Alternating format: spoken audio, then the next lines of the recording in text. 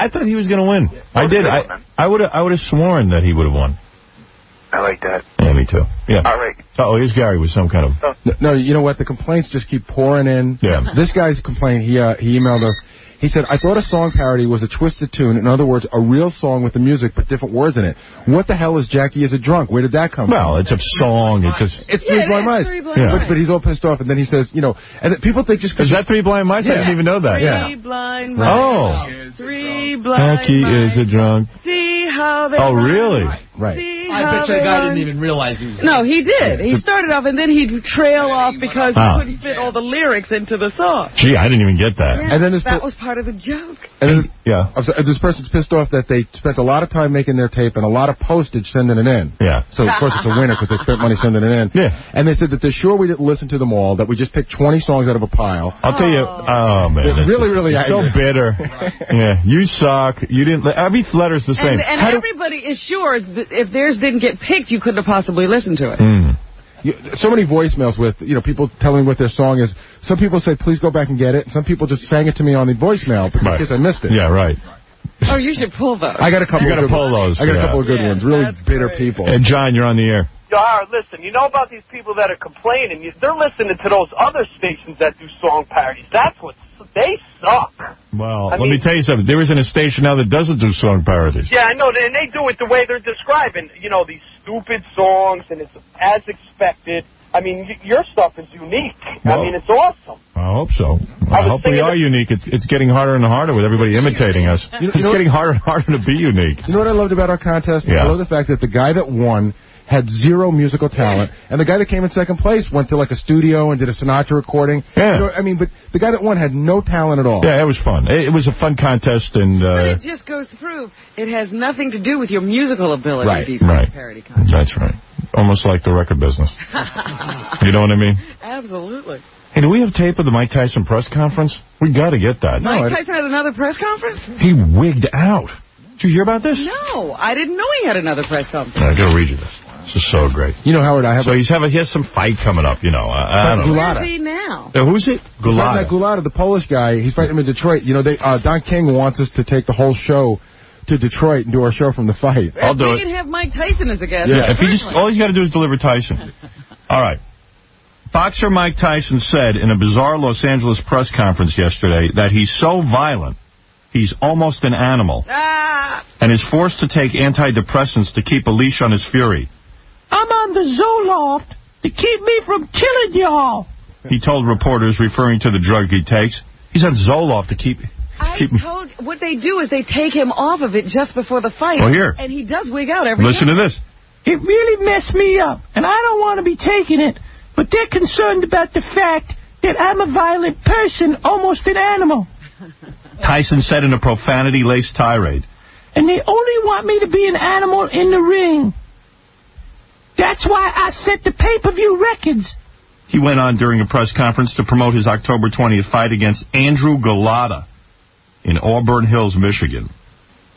There are 9 million people who see me in the ring who hate my guts. Most of them is white. But that's okay. Just spell my name right. The question of Zoloft, the drug, arose because the State Boxing Commission in Michigan has expressed concern about Tyson taking the drug and the fact that he stops taking it before fights, as you say. Yeah. Tyson, meanwhile, showed up more than 2.5 hours late for the scheduled start of the news conference because he missed his flight out of Vegas. Oh, my goodness. By the time he showed up at 2:40 in the afternoon, Gulata had already answered a few questions. He's the other boxer. Yeah. And they were just sitting around, and Gulata left. When Tyson got there, he seemed greatly agitated. You're kidding. No. Asked at one point about his physical condition, he stripped off his shirt and jumped onto a table. He also apologized for his almost constant stream of profanity, saying, "This is how I talk. I'm a street person. I never wanted to be a street person. I don't even like street people. But that's how my life has turned out. I've had a lot of tragedy, humiliation, and degradation," he said. Jeez. He must be seeing a shrink. No, he's not. I don't think so. I don't know. He's a pisser, that guy. Not getting any better if he is. I got to have that press conference. Somebody, please. Somebody out there's got a copy of that press conference, and I got to have it. Yeah, I didn't see it on the news or anything. Yeah, they just wrote about it. This guy saw it on the news. You saw it on the news, right, dude, Dave? Yeah, I saw it on the news. I don't got tape of it on my news that just was kind of a short sound bite. Right. Yeah, He because was just kind of going off. And, it was kind of incoherent. You couldn't really tell what he was doing and what he was saying. It was just weird. You know, we got... Exactly what happened. Don't we work for CBS, and isn't there supposed to be some sort of synergy going on? Well, here's what we'll do. Scott will tape ESPN News. And I'll have it in a little while. Okay, cool. Howard. All right, we'll have that before the end. Sorry, we'll have that before... we'll have that before the end of the show. What? I'm out in Denver where your station turned 80. So you put me back on hold. Oh, put you back on hold. Okay. Yeah. Out in Denver, they took us off the air because they went 80s format. Yeah, You're not 80s. I heard the first song they played was, Do You Really Want to Hurt Me by the Culture Club. Oh, God. Yeah, and I heard, I don't know, they, ripped us off the air or something. Yeah, in mid-show. Mid-show. To make the big announcement? To make the big announcement, because we're the only ones who had any listeners. Wanted to make sure somebody was there. Yeah, so they humiliate us. We've had tons of degradation and humiliation on our show. And we don't go crazy. I've jumped up on a table or two. Hey, can I tell you something funny I saw in a fight last night? Sure. So I'm watching TV last night. I'm going by MSG, and I see this fight's just ending, and the referee's announcing that the fight is over 9 rounds. One guy's been disqualified for too many low blows. Yeah. So you see the guy who I guess was the victim of the low blows. His name was Zuma or something like that. And he's sitting on a chair, and he looks like he's really in pain. Yeah. So the announcer's down in the ring, and they go, okay, now we're going to go down to Zuma. And the guy says to him, you don't look very well. Are you okay? He goes, I'm all right, man. It's just my balls hurt so bad. Right. We got to get that quote. My balls. My balls hurt. It's so great. You can't be just slugging a guy in the balls. Hey, you slip. Hey, it's a fight. Wow. But the Tyson thing, that's exactly what was happening. You know, we have the tape of him with that Channel 9 dude, Russ. That's exactly what's happening. Every time they put him in the ring, they take him off the medication. He can't take the disparity between being medicated and not being medicated, and he goes crazy every time. You got that Russ tape? I was going to play. Play it now. Here's a recent interview with Mike Tyson. Francois Botha, 6-1 underdog. Are there any concerns on your part? I don't know anything about that. I don't know nothing about numbers. I just know what I can do. How about kill this mother? Okay. How about the 19 months off? What about it? What about it? Does it pose any problem to you? We'll see. I doubt it seriously. You take into the ring a lot of rage. Does that work for you, or does it work against you at times? You know, who cares? We're in a fight anyway. What does it matter? Well, for example, rage against Vander Holyfield worked against you. Well, it. It's a fight. So whatever happens, happens. Mike, why do you have to talk like that? Well, I'm talking to you the way I want to talk to you. You have a problem, turn off your station. You know what? I think we'll end the discussion right now. Then we could. You got it. Have a nice fight, Mike. Off. Class act, buddy.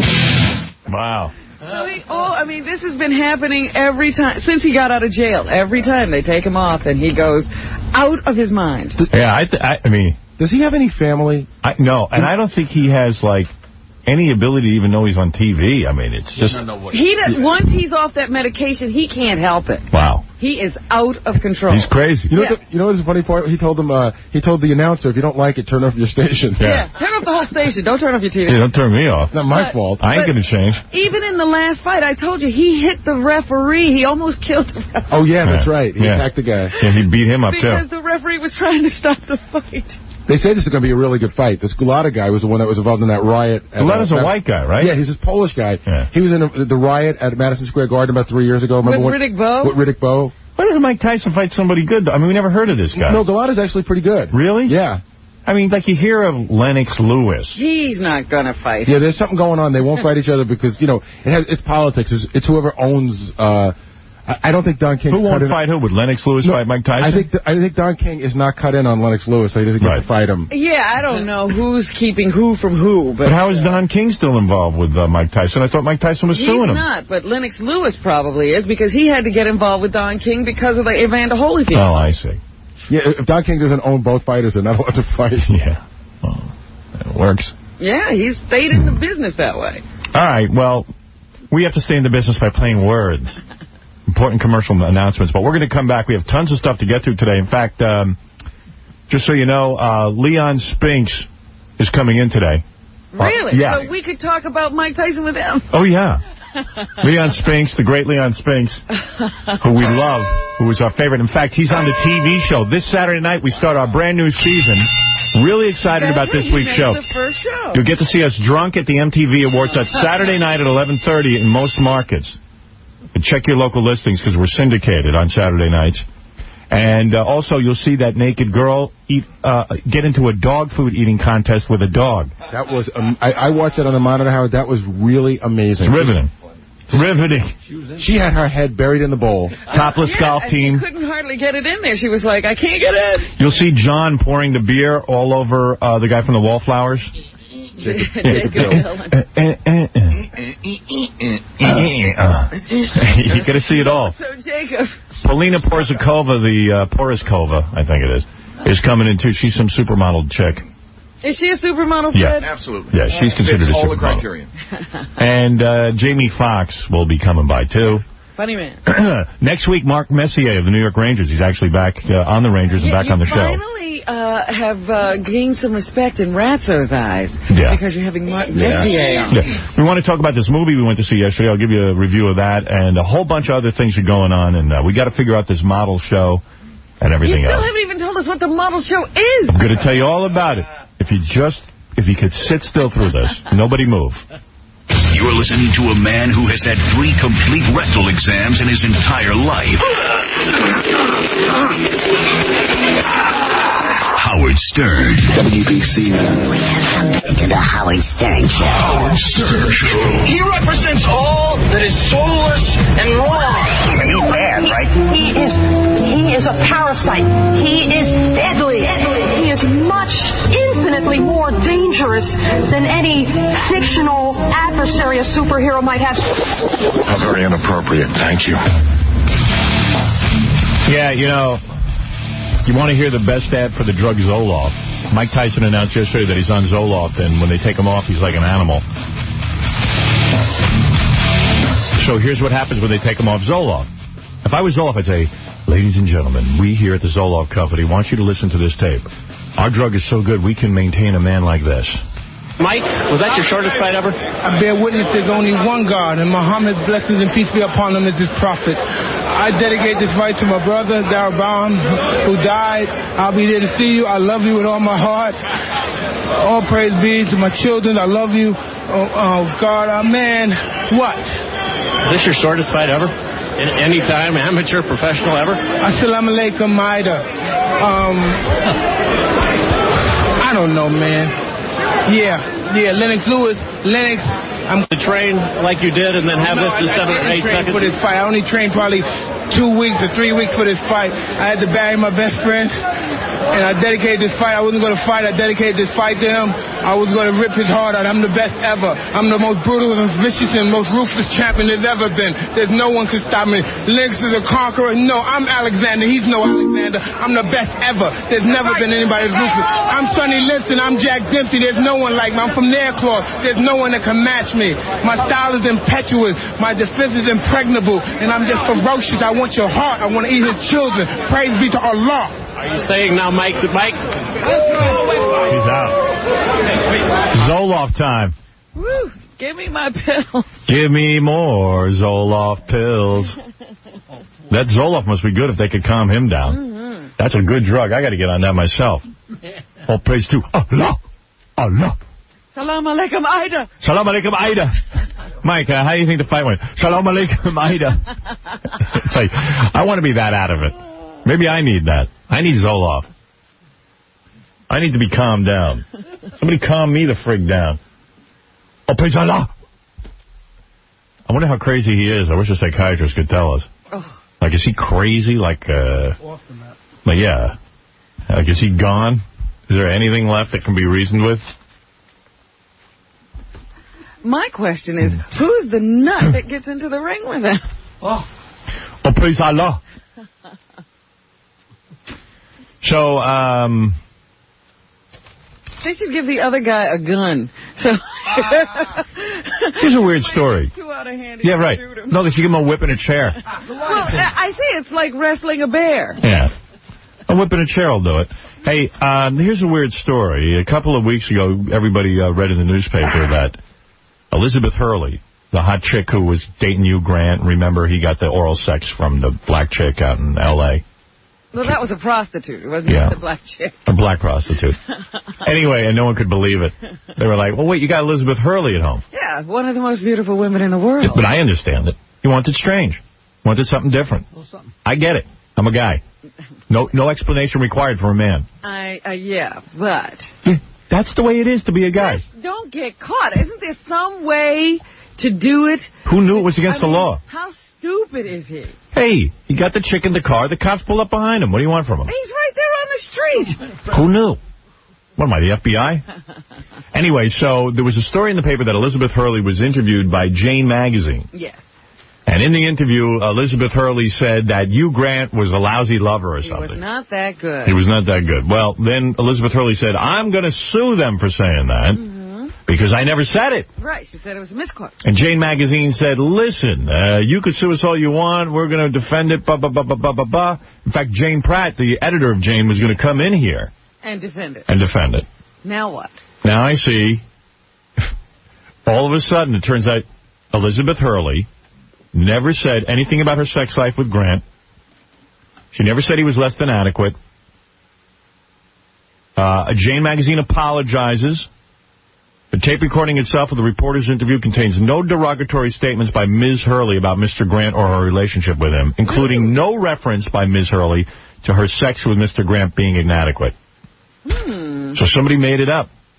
Now, I can't figure out... And Jane didn't check the tape before they went I don't know. With all those protestations? Yeah, but I mean, I don't blame Elizabeth Hurley now for being upset. That sucks. They're just making stuff up to make the article more interesting.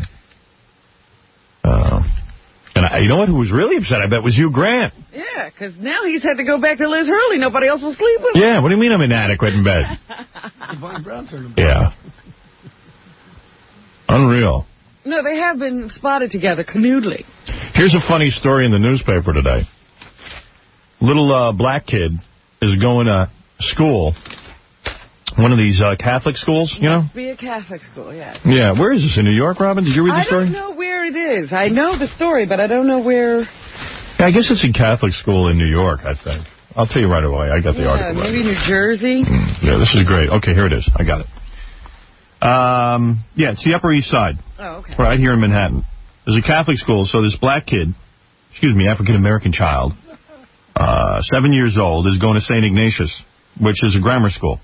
Well, that would be the right school for him. Yeah, the kid comes home and he says to his mom, this black kid says, cut my curly hair and shave my arms. And the mom knows something's wrong. It turns out the sister, the nun. The good nun. The good who was teaching us. The religious woman. Yeah. The kid had to write a paper. They were supposed to write a paper about how they saw themselves. Right. So the kid wrote, I'm honest, I'm athletic, I'm smart, I'm handsome. And the teacher wrote in, like a monkey. The nun. Yeah. The nun wrote, like a monkey. She called the black kid a monkey. Yeah, I mean, when he got his paper back, it said, like a monkey. Yeah, you're handsome like a monkey. With a big exclamation point. So it was like nice, good, friendly. Handsome. I read well. Then the teacher wrote on it, I'm glad you like to read. I'm handsome. Yes, like a monkey. She had to write down like a monkey. Now, she claims she meant it as a term of endearment. Like, in what world is that a term of endearment? The mom's freaking out. The kid's all upset. Kid doesn't want to be a monkey. Yeah, he's telling his mother to cut his hair. Yeah. I just want to know, like, I know she's a nun. She's never gotten laid, probably, and she's married to Jesus. And so she wouldn't know what's appropriate. Yeah, at what point? I mean, that's his teaching? I mean, it shows you how out of it those nuns are. Like, she doesn't know that that's not cool? Give me a break. What do you think? I think that's BS. They got to say something. What do you think? You think she just, was like... I think that, they used to, back in the good old days, they'd say, oh, look at that little pickaninny. They thought that was a sweet thing to say. So don't you think she's just out of it?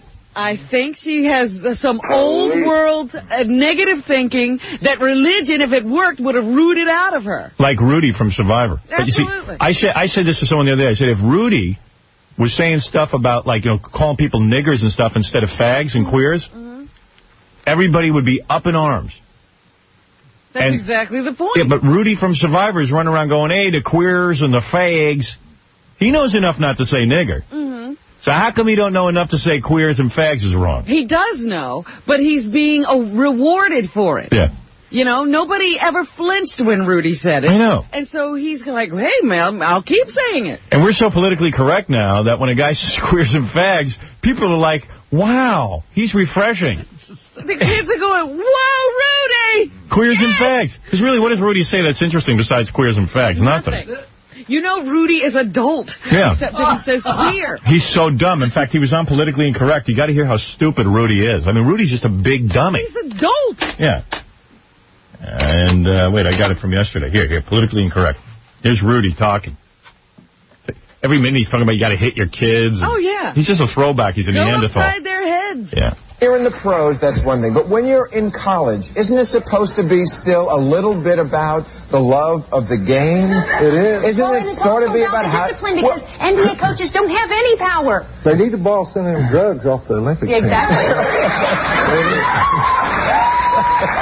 They don't carry the good ones, Billy. Trust me. They don't carry the good Bobby ones. Knight is a victim of political correctness. Oh. If they got slapped around when they were kids like they should have been, they'd be okay when they grow up. Everyone's applauding him. Right now... I agree with you about that, Rudy. Right now, you can't slap your kid or he'll take you to court. Right. No, I agree with you. That's a whole different issue. Kids do need to be slapped around. Oh. And we're going to get to that issue right in a minute. Oh, my God. Bill Maher's out of his mind, too. Bill Maher needs to be slapped around the way he's womanizing. Right. Maybe he should have been knocked around a few times. Yeah. I don't think his whole man could do it. Hey, there was another tape from Politically Incorrect of Rudy being an idiot, and I don't see it. Is that gone? Is that gone with a win? That wasn't even the good one of Rudy being an idiot. He talks a little bit more. He's on for a whole hour. He only talks 4 times.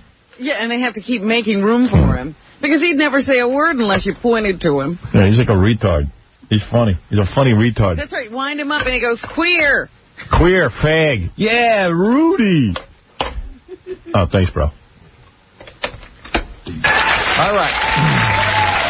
Now, Rudy, you were just saying, and I agree with you, that kids need a little more discipline. Right, slapping around. Well, you and I are against the grain, my friend, because one of the big stories this week was that the government put out a 105-page report. Oddly, not one mention of Clinton's penis. Yeah. But it was all about the fact that Hollywood, they say, is targeting the children.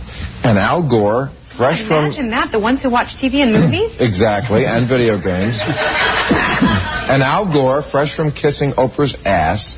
Al Gore, who can always smell an issue that panders to soccer moms, says Hollywood has, quote, 6 months to clean up their act.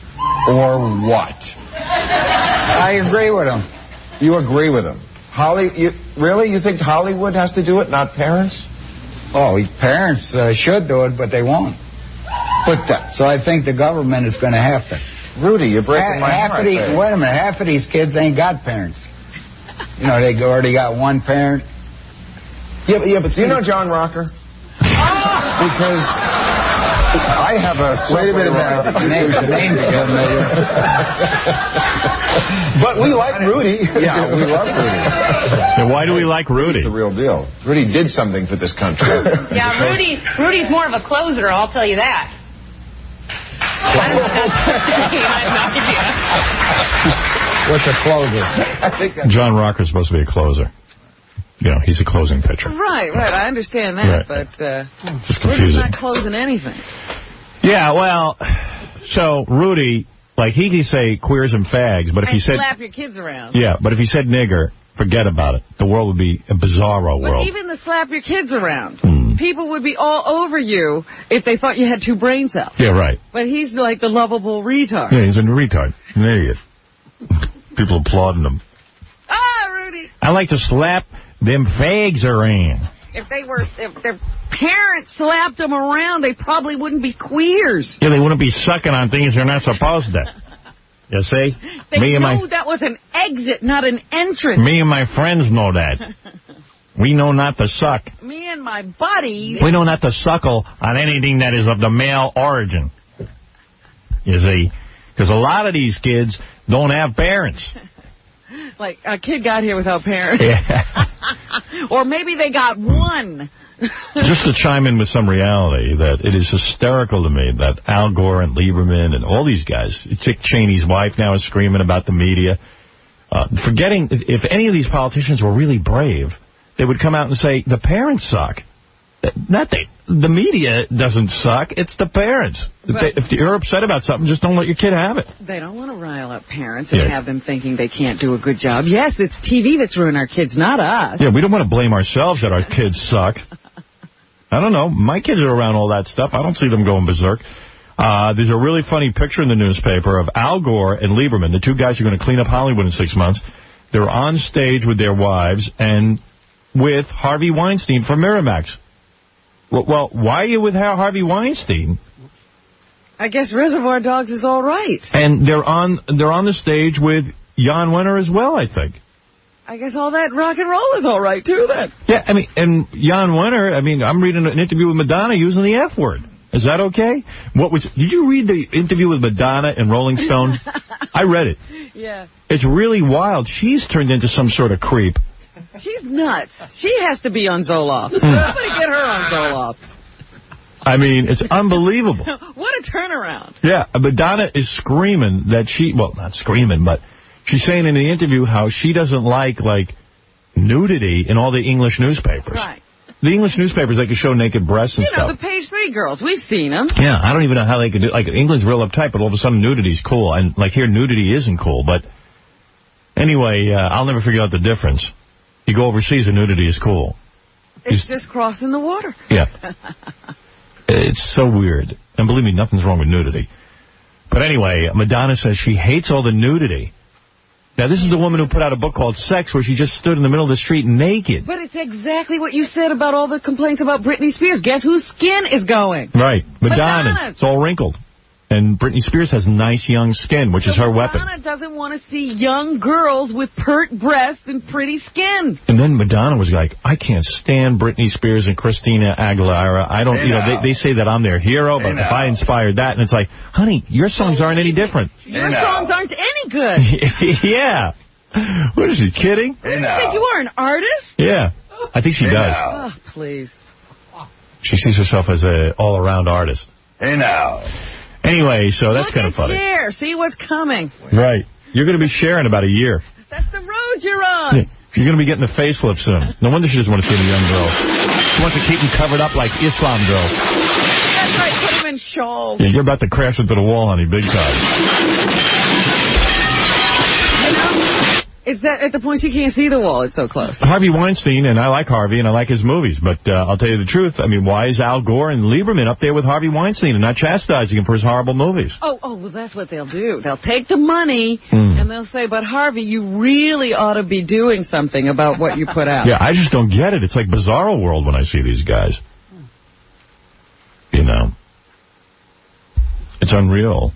I think it's a big scam. Hey, Bill, hey. Hey, what's going on? Well, it's a big scam because it's a non-issue. Yeah, go ahead. Yeah, I'm down here in Fort Lauderdale, and a lot of the media, the news stations down here play such violence every day, and they glamorize it. You know, the news station itself at 5 Well, o'clock. Lieberman won't attack the news shows because he's got to rely on them to get elected. And they can attack him. Yeah. You know, my mom was a single parent that raised me and my brother alone, and we watched movies we wanted to, and it didn't make us go kill anyone or rob anybody. Yeah. You know, but I don't know, it's just really damn frustrating. Yeah, right. Makes you want to get involved. Gotcha. You know? All right, Matt, Howard, you have a good weekend. Later, bro. Later.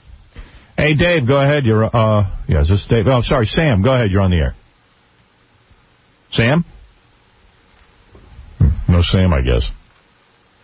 Okay. Anyway, I'll play you some funny stuff here. Oh, let me talk about this. So we went to a movie yesterday. We went to see the new Cameron Crowe directed movie. Now, I said to somebody, I'm going to go see the Cameron Crowe movie. They go, yeah, he was good in Gladiator. I didn't know he had a new movie out. Oh, no. They're confusing him? Yeah, everyone confuses him with Russell Crowe. Russell Crowe's the dude from Gladiator. Cameron Crowe is a famous director who wrote the movie Fast Times at Ridgemont High. He directed Jerry Maguire and wrote it. He directed and wrote Singles. And one of my other favorite movies, Say Anything. Yes. Say Anything is John Cusack was in love with Ione Skye. Yeah, that's a good movie. I didn't know he wrote that. Yep, that's his too. Directed it. No kidding. Well, he put out a really great movie. I had a great time at the movies yesterday. We all went, me, Robin, Gary. I love the movie. It's called Almost Famous. And it's the story of Cameron Crowe. It's the story of Cameron Crowe, who was a reporter for Rolling Stone when he was a kid. Yeah, when he was 15. Yeah. And it's just a cool story. I don't know how much of it is true. I would imagine. I'm sure that he embellishes somewhat, but he takes a lot from his life. The part of the truth is that he did make his voice deep to write for Rolling Stone when he was 15, and he did meet that famous critic, Lester Bangs, and he advised him. Yeah. But is Kate Hudson just absolutely adorable, Howard? I don't know. I think she's so good looking. Gary was in love one day. He says, I have to marry her. He forgot he was married. She's way cute. I thought, you know what? I was at Rick Rubin's house one night when I was in Los Angeles about, 6 months ago. And there was a bunch of people there, and she was sitting on a couch, and I didn't know who she was. I just thought she was this cute chick. I didn't know she was Goldie Hawn's daughter. And I walked over. I was talking to her for a while, and I have no sense of the fact that I'm an old geezer. So I thought she was like somebody I could hit on. I didn't know she was 20 years old. Oh, no. You know, I just thought, well, hey, sure, she's a contemporary of mine. I think I could be with her. Yeah, I could go out with her. Why not? I think you're better looking than Chris Robinson. There you go. I'm better looking from that guy from the Black... Robin doesn't think so. Come on. Come on. Come on. I got a better look than him. You've got a better look than him? You almost got the same look. Okay. All right, we're in the same category. So there you go. Thanks. So that when you talked to Kate Hudson at the party? We wrapped, and then she said something about she gets to New York a lot, and she gave me her number. No. She asked me, I said, if you get to New York or something. I don't know how it happened, but she wanted my number. You exchanged numbers, or you just gave her your number? I gave her my number. I said, okay, so when you get to New York, give me a call. We'll hang out a little bit. So I gave her the number, and I never heard from her. But did you know she was Kate Hudson at that point, or did you just think No, I didn't know who she was. Oh. I just thought she was a nice girl. You heard the name, but you didn't relate it to anything. No, I thought she said her name was Kate. No last name, okay. Yeah, so I was like, and she wasn't famous or anything. I didn't know. How would you know that's Goldie Hawn's daughter? She was almost famous. Yeah. I did have one problem. But she was kind of cool chick because I was hanging out with her. I thought she was real nice. And then somebody told me that was Goldie Hawn's daughter. I said, that'd be funny. You and Goldie. Yeah. I'll go home and bang both of them, Goldie and Kate. Yeah. So maybe I could have almost got her or something. I doubt it. I wouldn't have gotten her because she's 20. 20's too young, man. There's got to be a cutoff. She never called. She never called anyway, so she wasn't that interested. But she did ask for the number. Maybe she was just, sometimes you do that just to end it. Yeah, maybe she wanted to get rid of me. That was probably it. In fact, I have one small problem with the movie involving Kate Hudson. Yeah. She's a groupie in the movie. Where was the nudity? There was only that one shot. Did you see? You saw her breast for a second. Yeah, that was like ridiculous. She's on the cover of Vanity Fair. Right. The whole photo layout. She's practically nude in those pictures. More nude in those pictures than she was in the movie. You got to get me those pictures. I want to see those. She was like the head groupie. The other girls had to get naked. No, even the other girls didn't get that naked. Yeah, no one was naked. I know, it was true. There wasn't a lot of nudity. Because Cameron wants kids to go to it. Be able to see it. I think it's about the music, man, not about the nudity. They had a lot of good music. It was a lot of good tunes. A lot of the stuff from the 80s, 70s, 60s. Different eras, mostly 60s and 70s. Mostly like early 70s. Yeah, all the music I grew up with. I'll play you some of the soundtrack. There were some cool songs in it. So I recommend the movie. I give it a just a really great movie. A strong recommendation. Yeah, it's just a lot of fun. I think it's going to do real well. Let's see here. I'll play you some songs. Simon and Garfunkel.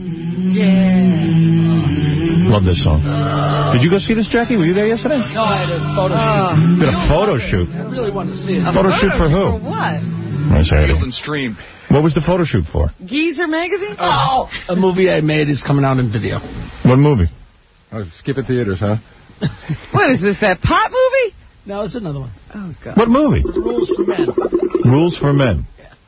Jackie probably does all these movies, and they're not even real movies. Are you the star, or are you a supporting actor in this movie? I'm a supporting actor. So who's the star? Who are you supporting?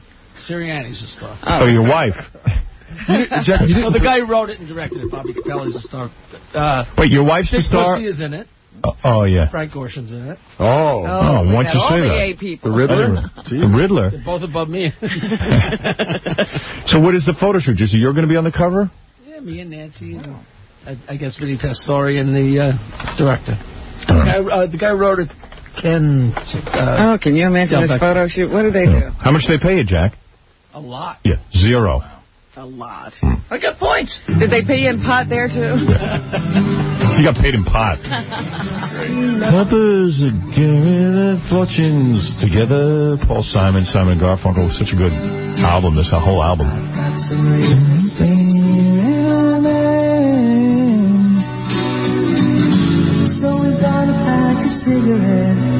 See, he's smart, too. He loaded up with a lot of good tunes. So even if the movie's a little slow, you got some good tunes. Off on the music. You got Zeppelin and crap. You know what's was a good song? I was just listening to the soundtrack this morning. Thunderclap Newman? That's great. Something's in the Air? That is just such great a great song. But you've noticed they don't actually play that song in the movie. They just sing it. Sing it, yeah.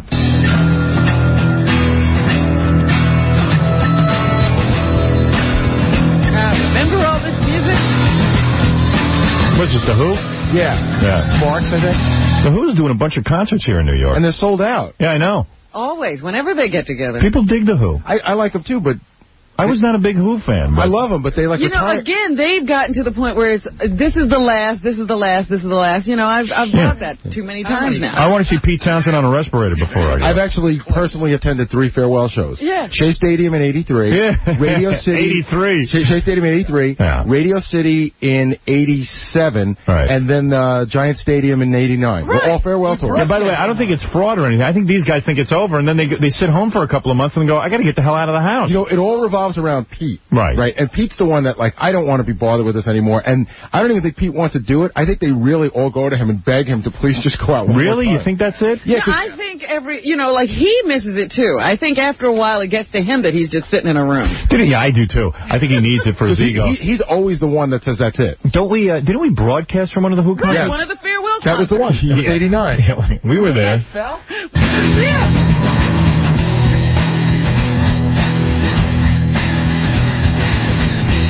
Yeah.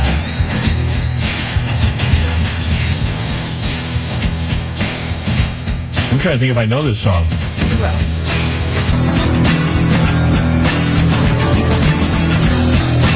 A lot of intro. Yeah, a lot of intro. Talk up.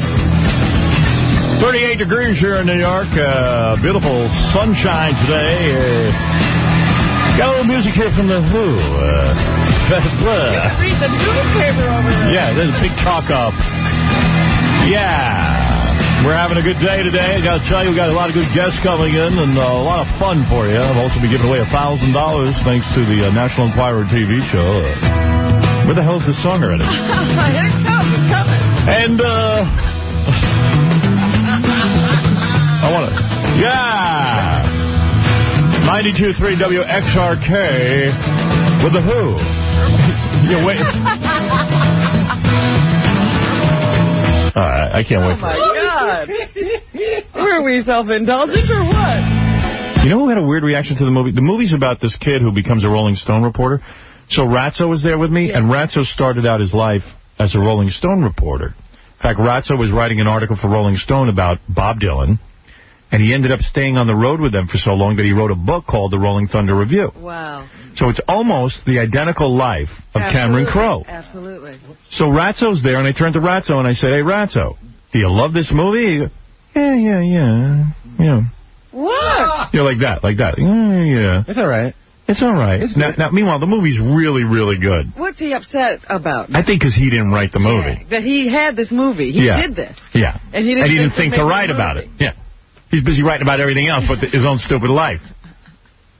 Because he was on tour with Dylan, and then Joan Baez gave him the name Ratso, and it was a whole coming of age for him. He was thinking of becoming an accountant or something, and he became a rock writer, and, you know. It's the movie. It's his life. And I go, Ratso, what do you think, man? This is great. And he goes, yeah, it's great. Because there were moments I heard reactions from him like, yeah, I remember stuff just like this. You know what he says to me after the whole movie's over? And it was a really good movie. He goes, the guy who played Ben Fong Torres, the Rolling Stone editor, The guy was good. That was very much like Ben Fong. Because I worked for those guys. Yeah. And I'm like, Ben Fong was on screen for 3 seconds. It's the weakest link in the movie. Yeah, I mean, that really doesn't even matter. He could have been there or could have not been there. Who would know?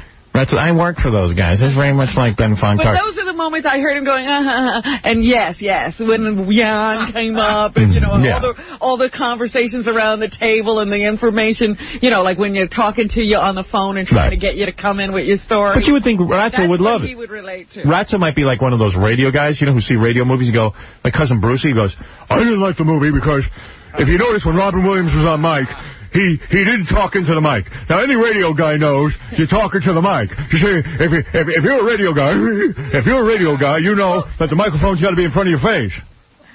So, Cousin Brucey, you didn't like Good Morning Vietnam? No, because if you notice, any DJ, you just can't talk like that. You got to talk up your record. He wasn't even wearing headphones. If you don't wear headphones, Cousin Brucey knows this. If you don't wear headphones, you can hear the records talking up. It's like what? That's what you got out of. I think. That's right. I think Ratso was like, you don't understand. You don't type your article 3 days in advance like that. You would never send those little Post-its. I think you would never submit that. I think Ratso's bitter because he devoted 11 years of his life to the Abby Hoffman book. Yeah, right. Nobody bought it. But I was sitting there saying that's exactly what Ratso did. He fell in love with the bands that he wrote about and traveled with them, lived their lives. Created a life for him. Yeah. Got him out of Queens. Absolutely. So guess what? He didn't. He was like, it was all right. I just thought it was a bizarre reaction because we wanted to bond with. He'd be raving about it. Yeah. Well, at one point I was going to lean over, Ratso, this is great, huh? This is your life, and he goes. He's just saying, it's all right. It's not that good. It's all right. It's good. It's good.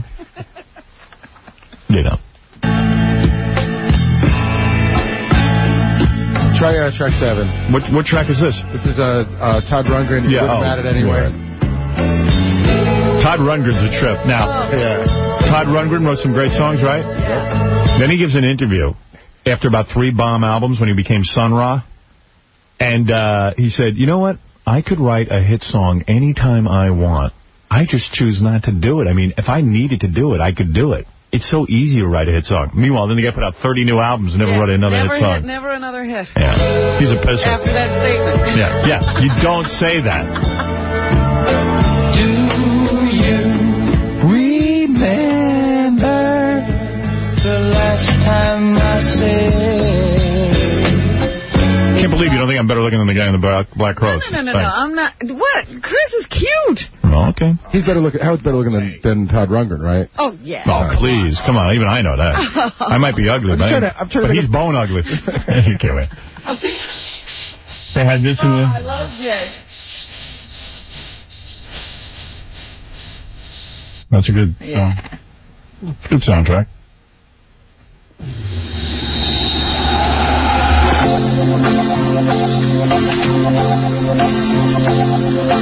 What song is this? I think this is Stillwater. Oh. I think. Oh, forget that. No, this isn't Stillwater. Yeah, this is the Beach Boys. The next one is Stillwater. Give me that. What are you doing with that? We're back to the Howard Stern Show on 105.9 The X. We're listening to a man whose gas is responsible for the hole in the ozone layer. Howard Stern.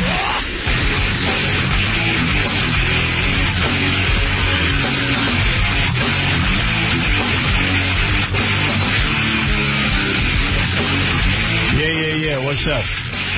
Leon Spence is here. Good. Leon's the man. And I just think, like, Leon, he's being very quiet. I think he's just a little nervous. Who, Leon? Yeah, he's nervous about you because, you have a reputation and stuff. No, Leon's the man. Leon's the champ. We know Leon. We've had him on before. We have? Yes, back at NBC. Long time ago. All right. I'm going to bring him in? All right, bring on Leon. Leon Spinks, the true champion. True champion of what? Of boxing. He beat Muhammad Ali. He was beaten by Muhammad come on, second time. You heard the guy's nervous. Where is he? Leon Spinks. There he is. That's the man. Yes. Leon Spinks. The true champion. A true champion, a man who beat Muhammad Ali. How many guys can say that? Not too many. How you doing, Leon? How you doing? Good seeing you. All right. We play that tape of you all the time being interviewed with Gary Garver. Gary Garver. Oh, yeah. Yeah. We love that. You are the true champion. You beat Muhammad Ali. Yeah. How many guys could claim that in the world? A handful. Not too many. Not too many. Yeah. Where are you living these days? I live in Chicago now. Oh, you do? Chicago? Yeah. But what are you doing in New York? Well, I'm in the dining for the autograph signing for the kids. Right. So you're doing autograph signings? Yeah. Leon Spinks now. He's had an up-and-down career. Yes. You've had an up-and-down career, but you came out of the ghetto, the worst ghetto there is, Detroit, because I lived in Detroit for... 2 minutes. 2 minutes. And I got right the hell out of there. It was bad. That bad. It's pretty bad, man. Well, it's bad if you're a white guy. Yeah. It was not fun. Well, you know, I grew up... How did Leon get into boxing? Well, how do you get into boxing? You had to beat up people. You have to do it. What do you do? I mean, you grew up real dirt poor, right? Yeah. Yeah. Like your mom and dad had no money, right? Nobody. Was your dad around? No, my dad was. They were separated. They were separated? Right. Did you ever get to even see the guy? Yeah. Oh, you did? Yeah. And did he help out at all with the money, or did your mom have to raise you on her own? No, she raised on her own. Right. So it's a tough life. And how many brothers and sisters were there? Well, you got Michael. Yeah, I got 6 more brothers and 1 sister. Wow. What was that? 6 more brothers. And 6 more brothers. Yeah. So you and Michael, the only ones who went into boxing, right? Yeah. That's it? Yeah, that's it. And what did the other kids do? Well, they're going to school one night, and one brother going into football, so... one in football. No, anyway. So wait a second. Wait a minute. How does he wind up in a boxing club? Well, I'm getting to that. Okay. Hey, you're jumping ahead. Sorry. We got to hear. What was between there? We got to hear about if he was getting poontang in high school. Yeah. I don't want to hear about any boxing. Who cares about that? Well, maybe that's if you how got he laid. got the girls. I want to see if you got laid. That's all I care about. Just how many white women you banged. Oh, please. When you were on top. When he was in high school, I don't think there were any white women. When you were the champ, though, there were tons of white women, though, right? Well, it was all kind of women. Right. You had it all, didn't you? Yeah. Yeah, that must have been good. Well, it was good. Yeah? It was good and some bad, so what the hell? Would you have 5 at once? How many women at once would you have? I don't know. I ain't take the damn count. I understood that. You couldn't even count them. There were so many. No, I ain't take the damn count. No, but I mean, like, you would go around, you had money in the bank, all this kind of thing. You were the champion of the world for a couple of months. The white broads must come out of the woodwork, right, when they see you at some of these clubs and stuff. Well, all women come out of the woodwork. Right. So you banged them all. Well, I tried to do my best. You did? Oh, that's beautiful. He wouldn't turn down anybody? Yeah. I hope not. I had a balloon, so what the hell? Put a balloon on there? Yeah, right. Yeah. Of course, you got to be safe. Yeah, you got that right. You're not kidding. You were a champ at that, too. I bet you were a champ at the women as well. Yeah. Well, I did the best I could. Right. Anyway, so you're in Detroit. You're growing up. It's poverty time, right? Yeah. I mean, no money. No. And you must have been angry, right? Because you couldn't even get shoes or anything, right? Right. I had to take myself, so I had to get by the best way I can. Right. So you did what you had to do. Now, what did you do to get by? Did you have to, like, rob people and stuff? No, I just took care of myself. How'd you do that? Did you join a gang or anything? No, I went on gang. We had jobs and whatnot. Yeah. And I went in the service and whatnot, so... You were in the service? Yeah.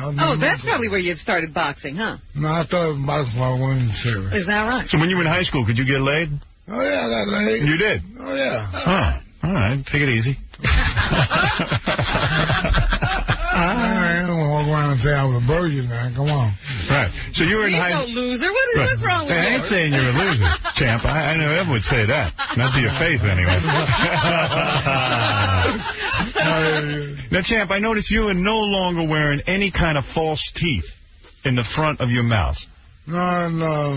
They got stolen. They got stolen? Yeah. Really? Yeah. Who steals your teeth? Who would steal your teeth? How many people could do something with your teeth?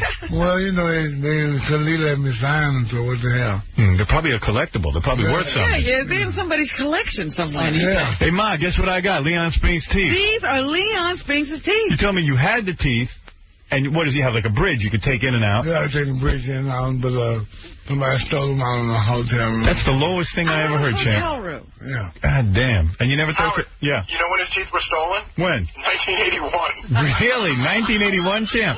No, I don't know about all that. When was the last time you saw him? Yeah, when's the last time you saw your teeth? No, it was about 6 months ago. Oh, 6 months ago. All right. Gary. No, because Benji's just telling me some of the things he saw in the notes. They were stolen one time in 1981, and he got attacked outside a bar, and Leon woke up naked in a hotel and his teeth were missing. Wow. Wow. I don't know about all that now. Benji spreading tail. Did you get attacked outside a bar? You're the champ. No? You woke that up didn't naked? happen to you. No. Naked? No. That's crazy.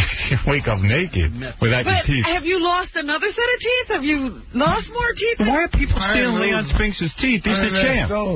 It was stolen. Okay, just one set of teeth was stolen. No, I don't understand why somebody would steal teeth. That is very low. I don't like to hear that. Well, that's weird. It's very weird. It's very weird. You're right. It's shocking to right. me, too, so. Yeah, it's a shock. In other words, where were you when your teeth were stolen? In a hotel? Yeah. Yeah, and you woke up? They were gone. They were gone. Yeah. Who got in there? Was it some while you were sleeping? Some broad? Some girl. Probably one of these white broads. I don't know. Somebody, probably the maid took it. The maid went in and took your teeth. Well, oh, man. That is a lot. You know, I laugh because it's crazy. Yeah, but Leon, why wouldn't you get them replaced? I'm getting them replaced now, sweetheart. Okay. Yeah, right. Hey, listen, at least they didn't try to steal one of your nuts. You're really up to crazy. Thank God of that. So you teeth are weird.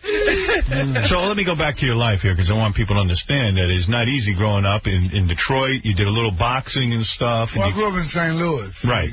Never a hard time for me going to St. Louis. I grew up in St. Louis in hard times. Then I bet your times were so hard that you never even got to eat in a restaurant when you were growing up. Well, I couldn't go to a restaurant. You didn't have any money. That's right. That's right. So, I mean, people got to understand how dirt poor you were. No restaurant. No. You couldn't. You would see people go to. You heard. What do you mean a restaurant? You go somewhere and you eat? Never heard of that before. They've got food in there. Right. Yeah, I hope. So you. And what'd your mom cook at home? What would you grow up on? My mom cooked good food. She did? What'd she make? Like pig knuckle and collard greens and stuff? No, collard greens, beans. Yeah, anything you could find. Anything. Chicken, that kind of stuff. Yeah. Food. But you couldn't go to a restaurant. Always home-cooked meals. And I bet you only had like one pair of underwear. Maybe you didn't even have any underwear. I had plenty of drawers. You did? I had plenty of drawers. Yeah, don't tell him he didn't have drawers. Well, he was poor. I'm trying to make... Shit, I had cotton drawers over there. I mean, you never ate fettuccine bolognese. I said, right. He didn't went to John George. I didn't know what it was. Right. Here is Sam on the phone. He claims he stole Leon's teeth. Oh, get out of here. Let me get to the bottom of it. Did you steal the teeth? Yes. You did? How did you? Yes, I stole his teeth. I don't believe you. Yes, I have them with me right here in my mouth. You have them in your mouth? Yes. Yes, I have him right here. All right, get out of here. I don't believe that guy for a minute. No, I think he's lying. That's right. Okay, Richard, go ahead. What do you want to say to the great champ, Leon Spinks, who we always enjoy seeing? Good morning, Howard and Robin. Good morning. Good morning, Lightning Leon. Hi, good morning. I had a quick question for Leon and then a quick question for Howard. Well, do it already. What is this, meet the press? Okay. We're just hanging out. Leon, when you were on Letterman around 15 years ago, he sent the limousine for you and then to take you back to your hotel. And then a couple of months later, Michael, your brother, came on the show, and David wanted to know what you did with the limo because they never, ever found that limousine again. What? They found the limousine. They found the limousine. I just went out and had a good time, okay? Yeah, you got a problem with that? No, I love a good time. It's just that Letterman said to Michael that they never, ever found the limo. Well, I ain't got to lie. You heard of them. Yeah, that's an exaggeration, then. Yeah. Well, what you did is you probably were a guest on the show. A limousine shows up. Why not go out and use it? Well, you know, I said, I asked them they drive, how long can I use them? You think you can have them all night long. So I went out. Right. So you went out and had a good time. Had a good time. Yeah, you tell Letterman to shut his mouth. Yeah. And give back Leon's teeth. I know there's no way it made it to a chop shop. That's not his style. Yeah, of course. Get out of here. No, he was just out having a good time. That's what you're supposed to do. Guy wants you as a guest. Let him pay you with a limousine. Yeah. Yeah, why not? I bet you your teeth are still in that limo. No, I doubt that. I had them in my mouth then. I bet your Letterman's got them. No, I doubt it. You know what they got now? They could screw teeth into your head. They got a... Implants. Yeah, maybe you get those. Then they can't take your teeth. All right. So now you go... Yeah, if they take your teeth then, you could knock them out. Right. No one better take the champ's teeth. I have probably taking them out of my mouth. Yeah, they're not kidding. I wouldn't take your teeth ever. That's the lowest thing I ever heard. I would take a man's shoes before I would take his teeth. That's right. That's the lowest thing. Did you have, like, gold teeth on that bridge, or...? No. Just regular teeth? Regular teeth. I just can't believe somebody stole them. What are the odds they fit somebody? Right. None. They're made specific. I don't think so, what they are. Who cares? Is it hard to eat without the teeth? No. No? I would think corn and stuff is tough. Yeah. Corn on the cob. Yeah, getting corn on the cob, you give them... Use the side teeth with them. Right. All right, wait a second. How did you lose your teeth? Yeah, champ. I ain't losing my stones. No, I mean, your real teeth. How did they come out? Boxing. Well, I got pulled when I was in 7th, I got pulled. Oh, 7th really? grade. They were bad, so you had them all pulled. No, they weren't bad, they got pulled. How great Why was would it? they take good teeth? Maybe I don't know. Maybe they need some more. They took your teeth out, nothing was wrong. Your teeth are always being stolen. The dentist stole your teeth. Your real teeth. I think so. Didn't took it out because my teeth went bad when I was going to school. Right. No one took... This guy didn't have any money. They didn't take care of his... I just asked him if they were bad. He said no. He had a tough life. I took him 6 weeks to eat an ear of corn. No teeth. Close to it. But anyway, champ, so you grew up in St. Louis, dirt poor. You go into the Army. You've been boxing a little in high school. I went in the Marine Corps. Marine Corps. Would you get it right now? And what kind of notes do you have? I don't know. I'm asking questions. That's all. I'm sorry, champ. I don't know. So then you go and you start this boxing career. Right. Why the Marine Corps? Because the Marine Corps never had a gold medal in boxing. Oh, I see. So your plan was to get in the Marine Corps and become a gold medal boxing guy. No, I was boxing before I went in the Marine Corps. Right. And they recruited you. Huh? They came and got you. No, I went to them. So then you get in the Marine Corps and you begin to beat guys up in the ring. Well, I was beating guys before I got in the Marine Corps. Right. But I went to the Marine Corps. The Marine Corps never had a gold medal in boxing. You studied this. You looked at all the different services and you said, I'm going into the Marines because the Marines have never had a gold medalist. No, I watched them in the 72 Olympics. You know, the 72 Olympics, the Marine Corps never had a gold medal in boxing. And I'm doing pretty good outside, living on my own. You had a plan. Yeah. And when you were in high school, were you a big star in high school? Would all the girls want you? Everybody want to be your friend because you were a great boxer? No, it's just everybody in my neighborhood boxer. Really? In St. Louis, everybody in the neighborhood boxer. Growing up in the ghetto, though, I hear you can get laid at a very young age. I read Man-Child in the Promised Land. I guess you can get laid anytime you want to if you get the right woman. Right. And so how old were you when you got your first piece of ass? About 14. 14? Good Lord. How old was the girl? About 18. 18? You had an older woman. You're telling me you banged an 18-year-old when you were 14? Well, I did the best I could. Wow. You're a stud. What can I say? Wow. No kidding. I didn't get a piece of ass till I was 16, and then I barely had her, and I had an orgasm. You weren't even sure. I'm not even sure I had her. Were you able to hold out sexually for a long time right away, or were you bad in bed? So far way back, I don't remember. You don't? No. I have trouble with that. I have trouble remembering, too. All right, here's Bob. He claims he was your high school speech teacher. Is that true? Stop. Bob, go ahead.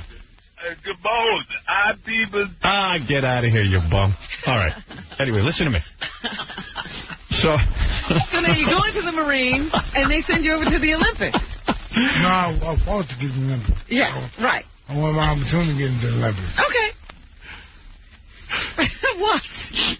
This is the craziest thing. What? I'm still thinking on some guy stole Leon's teeth. I want to kill that guy. I don't like it. I don't like this story. I'll find out who it is. I'll get him kill him myself. No. Allow me to kill him for you. Please, champ. Look, it's just a bunch of teeth. You can get. I don't care. It's the lowest thing. The guy was the champ. You've just got to start putting your teeth in the safe deposit box.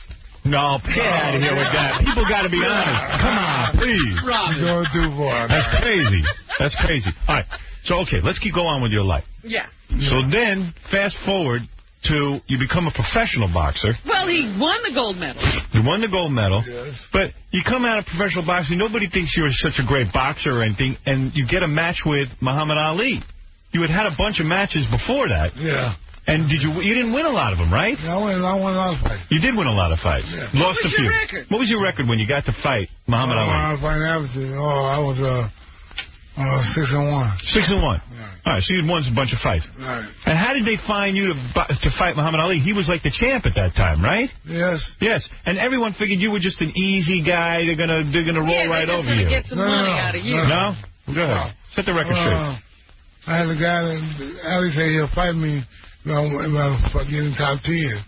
Right. I fought myself. If I got in the top 10, they gave you the shot. If you got in the top 10, they give you the fight. Yeah, Ali said give me a shot. Did you think you were going to win? I mean, Muhammad Ali was the greatest fighter ever. Well, I just trained hard. Right.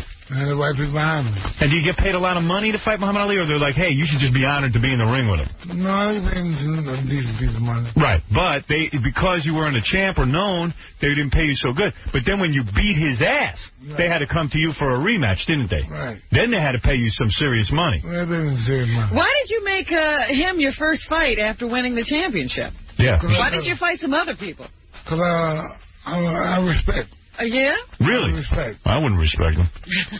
Meanwhile, look what you did to him. The guy can barely talk now. Oh, will you Muhammad stop? Ali. You wrecked him. You wrecked him. Stop. What? The champ wrecked him. Please.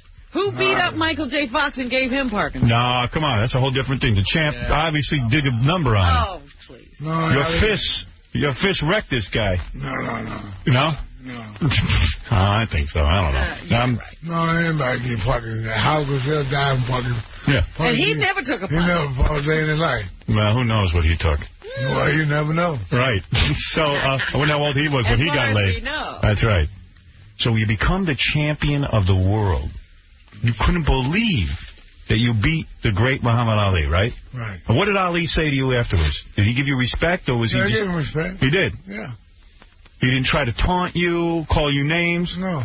Because he used to say terrible things to Joe Frazier. He used to say terrible things. No, he didn't say nothing. He didn't say nothing? He just told me that when I'm going to the fight, he just tell me I was going to get tired, whatever.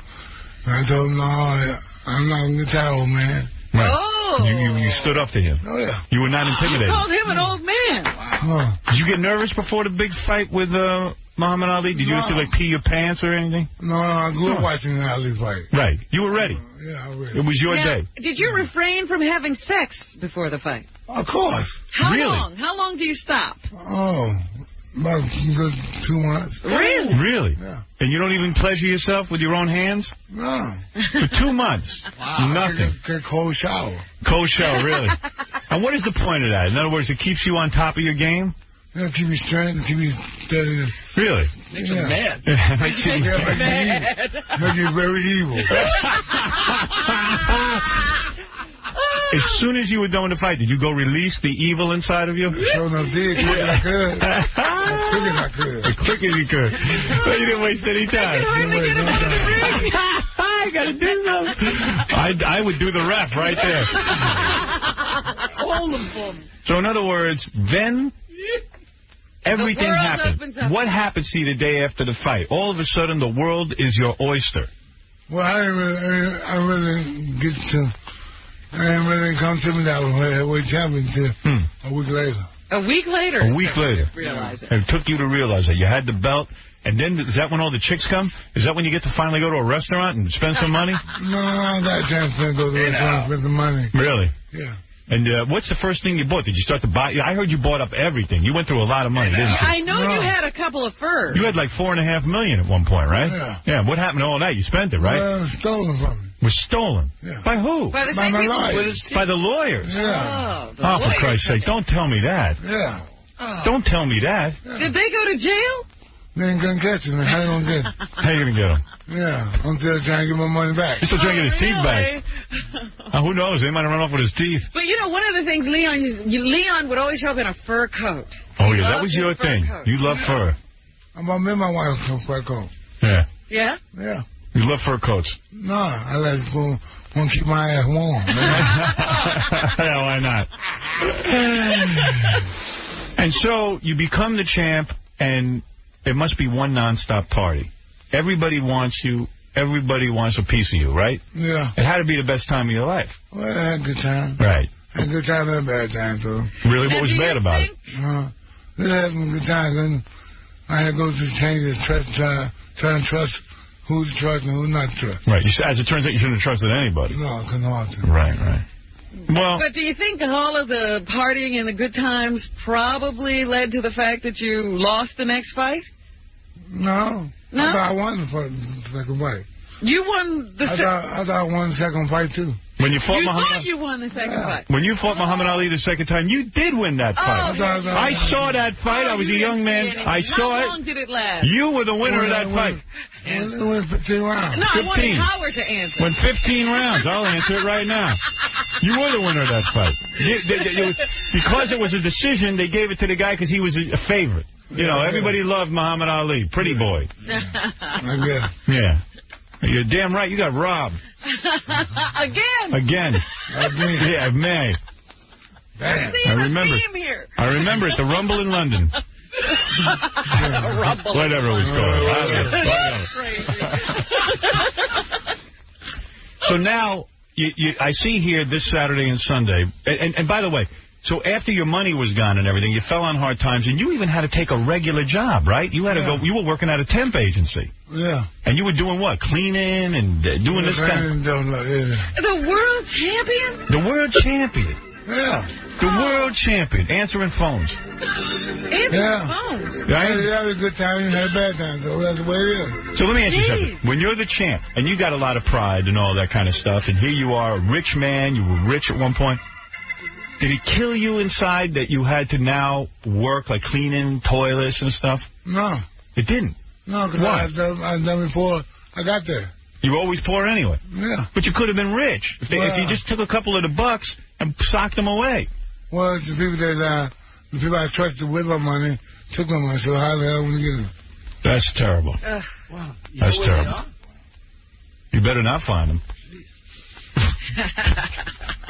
Well, where was Michael? Didn't Michael help out? Michael Spinks? No, he... I ain't like that. I ain't going to take my money. I mean, because I love my money, go depend on my brother, no. Yeah. And my brother, he got his thing, I get my thing, so... You still friendly with him? Oh, yeah. You friendly with your brother? And he's got some money? Yeah, he got money. Well, let him give you some money. No, I don't want to do that. You don't want his money? I don't want his money. I had mine, he got his, so... I'll get mine back. I'll get him back. Well, all right. You should beat him up, baby. Fight your own brother. I'll watch that. So, when you had to work for these temp agencies and stuff, did everyone go, hey, there's the champ? Yeah, everybody said. And they say, hey, champ, how you doing? And did they try to bust your balls and everything? No. Because it's almost like the Rocky story. Remember in Rocky when he's on top of the road and then all of a sudden he's working at the gym cleaning the spit buckets and stuff? Yeah. So it's got to drive you crazy. No, you had a good time and had a bad time. Right. What about now, though? You working anywhere? No. What do you do? I'm going around talking to kids about drugs and trying to keep kids out of jail. Right. Keep them from killing each other. Can that pay? You get some money for that? I help out a little bit. You there? Yeah. What does he know about drugs? I don't know. But, yeah, you would Who don't know about drugs? Who don't know about drugs? Come on, baby. You No, yeah, you have what? You have a little coke problem or something? No, I have a coke problem. No? No. Did you once get arrested for you had like $1 worth of coke on you or something? No, you know no $1 worth of cocaine. Cops set you up with that? No. Nothing. I don't go there. All right. So now you're telling the kids about the evils of drugs. Yeah, drugs and how to stay out of trouble. Yeah, stop fighting with weapons and whatnot. The gang things good. and all that. Yeah. Well, you can see Leon Spinks this Saturday and Sunday between 11 a.m. and 2 p.m. signing autographs at the Lands of Legends booth at the Crown Plaza Hotel in Secaucus, New Jersey. Right. So you'll be out there signing anything anybody wants? Yeah. I'm getting a tissue. I'm snotting all over myself. You're crying. I'm crying. I'm so damn sad from your story. You're making me nuts. I don't like it. You brought him to tears. You brought me to tears. Look at me. Now I'm crying. I just want to get your teeth back. I'll do whatever it takes to get your teeth back, champ. Oh, my God. I don't like it. I really don't. Neither do I. All right. For more information, if you want to hear about Leon Spinks, you can go to landoflegends.com. And if you want to book Leon, contact Rick Guy at 417-335-5954. And, yeah, we never... You were married. Are you still married? You got the same wife and everything? No, I got another wife. You have another wife? You're married? Yeah. Oh, no kidding. Yeah. What's that like? Is that the biggest fight of your life? Oh, no, it was nice. It's nice? Yeah. Everything's cool? Everything cool. How long have you been married? About 5 years now. Yeah. White broad? Oh, no. No? No, woman. No, black woman.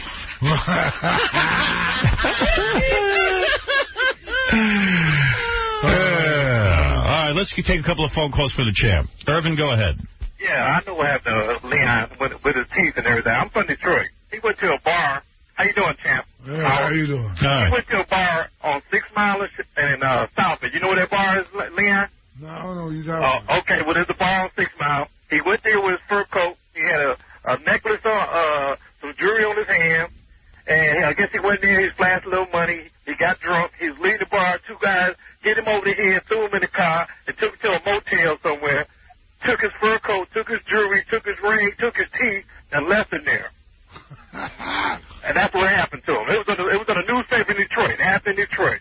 Really? That's where he got his teeth stolen at. Really? Is that true? That's what happened to him. That's not a lie. That's what happened. He should know where he got his teeth stolen. He was in Detroit. How do you know what happened? Because it was on the news in Detroit. When did that happen? A lot of times these white guys on the news lie. Yeah, no, you gotta fill up the newspaper. No, man. Trying to make a brother look bad. He was in an all-black neighborhood, bro. Yeah? Yeah, some brothers and sisters. Trump. Yeah, has there got any truth to this story? No. Nothing like that has ever happened to you. Howard, he was drunk. How you gonna know? He's stupid drunk. He got hit over the head. You're denying all this. No, you know he going to deny. Get out of here. I took care of him, champ. You knocked him out. I knocked that guy out.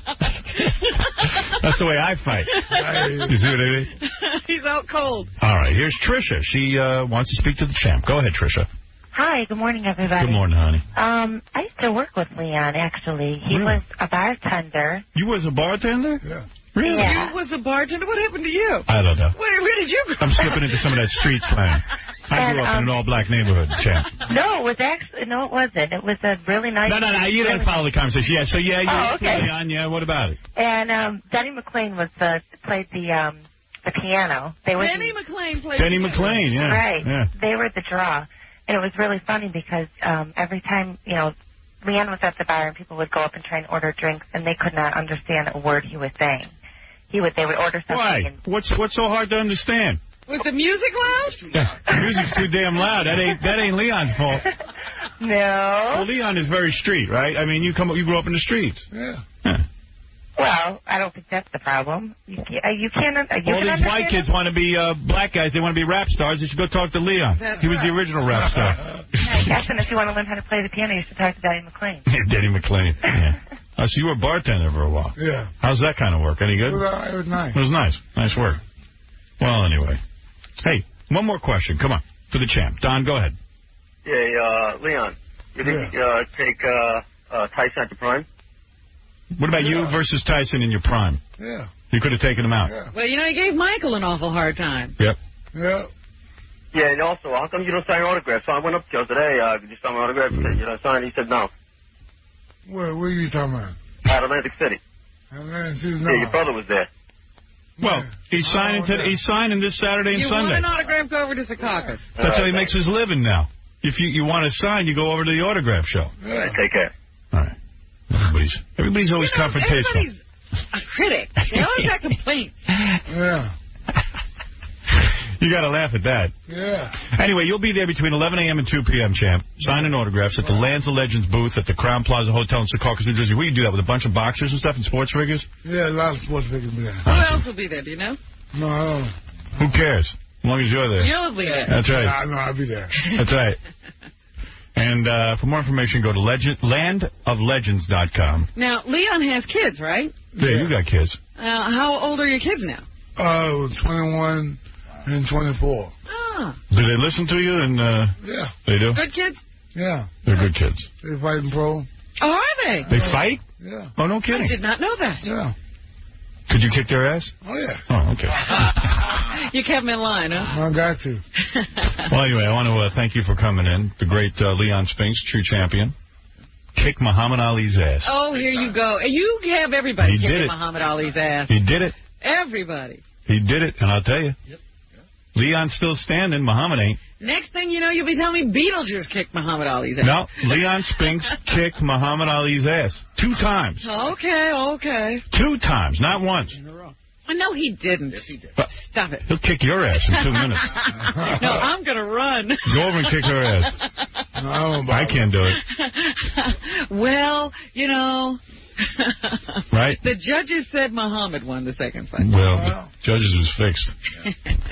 Right? You never know. You never know. I always say never leave it in the hands of the judges. I ain't saying the judges were fixed, but he was a very popular figure, Muhammad Ali. Yeah. You like Don King? You ever know him? Yeah, I know Don King. I don't like him. You don't like him? Who could avoid Don King, right? Why don't you like him?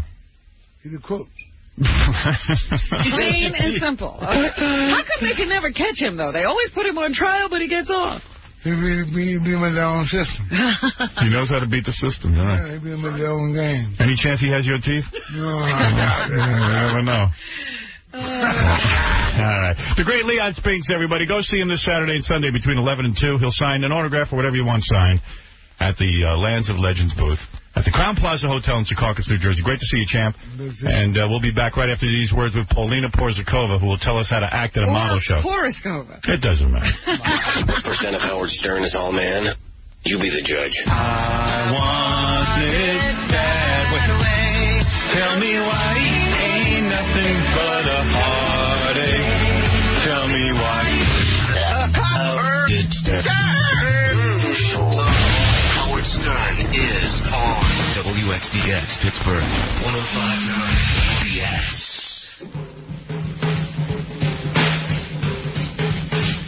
Mein Kampf. What is this? YouDate.com. Are you in need of a date? Are you tired of dating the wrong people?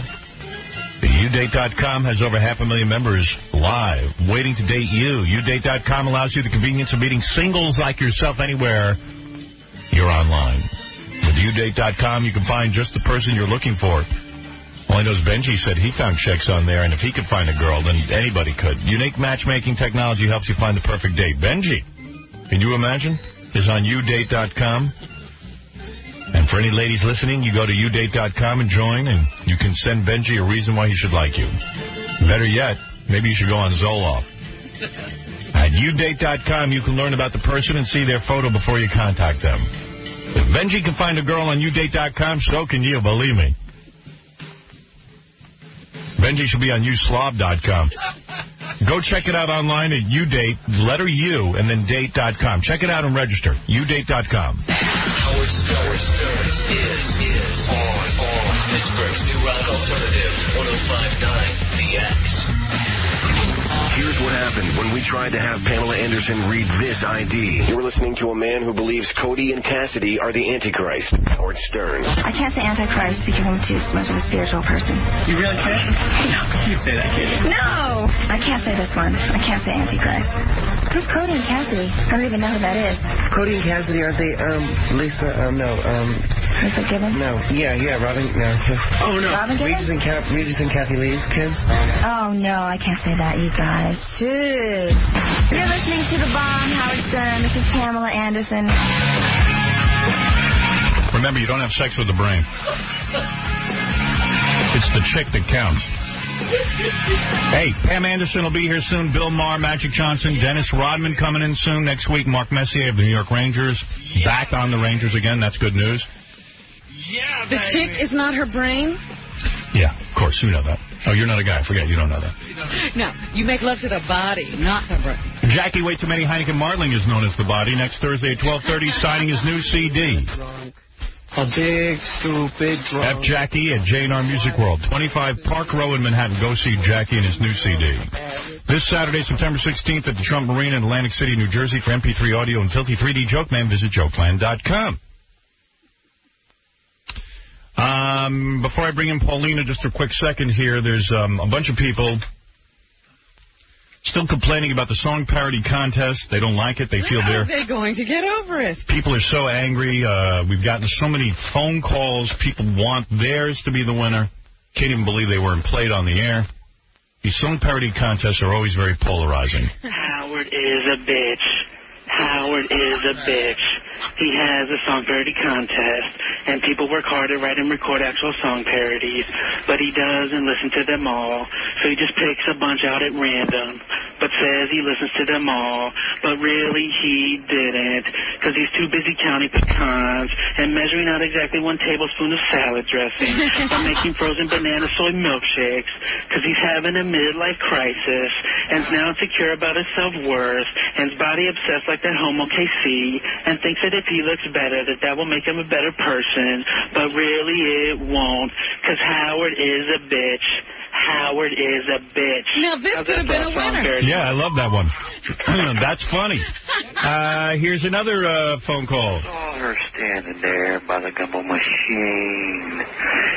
Knew she could have only been about 13. Picked the wrong song. What do you expect from Monkey Boy? All I know is that then we had about 100 people call us and just start playing their song parodies into the phone to remind us. Now, here's a guy who thinks he should have won. Right. We heard every song parody. I don't know why people think they're right when they say we didn't listen to them all. So listen to this guy. I don't have any proof of that. This is guys who just stick the phone right up to their tape recorder. Listen. You all act like you never saw Big Keith and Guns before. My dog's on the floor, the fighting cavity, fighting the wall, sticking my breath worse than before. We got about 1 million of these to the M&M song. You can't even understand them. That was cut off at 11, pulled out in the section of the store. The fighting Howard Blue Ball. It's the return of the... Oh, wait, no way, you're kidding. Baba Booey, it's Cat Scary. We never would have guessed. And Howard Stern said, nothing, you idiot. Howard Stern said he smelled my stink-ass breath. Robin Guns lost. People don't know when they're not funny, you know. That's the problem. Now, he thinks that was great. Yeah. We've heard it now, and we wouldn't have considered it. Ever. Baba Booey. I'm sick of him. Look at him walking around, bossing around in turn, thinking he's Howard Stern. Yeah, but his gums look burned. Yeah, I probably got a couple of screws up in my top boot, but no worries. And here's Avi, who swears we didn't listen to any of the song parody contestants. Oh. Is that right, Avi? Yeah. Yeah, Avi, why don't you let me have it? Yeah, I'm going to let you have it, Howard. You're a liar, and I can prove it. There's no way you listen to all the songs. We had thousands of entries. We screened them all, the same way we've done every song parody contest in the past. Yes. Then we sit and we listen to endless song parodies, trying to narrow it down. Yeah, you kept saying how you had thousands and thousands of entries. We did, and we listened to them all. In fact, we had to delay the announcement of the winner because we had so many. Yeah, you kept playing the same ones, though. And I had an entry. It was That's What I Like About Jews. Yeah. The exact same concept as one you're finding. But it wasn't as good. Okay, I can accept that, but you didn't even mention it. Well, sir, what am I going to mention? Thousands? Again, there was that Eminem song just now. There were 50,000 Eminem parodies. Coincidence that the sheer coincidence. The coincidence was that there was the same exact concept. The coincidence was there were two concepts. Yours wasn't funny, and the guy that was in the contest, his was funny. Yeah, get over it. I can get over that. And what do you mean? How do we influence what you send in? No, he doesn't understand that many people parody the same song. I know. Same idea. He just can't believe it. Same idea. So we left a message for Gary, and he mentioned it on the air, and he was surprised to hear that. Avi, you're one of those guys who's never going to be successful. No, I am successful. No, you're not. What do you do for a living and tell the truth? I'm a research engineer. Okay, great. What is that? I just know that your mentality is off.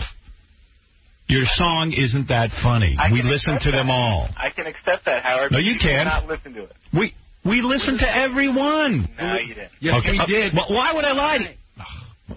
Okay, so I didn't. You're right. He doesn't have any proof, but he's a research engineer. Make a plea. He doesn't even realize when he doesn't have proof. I don't personally listen to everyone. We have about 5 guys who go through them. Gary being one of them. Fred being another one. And they try to cull the best. Yeah. And then, we even had a good system where, like, Fred would bring in a song, and I would bring in a song that we liked, and we would listen to them together. Right. So we'd get each other's opinions. And then we'd narrow them down to a couple of hundred, and then I went through them personally. And sometimes there were songs I was on the fence about saying, I really don't know if it should make the cut, so I would, put it on someone else, say, let's have your opinion, and it would either be yay or nay. We actually worked very hard on the contest. Well, who cares?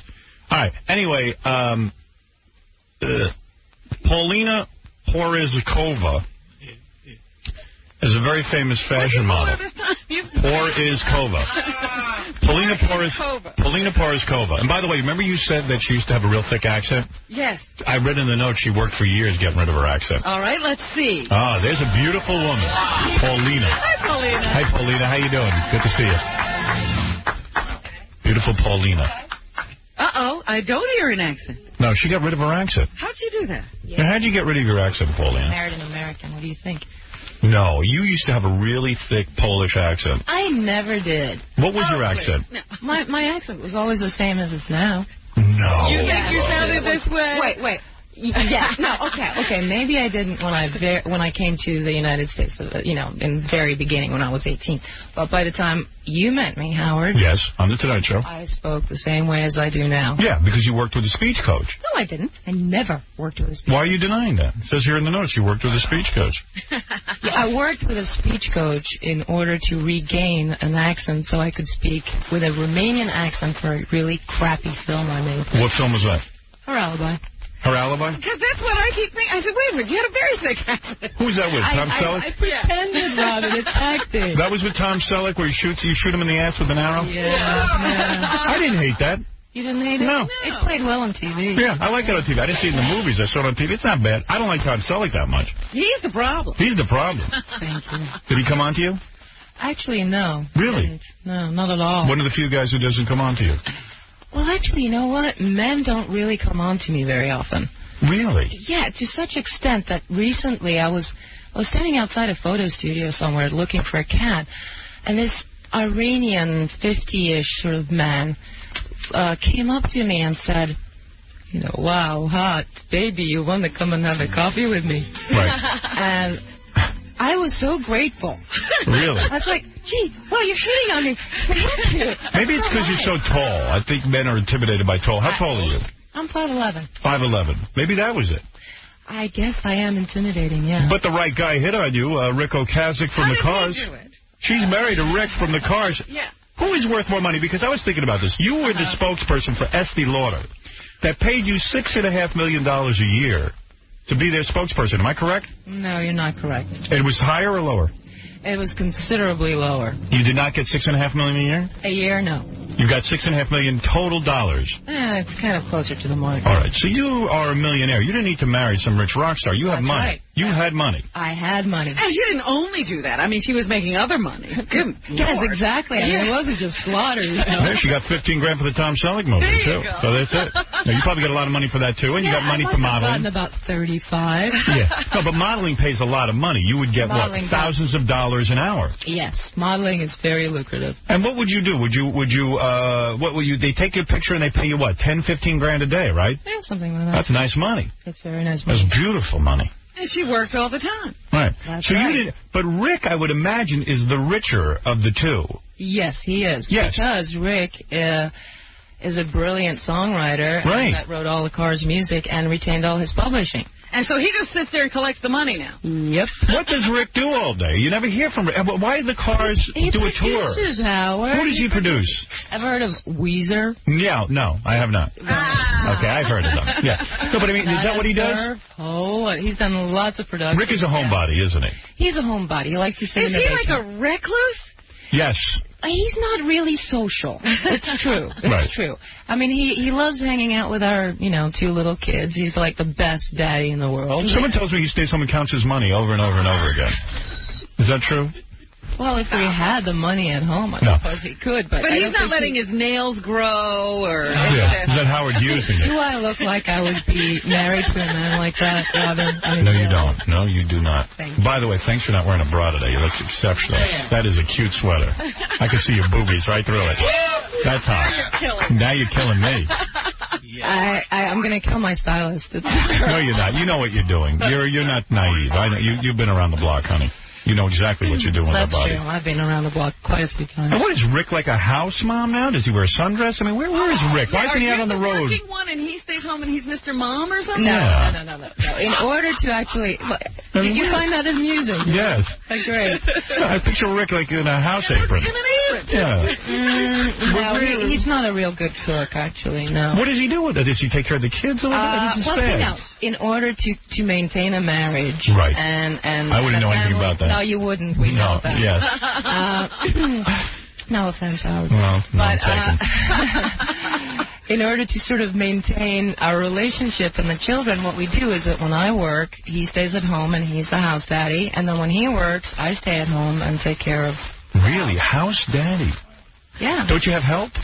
Yeah, we do have help. But with two kids, I mean, we don't have like an extreme amount of help. We have some help. Do you live in a mansion? I would imagine the two of you have a castle or something. Where do you live? Just a smallish castle. Yeah. Well, no, really. Where are you living? Do you live in Manhattan? Yes, we do. Oh, you do? Yes. What do you got? Like a $15 million apartment or something? No, that would have been nice, but no, not quite. Is it a big apartment? It's one of those townhouses? It's a townhouse. A townhouse? Yes. Mama Lucian. And does Rick have a recording studio in the townhouse? Yes, of course. All the rock stars have that. Digs then. Of course. Yes. Wow. It's very nice. Do you have a zoo in the house as well? I mean, I could imagine. That's in the backyard. It must be huge. Well, we sort of provide the zoo part ourselves. Let me ask you a question, because you are a top model. I was. All right, you were. I'm an ex-supermodel. Right. Yeah. Nevertheless, a supermodel. You've given up your title? Yeah, I'm so sick of supermodels. Are you sick of supermodels? Yes. Why are you sick of supermodels? You were a supermodel. Because everybody is a supermodel. Is that true? Yes. It doesn't really. There's not a lot of qualifications for supermodels. You were a supermodel. Look at that face. You're a supermodel. I was. You have perfect features. Still perfect features, don't you? Thank you, guys.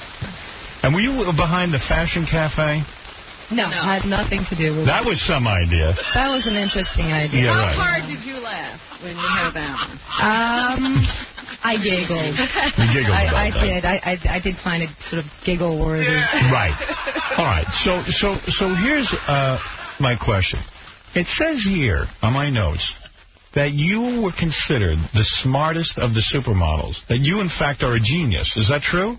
Well, I thought that was Cindy Crawford. Cindy Crawford was valedictorian, which I still don't believe. I'd like to see proof of that. She was supposed to be the smartest of the please. I was sort of a little pre-Cindy, so I think I got the tag first. But I think that was only due to the fact that I had read a couple of books. No. It was so unexpected in the model at the time that all of a sudden I got the smart tag.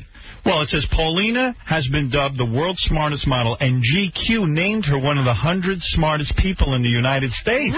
Really? That's nice. She read War and Peace. That's major. She read War and Peace at the age of 12, and she's said to be able to read in 6 different languages. Only 4. See, they lie. No, 4. I can't read in 1. I barely read. War and Peace. I still haven't read it. I would like to watch it as a movie. It's okay. Would you be willing to challenge right here Cindy Crawford to a contest of wits on my show? Model Jeopardy. Model Jeopardy. That would be really fascinating. Why not? However, are you afraid of Cindy Crawford? We'll see who the smartest was. No, I just think that if you really need to prove that you are smart, then you're really not that smart at all. So let me ask you 3 questions. I'm going to ask you 3 questions. Okay. I'm going to see if you can answer them. Well, you know what? Yeah. Go ahead. You can ask me 3 questions and see if I can answer them. If I can ask you 3 questions. Yes. Yeah? Yes, you can. Because I won't be able to answer them. I'm not smart. Oh, great. You're the smart one. I am not pretending I'm smart. It was just written by some Here we go. journalist. First question. What does COD mean? I have no idea. Really? No, I really See, I know that. Great. He's too rich to know that. He is a model. I don't take care of my own money. What is it? Yeah. COD is cash on delivery. I would have no idea. I don't use cash. That's so minor in her life. All right, second question. And then you ask me 3. Ask me a literary I'm thinking I can beat you. All right. Don't ask me this kind What was the Manhattan Project? The Manhattan Project. Go ahead. Manhattan was a movie, but the Manhattan Project, I have no idea. Manhattan Project, during World War II, Albert Einstein invented the atom bomb with a bunch of dudes. Albert Einstein? What's his name? Oh, my Alfred Einstein. Alfred Einstein. Adolf Einstein. Adolf Einstein. Albert Einstein was part of the group. He was part of the Manhattan Project. The theory. He was brought in on the Manhattan Project. Was he or was he not, Fred? It was Oppenheimer. Oh. Thank you. Same difference. It's another Jewish guy. And look who's questioning kidding you. Okay. No, she's the genius. All right, here's an easy one. Here's an easy one. Did I say I was a genius? Ascorbic acid is what? Vitamin C. What? Vitamin C. All right. There you go. That's right. Ascorbic acid. Yeah, really. And then you mispronounce it. That's fantastic. No, you didn't do that good on the intelligence test. I did terribly. I scored a super low. I mean, just kick me out. I'm stupid. Well, you know a lot of War and Peace You stuff. know what? The fact that I knew vitamin C, ascorbic acid, that's good for a model. That's true. So there you go. That's right. Well, anyway, no, you have been called one of the 100 smartest people, which I just want you to know. Well, I think that's very nice of you. But do me a favor and be honest with me. Mm-hmm. I was invited by Marta Tracy, who is here with you today, because Paulina is covering the New York Fashion Week on the Style Network. Yes. She will be on nightly, September 14th through the 23rd at 8 p.m. She'll be the host. That's right. Actually, that's on E. Oh, yeah. And right. E will be airing a special preview of Style for the New York Fashion Week Spring 2001 collection. You can tune in September 18th through the 23rd at 7 p.m. It's very confusing. Thank you for plugging me. I don't know. I'd plug you any time. Really, I'm not intimidated. I'd like to plug you off the air, too. I just said the right thing. Believe me, I'll plug you. This is great. I don't know if you and Rick are still plugging away, but you've been married a long time now. Are you still plugging away? Of course. Really? Yeah. A lot? Yeah. Not tired of it? No, Not tired of Rick? No, he's so sexy. Never fantasize about being with another man?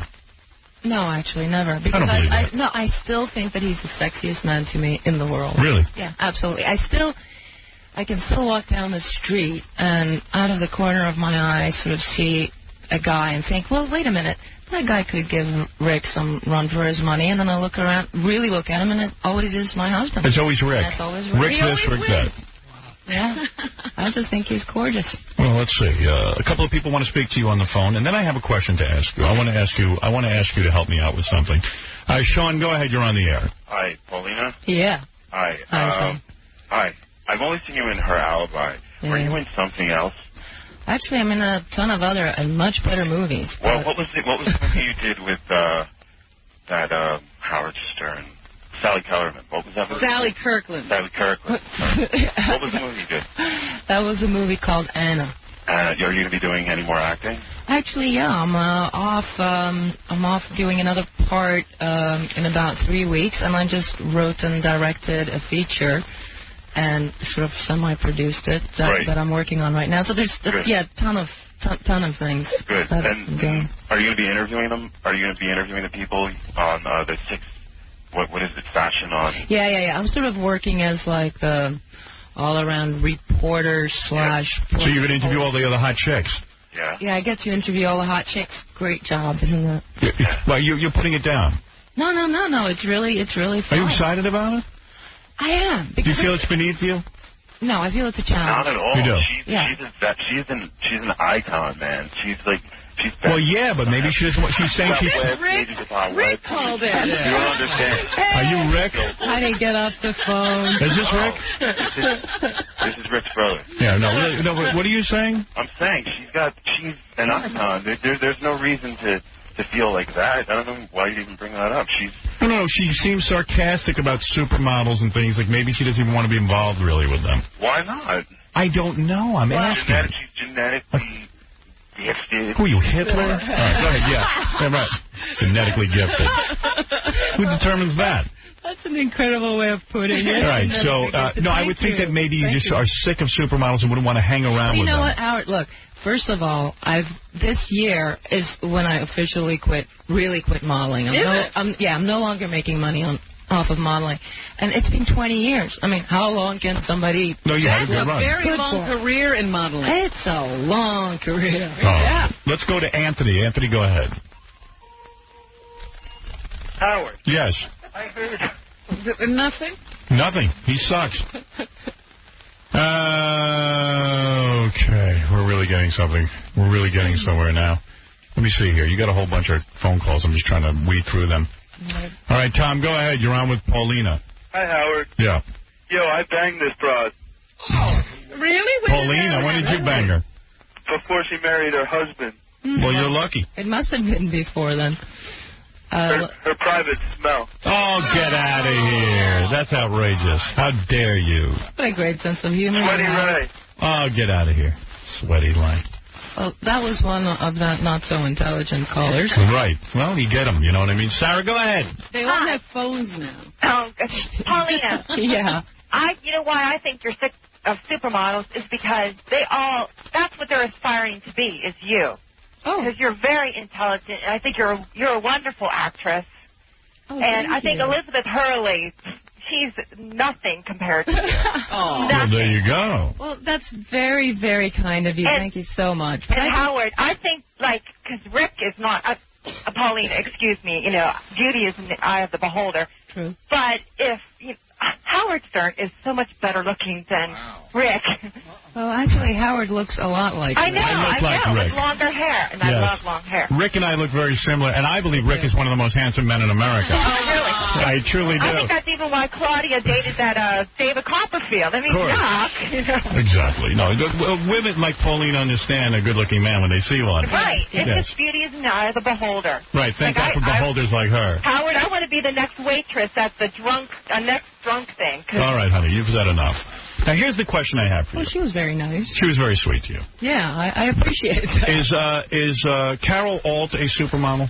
Carol Alt, I think, was sort of a supermodel before the term really was invented. Right. Thank Fred you. Tell believes. Fred. You say she was Fred. not. But she Fred, she disqualified. was. She says just before it was invented. Yeah, the term wasn't quite invented at she the time. She wasn't in it long enough to be a Fred has said to Carol. she was. You've had 20 years of experience. She had, 2 good years maybe at the most? No, I remember being and she wasn't a kid. married to a famous guy, so that's... Ron Gresham. Wait, so come on. Compare Ron Gresham to Rick Ocasek. Come on.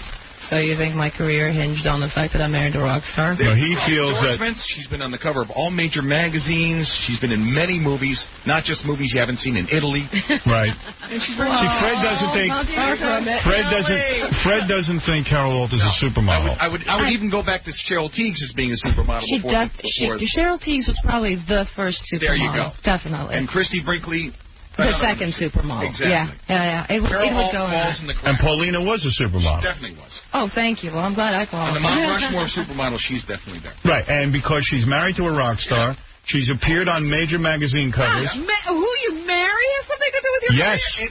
Believe it or not, goodness. that's part of my it. goodness. That's part of it. All the criteria. That's ridiculous. Fred says it has part of it. She matches all 5 criteria. Let him talk. He's trying to explain to you what it is. It's like when you go to the Catholic Church and you're trying to prove what a miracle is. This is what it's like. Wait, I'm not really getting it. Can you just run that by me? Let Fred talk to you. Go ahead, Fred. Say it to her. We never get it. You never get it? No, it's simple. She had major endorsements, made millions of dollars. She was on the cover of all major magazines. Been in many, many movies that you've seen in this country But and that's around not the world. modeling. But that makes you a That's all supermodel. the criterion. It's not just being on the cover of magazines. It's more than just being on the cover of magazines. Well, not anymore. See, multimedia. That's Well, that's what Pauline's I was point. complaining Yes. about. Like now, if you have a ironing board cover, you're a supermodel. Right. People have called me a supermodel, believe it or not. Anyway, here's my question. It is Fashion Week in New York. Right. Okay. So Marta Tracy calls me up. Marta is the head of the Style Network. Right, exactly. And she says, Howard, do you want to go to some of the modeling shows? And I hear this and I go, yeah, I want to go. Oh, yeah, I'd like to go look at models. Really say you want. But I'm embarrassed to go. Really? What? Because I believe you always look like the horny guy trying to pick up a model. Go to these shows? Yeah, here's Marta, by the way. Rick will go to a couple of these shows, just for your information, because he's not embarrassed about ogling pretty girls. He's not. No. See, I always think... Now, let me ask you, as a model... You're kind of single-ish now? Yes. That's why you're embarrassed. Yeah. Of course, I am embarrassed. I want to go, but I don't want to be seen. Yeah. I want to wear a bag over my head. Well, that's a little problem. Do you understand? Now, let me ask you, as a supermodel... No, don't believe what, Marta? I don't. I want to go look at the models. Now, I heard after the models are done with the show, they walk out and talk to horny guys. Is that true? You must have gotten that information from that caller that claimed he slept with me. No. I heard that a lot of times they do come out and rap to the people in the audience. Have you ever seen that, Martha? Marta. Sorry. Marta. See, that's how smart I am. It's all right. Don't worry about it. Get on that microphone, will you? His magnetism will Draw them out. Yeah, you will draw them like termites from... No. I'm not saying that. I'm saying, don't you think if She's you were... telling you, as a person who worked them, you don't go out.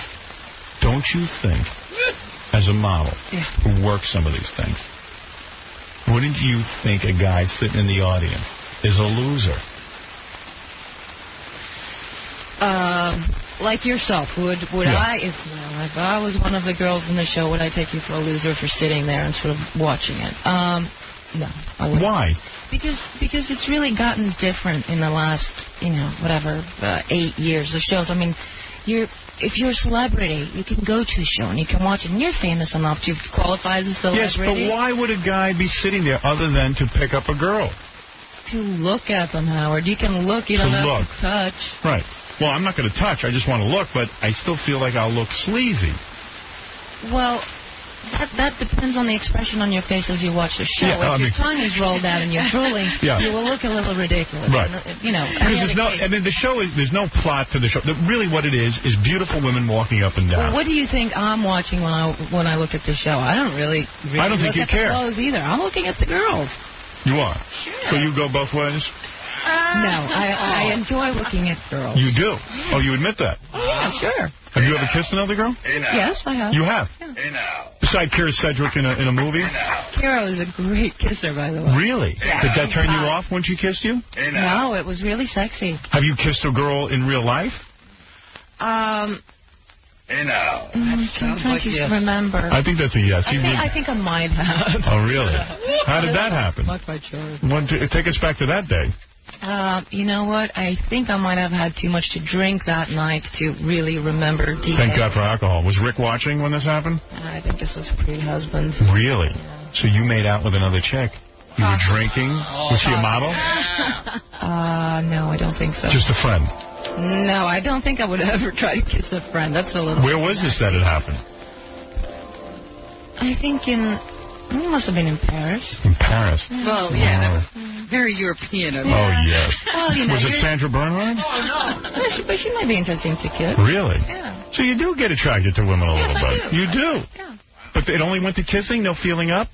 No, I mean, it's sort of like Kira said in that one episode. It's like once you get, below the waist, and so some serious choices there. Really? You would not go below the waist? I never have. No, I like guys. Would you mind kissing Marta right now? For us? Until you make out? Marta? Yeah. Well, no, I wouldn't mind kissing her, but I don't think... I think it's a little early in the morning. It's too early, right? Yeah. Then you can just feel her up and we'll watch that. So... In other words, Marta, we're going to get in a car. Robin, you're going to go too, right? Right. Yeah. Okay. See, it helps me if Robin goes, because then I don't feel so lecherous. I think you're right. I think Robin will look good next to you. Yeah. If Robin's there, I'll talk to Robin and ignore the models. Right. Right, I'll just ignore them. Sure. Yeah. There you go. Yeah. Right. That's my game. I ignore the models. Like actually, that works beautifully, especially with women like me. When you were a model, I know you didn't do this, but did guys get laid at the model shows? I mean, could you meet models at the model shows? You know what, Howard? First of all, when I was back in the days when I was doing shows, it wasn't really what it is now. Right. It was really more of industry or something. Walking hangers. Right. There was no famous people. Nobody really cared. Now the girls are superstars and everyone has a name and this. Yeah, and there's celebrities. I And, see. blah blah blah. It's a completely different scene, and I don't really know this scene that well. It's really interesting for me to watch it from behind the scenes aspect. So it's a different kind of thing. A lot more fun that way. So what you're saying is that if a guy like me shows up at the model show and I'm surrounded by Robin and Marta, I will not look like a total loser being there. Hey now. No, you won't. All right. The girls won't be backstage goofing on me. Hey now. They might, but they won't be. You're right. It won't be for the reasons you're afraid of. They might be anyway. Right. Understood. Well, then I'm going to go. Yeah, well, I think you should go. I thought you already made up your mind to go. I've been thinking about backing out. I thought you were going to go to the Betsy show. I'm going to go to the Betsy Johnson show, and Betsy Johnson is going to bring the show here, and 10 of my listeners can watch. Wow. And the They'll models... have their own runway show. And the models are Playboy Playmates. Yeah. Yeah. Now, does that bother you? No, I think that's brilliant. Okay, because some of the supermodels are complaining, I heard. They don't like it. Oh, I think it's great. It's like, the more the merrier. And do something that's a little different. I mean, who wants to see the same now, should I sit over and over? Should I sit up front for the show? Or should I sit in the back, which is cooler? Well, see, wait a minute. If it's Betsy Johnson's show that we're talking about, she asked me to sit up front. Knowing your fondness for that particular kind of girl, I would sit a little further back. A little further back? Yeah. Why? Well, because otherwise you will run a slight risk of looking obscene, lecherous. Right. Yeah. I don't want to look that way. Yeah.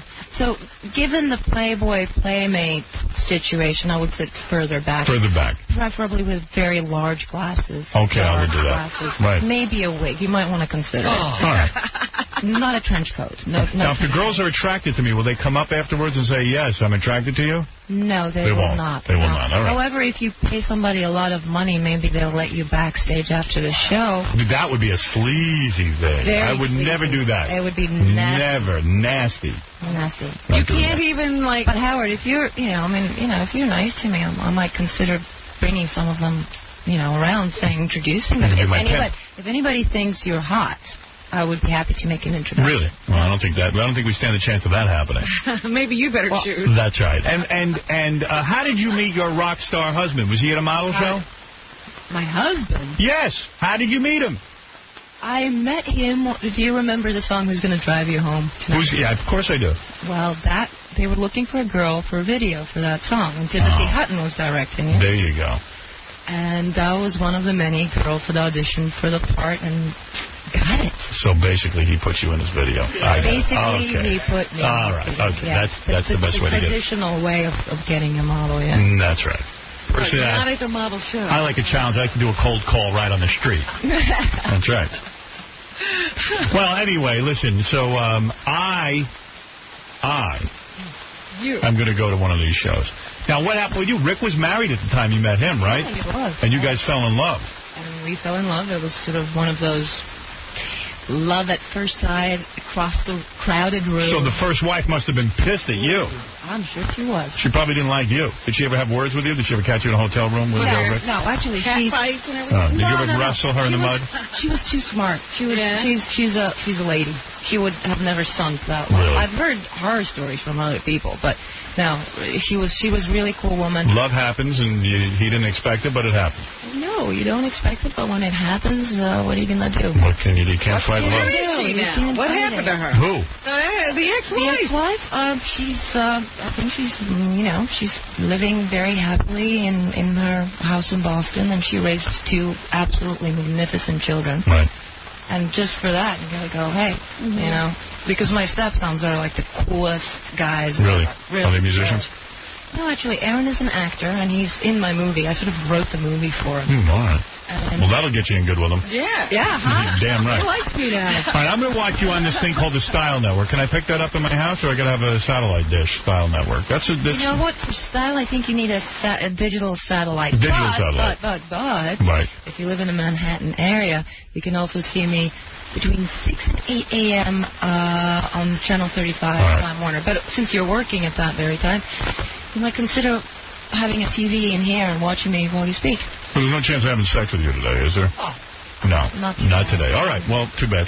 See Paulina Poriskova covering the New York Fashion Week on the Style Network nightly, September 14th through the 23rd at 8 p.m. Eastern. E! will be airing a special preview of style for the New York Fashion Week, Spring 2001 collection. Tune in September 18th through the 23rd at 7 p.m.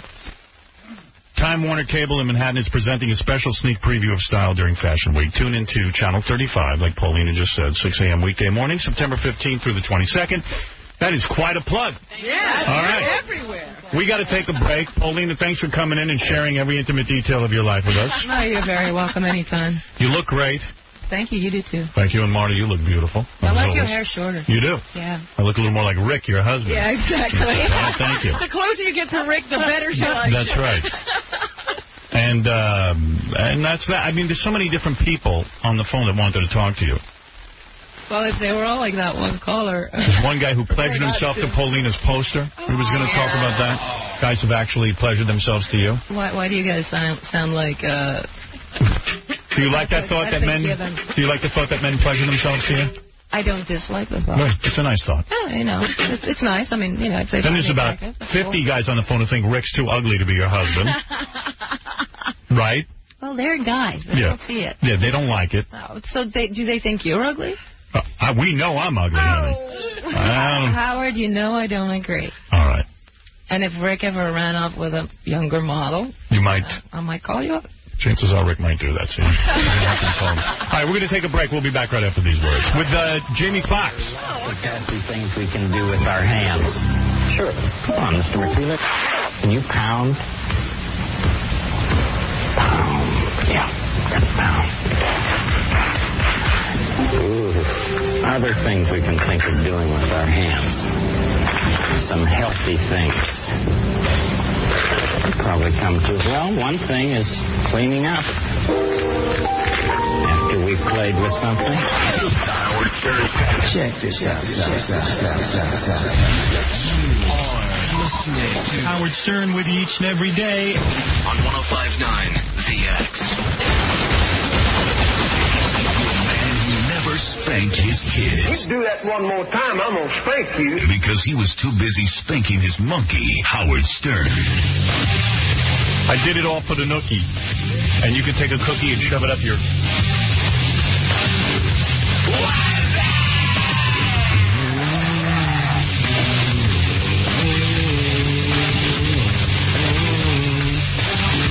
Hey, now. Hey, so, Jamie Foxx, a real funny comedian. He was on In Living Color.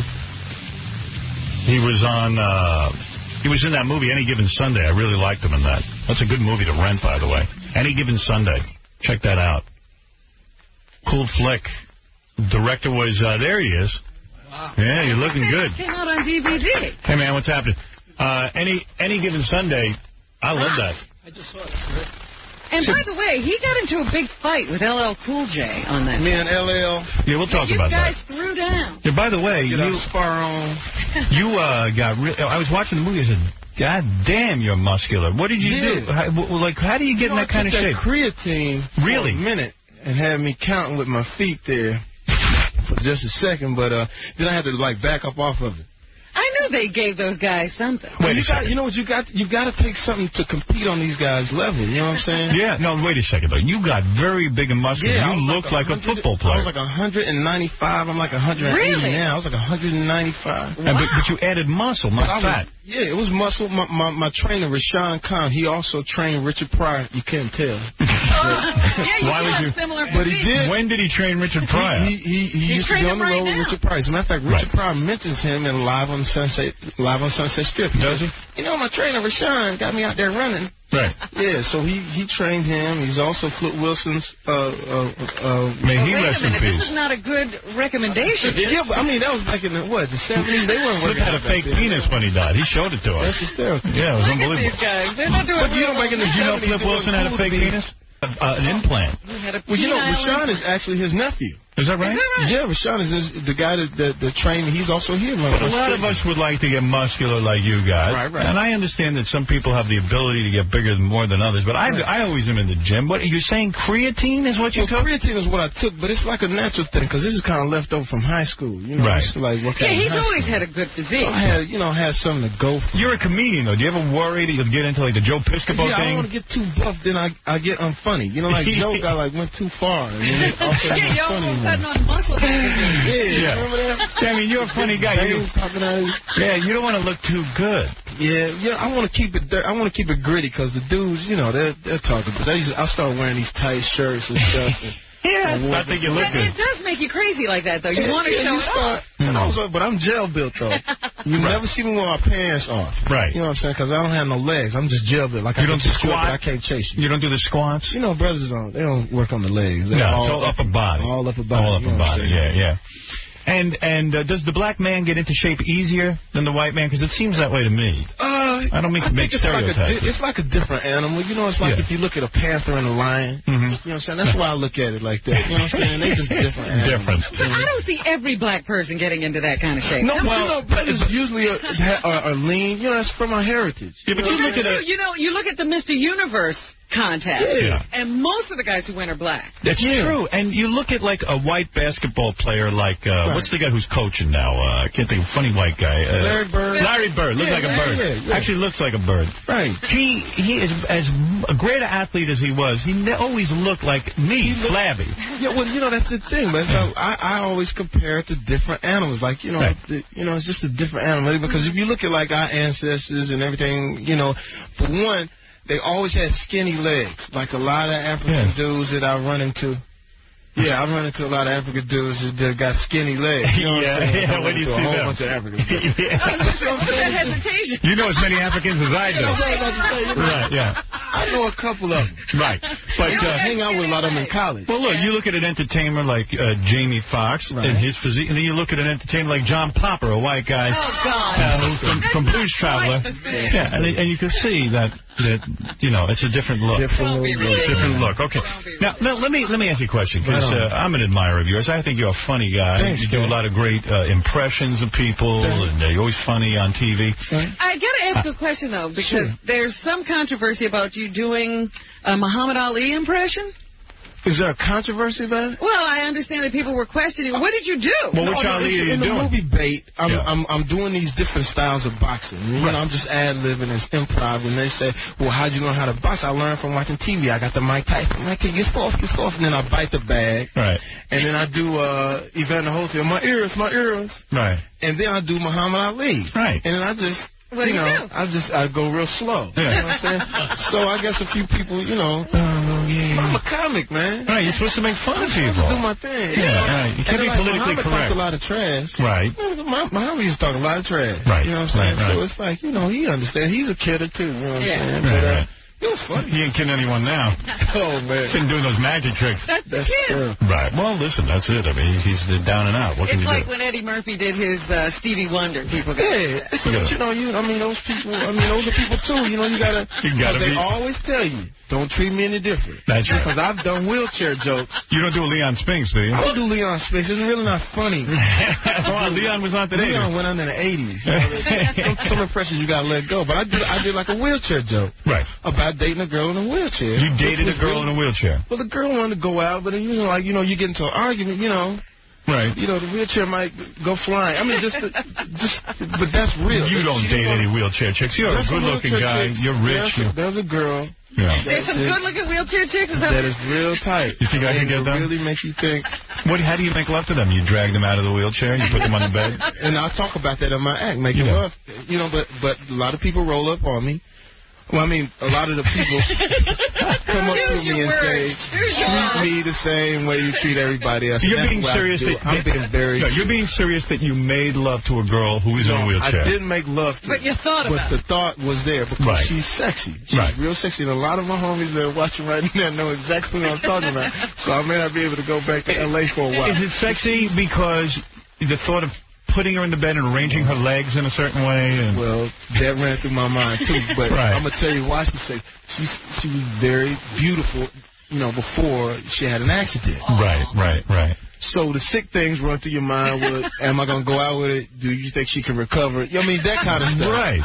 And what is the etiquette? I mean, do you leave her hanging from a tree or do you untie her? No, it's not like that. I don't leave her hanging from a tree. And like that, but it's like, but she would always say, treat me like everybody else. Right. Like you do. And plus, I'm a comic. You know, that's my license. You're a funny guy. My license.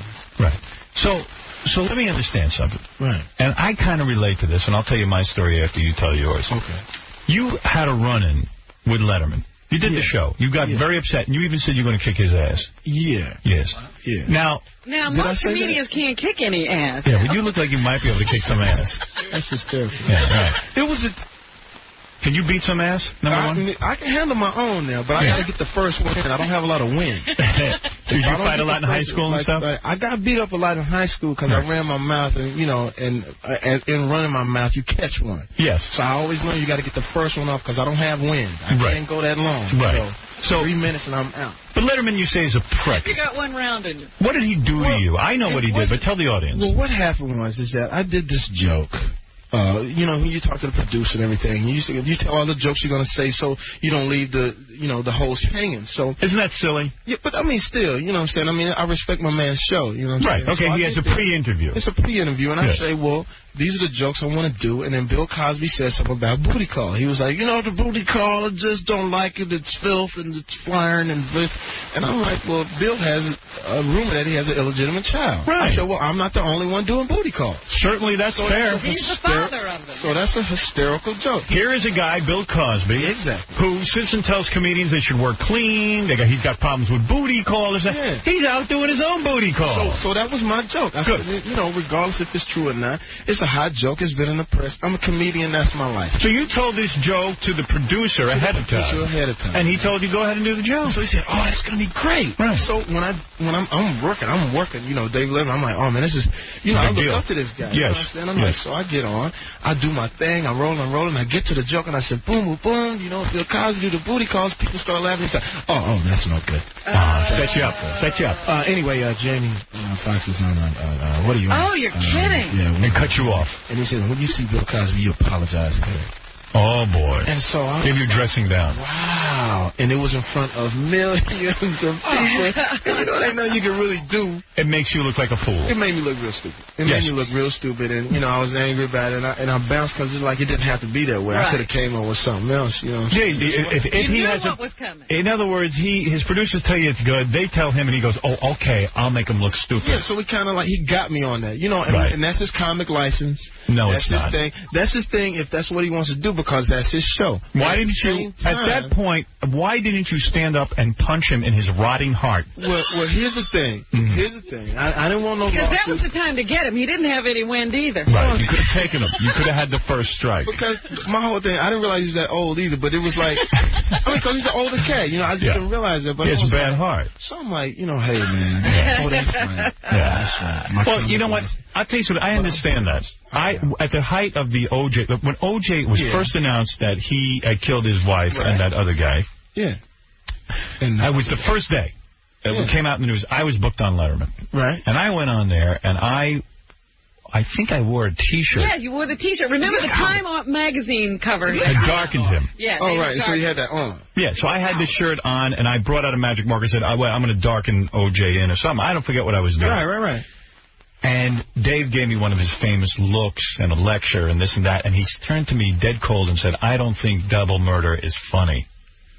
Well, 2 nights later, he's making O.J. jokes. Yeah, they lived on O.J. jokes for about a year. Yeah, and I got a little upset. And I'm not as mad at Letterman as you are. I would do the show again. I don't have a problem. But he does have that tendency to... You know what it is, though? It's like with comics. I consider you a comic. Well, thank you. No one else has ever said that. You understand what I'm saying? Right, thank you. But you got to look at it like this. Howard Stern talks a lot of trash, right? Exactly. So you got your license. Yes. And then there's a code between every comic. Try to help a guy out. Try to help you out. That's right. When I go do Jon Stewart, we said, okay, how are we going to do this? When I go do Chris Rock, we said, how are we going to make it really pop so we can bounce back and forth? Yes. But you don't cross the code, you know what I'm saying? And it's like, Because you went on his show only to make it good and to show yourself off as good. My thing, And he could work with you. And my thing, I just did a show and I did a great interview with him and everything like that, and I really appreciate it. He really let me do my thing. He let me promote my movie and everything. He threw you a hurdle, though. And I did my thing. That's right. He threw you a hurdle. This past time. Yeah, he's done it again, he's saying. Yeah, I just did it. Okay. I just did it. People look at you and they think, well, you got the life, you got it made. You were in that Oliver Stone movie, and you got this, but you had a tough life growing up. You didn't have it easy. I didn't know my parents. Listen to this. You didn't know your parents? I'm joking. You didn't know your parents. He did not know his parents. His grandma and grandpa adopted him. They did adopt me. Really? But we was doing it, and you never ate in a restaurant, did you? I never really had shoes. That's right. No, your mother and father abandoned you. What? Well, yes. It wasn't quite like that. Let me be honest. What happened was is that my mom was hella young. And she was, in Dallas. She was very good looking. When she had me, it was kind of like, she was doing her thing. So the lady that adopted her, in turn, adopted me. So legally, my mother's my sister. Wow. Right. And then, and where was your dad in all this? Hey, man, who knows? Who knows? Do we know my who dad, he is? but my dad. Do we know who he is? His name is Bill Cosby. What? Oh, what? His name is what? His name is Shahid Abdullah, which my grandmother would never call him that. Right. Because she didn't believe in the whole, Muslim thing. She was Baptist. She didn't understand that. His name was probably Bob or something. No, it was Daryl Bishop. Daryl. Yeah, Daryl Bishop. And he was, he was actually cool, Yeah. But he didn't, he actually. Have you met him? Yeah. You have. Has he tried to get in your life now? No, he hasn't done that. Right. He hasn't made that move.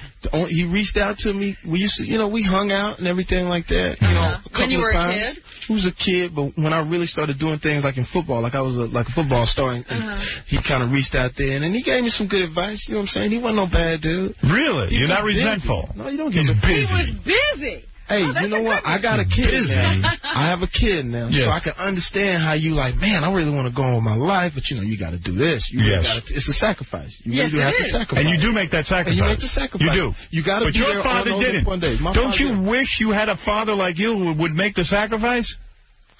Yes. Yeah. Hey, Howard? What? You're not going to believe this. On line 4? Is his father? No, it's David Letterman. Oh, great. Get out of here. Yeah, right. Dave? Good morning. How are you? Sure. I'm pretty good. I'm just sitting here in my hotel room watching $8 dirty movies. Well, listen. Why would he be in a hotel? Where are you? No, really, where are you? I'm in my car. I'm at the corner of Walk and Don't Walk or something. All right. So, Dave, Jamie's here. He's obviously What's up, man? Hey, Jamie, how are you? I'm doing great. All right. What do you want to say to Jamie Foxx about this terrible thing that happened? He was on your show. You set him up, Dave. I didn't set anybody up. How did I set the guy up? He just said that you... You knew the joke he was... You knew the joke ahead of time. You knew that Bill Cosby... Right. You knew the Bill Cosby joke. All right. He did the Bill Cosby joke, and then you made him look foolish. Well, you're on a network. You've got to be careful about what you say, and I know, but I mean, my man could have just said, "Hey, my man, that ain't cool." And we don't want to hit Bill Cosby, and I wouldn't have done it. Well, I understand that, Jamie. You understand that, but there are a lot of people you've got to be accountable for in this business, as you know. That's true. Will you fight, Jamie? Will you actually be a man about this and fist fight him once and for all? Hello? Hello? Yeah, I'm here. No, let's just... Dave, admit that you are Jamie's bitch, and you are afraid to fight him. Admit it. Right. Wow. I'm Jamie's bitch. Yeah. You are Jamie's bitch. That'll make my weekend a little better. Admit that you are his bitch, and that when you see him, you will bow to him because he is your massa. I don't think so. Well, I'm glad you got a wife. Am I right or what? All I can say to Jamie is, if he ever wants to be on a network, he'll Oh, now you're going to knock him because he's on the WB? Stop coming on the show drunk or something. I don't know. What? Oh, come on. What's the matter, dude? Jamie says Leno is cool and that you blow. Yeah, okay. Wow. Go ahead, say it, Jamie. Hey, man. Hey, y'all ain't going to get me caught up in all this, man. But really, talking about. What'd he say? What'd you say? What do you say? Jamie knows as well as I do that, Jay looks a little like Dudley Do-Right, so... Oh, you're going to get him. Wow, you got Jay now. You hate Jay, right? Huh? You hate Jay. I don't hate anybody, Howard. Right. You have this premise I hate people. I don't hate anybody. Jamie says when he sees you... Jamie says when he sees you, he's going to punch you in your rotting heart. Wow. Go ahead, tell him, Jamie. That's how we got on the boat. I'll get the available, get bedpans changed or something like that. I don't believe this is Letterman anyway. You ain't Letterman. Right. You're not Letterman. No, I'm not. That ain't Letterman. David Letterman. That ain't Letterman. Hey, well, my whole thing like this. Do yourself a favor. Don't say anything anymore about it. Just stop coming on the show drunk. Is that right? Right. You'll catch one. You'll catch one, man. Yeah, you'll catch one. Right? Next time I see you, it's on. What'd you say, Dave? I just have respect for the man. He's been in this business for a long, long time. Cosby? Yeah. Who? Cosby? Yeah. Oh, I thought you meant Jamie. I thought you were talking about me. I was going to say thanks. Thank you. Hey, thank you, brother. Say stuff like that. Well, don't say anything like that, but you knew he was going to say it. Yeah, you knew that. Oh, come on. Well, the man, just let the man be. Climb the ladder. What else can I say? All right, get out of here, Dave. Thanks, Dave. Yeah, that's hysterical. Dave, is it true Cosby has a big penis? Wow. Oh, there he goes. Jimmy, you have a big penis, right? I do have a nice penis. Yes, you do. I don't, it's pretty. That's right. Pretty. Yeah, it's different. Here's Vinny Favale, the president of late night programming for CBS. Hey, Jamie. Hey, Howard. Hey, Vinny.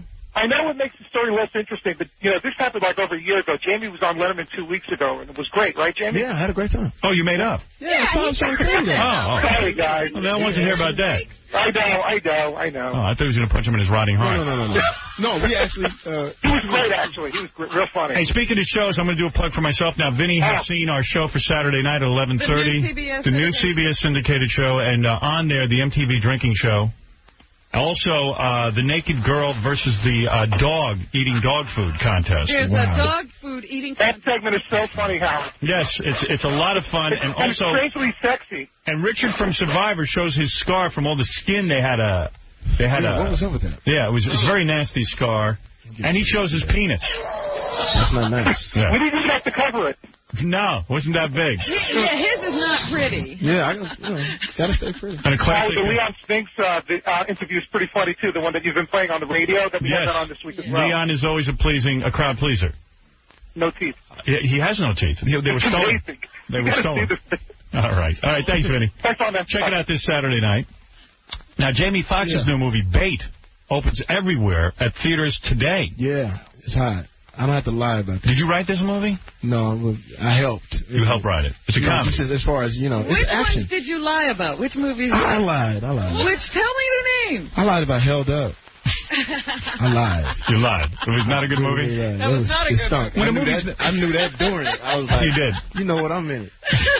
But I'm stinking right now. I'm stinking the whole place up. Right. So you know what I really think? We were in Regina, Saskatchewan. Right. So I think the funny there was a little different. All those people were laughing. When you're doing a movie, and you know it's bad, right? But you pay to do it. What you gonna do? What are you gonna do? And then when you have to go out and promote it, and that's when it really hurts. Because brothers, they don't let you slide with all that. Right. You know what I'm saying? A lot of people, your fans went to see. White guys do. Mm-hmm. Robin Williams will do his thing, and it flops, and he comes on, and it's cool. Right. But brothers will check you right at the sky caps. Right. You owe me $9.50. Right off the bat, they don't let you get away with nothing. So I always have to remind myself, Big Brother's watching, the real Big Brothers. Right. So this time you're saying you're not lying. I went to Montreal Film Festival because of the fact that it was accepted out there for the festival, and I actually saw it outside of the States. I didn't want to see it with the pressure and everything like that. Right. People not looking me in my eye and stuff after it was over. So I went and saw it, and it was actually good, and they enjoyed it. I mean, it's a crowd pleaser. So you're proud of your work in Bait. I'm proud of working this one. All right. Yeah, Gary? This is sort of a weird thing to bring up, but all the guys in the E-room were asking about it almost the entire interview till about 10 seconds ago.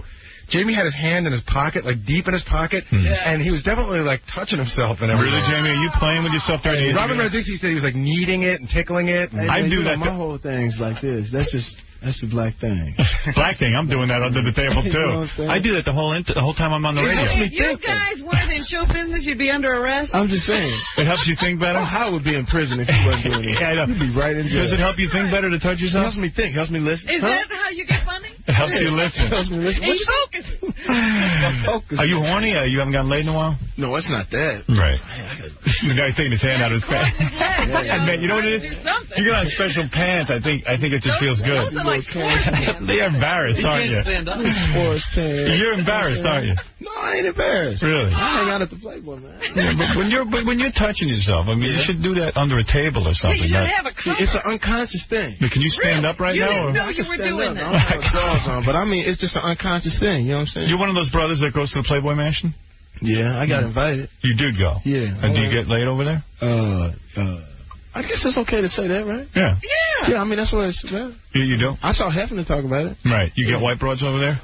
Not white girls, just real light skin. Light skin girls. Light skinned girl. They look white. Right. I call them Creole. But you would go out with a white chick, right? Would I go out with a white chick? Yeah. Man, it's I don't tough. know about that, cat. Will you catch a lot I'd of... have to be very secure. I'd have to have my money put away. Right. I can't just be... I can't, man. Hey, I saw him get Wesley Snipes. Right. I saw him get Wesley Snipes in the airport because Wesley was going out with an Asian babe. Yeah. Right. And so I came in after him. He said, I hope you ain't like that Wesley Snipes. So he came through here with some Chinese girl. And then after that, his career, I'm saying it kind of dipped. That's right. Kind of dipped. Yeah. Be careful, you know what I'm saying? The black audience, which is a good audience, will be loyal to you if they see you. If you see you running around with a blonde-haired white woman, you can't come back. You can't. So you got a black girlfriend now? I don't have a black girlfriend. I don't have any girlfriends, but I hang out. Have you ever been married? You know me, man. Married? No. No. Well, I was talking to Chris Rock about that, too. What do you say? When you're doing this kind of stuff, man, I get to be married. I get to be married. Because Rock was like, Rock was struggling all this time. Right. We both in the clubs, and all of a sudden, damn, he gets married, and his career comes at the same time. Right. So he's like, Jamie, write it all down for me. I said, I'll make laws. Yeah. I'll log it. Yeah, so you're having fun. I'm having a blast. So when you go into a place, you're a good-looking man, you're funny, you got money. Does it happen that all the chicks just come up to you? Yeah, and you know what? White girls are so bold. Yes. That's the thing. And not with me, right though. In front of a sister. Hi. How are you? So, hey. You can't talk to me right here. You got to meet me around. You got to meet me in a hotel. Around this way. You're with somebody. One of these sisters will whoop both our asses. And what happened to Eddie Murphy, though? I mean, he got so caught up in being good-looking that... Eddie did his thing, man. To me, I'm still an Eddie fan. I think that Eddie made it sexy. What are you a fan of? You know what I'm saying? What do you like? I'm a fan of the fact that Eddie stayed around so long. You know what I'm saying? I mean, tell me the work. The work of what? What work are you a fan of? Like the stuff he did, like the Nutty Professor and stuff. Y'all don't dig that? I dug the first one. The first one? Oh, the Clumps was nasty. You guys great. You guys are grading too hard. Oh, stop it. Come on. How many flops do all these other comics do? And, I mean, think about it. He did $100 million movies. Yes. No, he's a great performer. He does his thing. Now, what happened when you did this? But you can't say Golden Child was any good. Oh, you picked Golden Child. 48 Hours. Trading Places. I mean, Delirious. But that's the thing. The kids today don't get a chance to see that. Like, I mean, Raw. Right. I came up with that. What did he likes feet, right? That's his thing. He likes feet. Yeah. Yes, I don't know. Do you get to hang out at Bubble Hill? Do you get to hang out at Bubble Hill with Eddie Murphy? No, I ain't never hung out. I figured all black comics get to hang out. They get to go there. I ain't never been to his crib or nothing like that. I respect him from a distance. Everybody, they don't know anything once you say feet. Right. What you talking about? Like about the transvestites? Yeah. Oh, come on, man. I did that in my act. You did that? Come on. What'd you say? I said, it wasn't Eddie's fault. He had been up for 48 hours. It was Saturday night. It was live. He was looking for the Golden Child. Instead, he found the Nutty Professor. Come on, man. But let me ask you this. When you were working on the movie Any Given Sunday, which I just saw like a couple of weeks ago, and I loved it, this LL Cool J, who's been on my show many times, a very, very polite gentleman. Hysterical. What happened between you two? You know what, man? It got too real. What do you mean? That's what it was. It got too. I mean, you two got into your characters too much. No, maybe he got into his a little bit more than I did. There was a situation where we were kind of going back and forth, and I guess it started when we first started out, because I'm a big fan of LL. You know what I'm saying? Yeah, I know all the lyrics. I got all the albums, so maybe I was just too excited. You think it was your fault? When I first got to New York, that's what happened to me. But you had to press assault charges on him. What happened? What happened was, be honest. That we did this little scene. Yeah. And it was an argument. Yeah. It was an argument scene, and then some pushing and shoving got to happening. Right. And then you know how that is, like the pushing and shoving, and you don't know if it's real, but at the same time you want to protect yourself, and so it blew up. It escalated. You know what I'm saying? And it escalated because on Any Given Sunday we actually became a team. I know that sounds weird. Yes. But we were so into that and so into that movie. So he started to beat on you, and you got nervous that he was going to beat you up. Well, he actually didn't he hurt you? Make it sound like I'm a punk when you say. Well, you called the police. Nervous. You did call the police. They have to hold up production for a little while. Yeah. That's hysterical with the sound effects. No, what happened was. What happened was that I wanted to go the legal route. You know what I'm saying? Yeah. The first thing, we get into it, right? Were you bruised? And then I was bruised. Okay. Could he kick your ass? But huh? Could he kick your ass? Could he kick my ass? Yes. I'm tell you like this, Howard. Good. I'm getting the first one in. Right. So you could kick his ass. Down. You could kick his ass? I told you, I ain't got no wind. Right. If me and LL were to get into it, I got to go first. Right. Period. Are you friendly with him now? Yeah, we friendly. You are? After pressing assault charges. But you got to listen. You going to listen to the whole story? Yeah, please. So what happened was that the minute we get into it, the producer says, Jamie, you're not going to posse up or anything, are you? Posse up? Yeah, they thought we was going to, like, posse up. Like, get your gang and his gang and have a rumble? Yeah, right. My man, I said, my man, look, this is... Tupac and Biggie. You know, it was about to be... I said, my man, me and LL have gotten into it, you know, and I'm gonna file the charges because, you know, for, you know, what do you call it?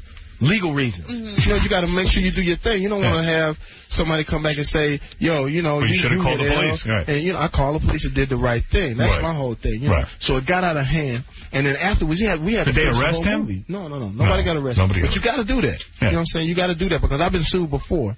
You know what I'm saying, for things that I thought was cool, and the next thing you know, somebody's trying to sue me. So I had to do that. Right. So after that, you know, the whole thing went down. And so after you called the police, did he come out on the set and say, hey, listen, I'm going to kick your ass? No.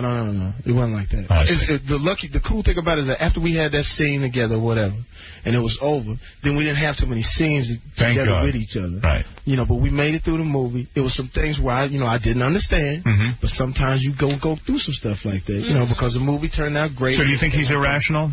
LL Cool J, do you think that he had an irrational reaction to you? I think he did at that time. Yes. Now, I'm sure he's... Think he was jealous of you and your good looks and success? It could have been that. Was it anything you said? No. No? It wasn't. You worked on Living Color with Jennifer Lopez. Did you bang her? No, I didn't. You did not? Didn't bang Jennifer. I was too excited to be on a Living Color. Yeah, but did you notice her? You knew she was there. Oh, yeah. Come on, she was You nice. didn't do her? She was nice. Surprised you didn't do her. I thought about doing it. But you can't, you know what I'm saying? It's like, you know, and at the time she had a boyfriend. You know? And plus, I was having so much fun. Just, you know, I was coming straight from the clubs, straight to the set. Okay, I get you. All right, anyway, the movie is called Bait. Go see it. And you play what in this? I play this criminal in it that I get thrown in jail for a small-time crime, right? And then they release me from jail with a homing device in my jaw. Yeah.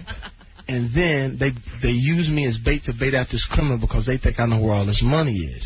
So it's really an action flick. Right. It's an action flick with some comment, and you're going to be happy about it because it ain't just, you know, some little jokey jokes here. Hot chick in it? It's a hot chick in it, a couple of hot chicks in it. Naked? I have a love scene. You do? I'm doing I don't mean you naked. I mean in the chick scene. Girls naked, too. I was trying to do my thing. Yeah. You know what I'm saying? I don't care if you're naked in it. They laugh through the whole thing. Now, you like love scenes? Oh, yeah. I dig them. Yeah. Did you get I worked aroused? on my show with Garcelle Beauvais. Hey. Did you get aroused when you did it? I do. I was trying to get in the character, though. Yeah, right. It's all character work for me. Don't you love those love scenes? They're the best. Let me tell you It's something. beautiful. People go, oh, it's terrible. They say it's not real. It's real. Get that. Right. I'm trying to get mine on. All my boys was like, how was it? Hey, it was cool. You don't want to hear cut. You down with all black women in this movie? Yeah, it's all black girls. No white girls? No white girls in it. No light-skinned Creole girls.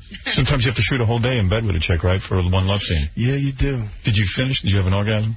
No, I didn't. No. But, you know, I mean, I had to work with Vivica Fox, too, before. She sat on top of me for like about a whole day. Did you get aroused? Hey, man, that's Vivica Fox. Yeah, right. I don't blame you. I would, too. I mean, she's got a big husband. I don't want to have the same thing. With the LL thing, you know, he came out with an album, too, is the GOAT album, and he talks about me on his album. He does. Is he bad, man? He says, you want to know what I think about Jamie Foxx? I want it to stop. He's a blankety blank and not as funny as Chris Rock. Right? Right. But we have talked. We talked on at BET, and it's all cool, so we're going to have to back in. You know what? He also was invited to those awards where the fights broke out. Was it sorcery? Yeah. How was that? Did you get hurt? I ain't going down. Did you call the police? So I live in L.A. I already know the deal. Right. So I was like, hey, and the last Source Awards, my boy called me and said, yo, Jamie, don't go up there, dog, because they taking people's golds and platinums and stuff, so I didn't even go. So you didn't get robbed. So the last Source Awards, they robbed everybody. I know. Oh, man, they got everybody. All the rappers robbed everybody. Well, it wasn't the rappers. It was just some guys from the hood that came up and got. Because the people in New York are not used to L.A., they were wearing all of their stuff. Right. So they got.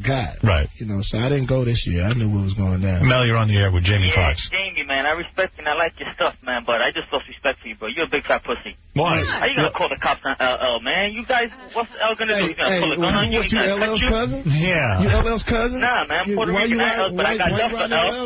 I got love for L and I got love for you, man, but you don't call the cops, man. But my whole thing like this, why you riding LL's nuts? I ain't riding nobody's nuts. I would have called LL a pussy. He would have called the cops on you. You want to kiss LL in the mouth? I mean, nah, actually, you got prettier lips. I'd rather kiss you. Hey, let me ask you something. If LL was coming after you, I bet you'd be calling the I cops. won't call the cops. Yeah, you just take a beating. You gonna take a beating? What you gonna do, cat? I'll fight him. I'll do what I got to do and I'll leave. Whatever. You a big fat pussy. Get some money and then recognize. Right. You know, kings talk to kings, cat. Get out from on the LL's night. Go see the new movie, Bait. I will go see it. Now, wait a I hope you minute. go see I have one final question. Yeah. One final question. I got to go call the cops on Jamie. Right. We thought we might have. Right. You see how I went into that? I'm great on the phone. You're good, yeah. What? You want some of this? I'm great over the microphone. Right, when he comes down here, he'll be running. Come down here, I'm call the cops. I'm right on the plane.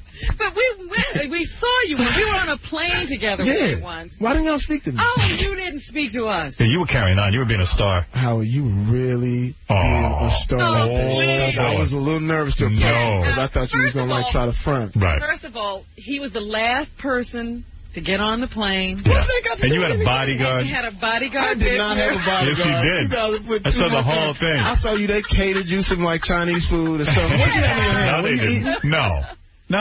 But I saw you were unapproachable. I wasn't going to mess with you. I saw you. I remember that, too. Oh, that's Jamie Foxx. Yeah, I want to say hi to you. Hi, Jim. And they're like, yeah, he's not talking to us. He doesn't want any of us. Because you know what? I'm like the guy that always goes up to the star. But I got embarrassed one time. I walked up to Felicia Rashad. Right. And wow. I was like, hey, you know, I really... And she gave me this stare like, man. And I was like... And I knew she was in her space. Oh, she's all taken with herself. Yeah, Felicia, Ayers, Alan, Rashad. I mean, goddamn, get rid of some of those names. I love her. You know what I'm saying? But I learned, because I ran up on Denzel one time. This was before I was Jamie Foxx, and I came over with the, oh, it's Denzel, and ran all up on him. He was like, hey, chill a little bit. So I understand that space. So when I saw you, I know you came off the big movie and everything like that. I'm afraid to approach people. We're afraid to talk to I never know how they feel. Because I don't know how they feel. You weren't even making eye contact. Yeah, you were being very cold. What was I supposed to do? I don't know. You get a good look up every once in a while. Yeah. We would have been thrilled to talk to you. Jolie, go ahead. You're on with Jamie Foxx. Then I got to take a break, and then we got to do the news. Hello? Yeah, Jolie. Yeah, this is Julie. I thought that Jamie was always putting up a front, or like it was that show that he has, but his personality, he's such a dummy. He sounds so stupid. Stupid? What, today? Who is this? I don't know. He's so illiterate and so... Illiterate? He's so illiterate? Why are you singing? What do you mean illiterate? Why are you singing? He's so illiterate. He speaks just like the character in Jamie, that he's stupid. I think this is Letterman's girlfriend. No, I'm serious. Where's your sounds so ridiculous, like he doesn't have a brain. Is that right? You're soaping him up, also telling him that he looks good and this and that. He looks good. He does not look good. Who are you? I'm just someone who has eyes and who's real. You got somebody that's got... Yeah, well, he says you're a whore. You're a filthy little whore. Hear that? Who looks like who's probably the size of a garbage pail. Wow, you got her. Tell her my lightweight. Hello? You better take care of her. If I was a whore, you're a filthy whore. Get out of here. You look like John Look Papa. at you. Howard done called you a whore and you mad at me. Right. Look at that. I love that. He's going to let the white man get away with that. Right. She's afraid of me. All right, listen, go see the movie Bay. Jamie, thanks for coming on the show. I appreciate it. And we'll be back right after these words. This is big time rock and roll, baby. This is the Howard Stern Station. WXDX Pittsburgh. 1059 BX.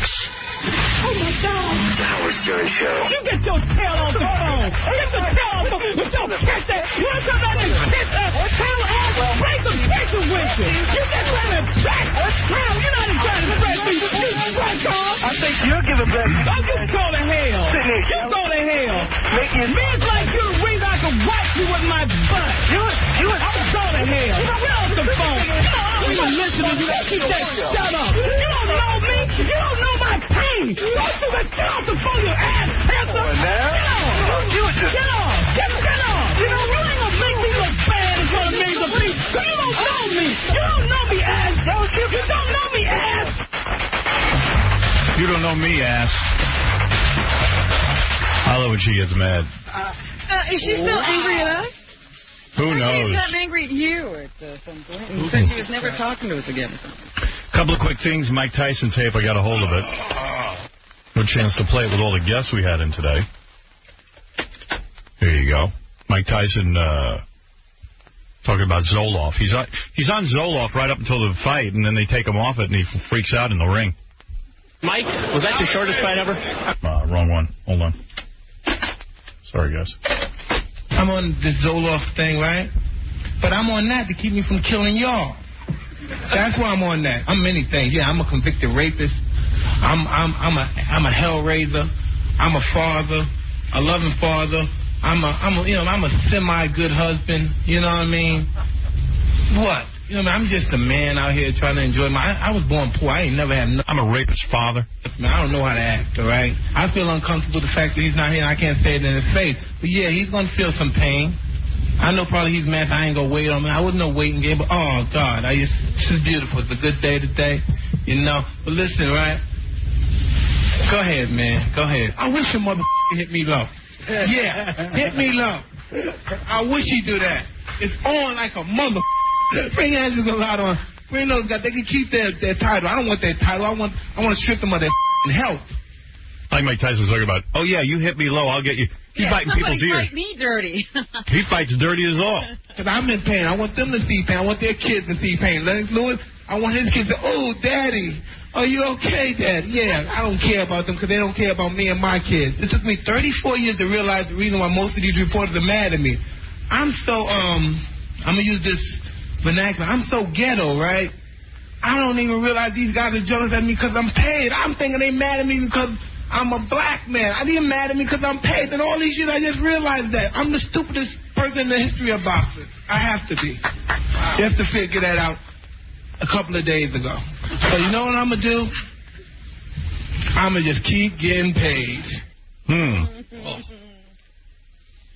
He is pissed. Does he ever answer a question? Well, in all fairness, that was from the clips they released from the press. You don't get to hear the questions, and you don't get to hear the whole answer. Yeah, but there was one question there he never answered. Yeah. He's somewhere in his education, he learned the word vernacular. Or something like that. Well, you know, he read a lot of books while he was in prison. Prison books.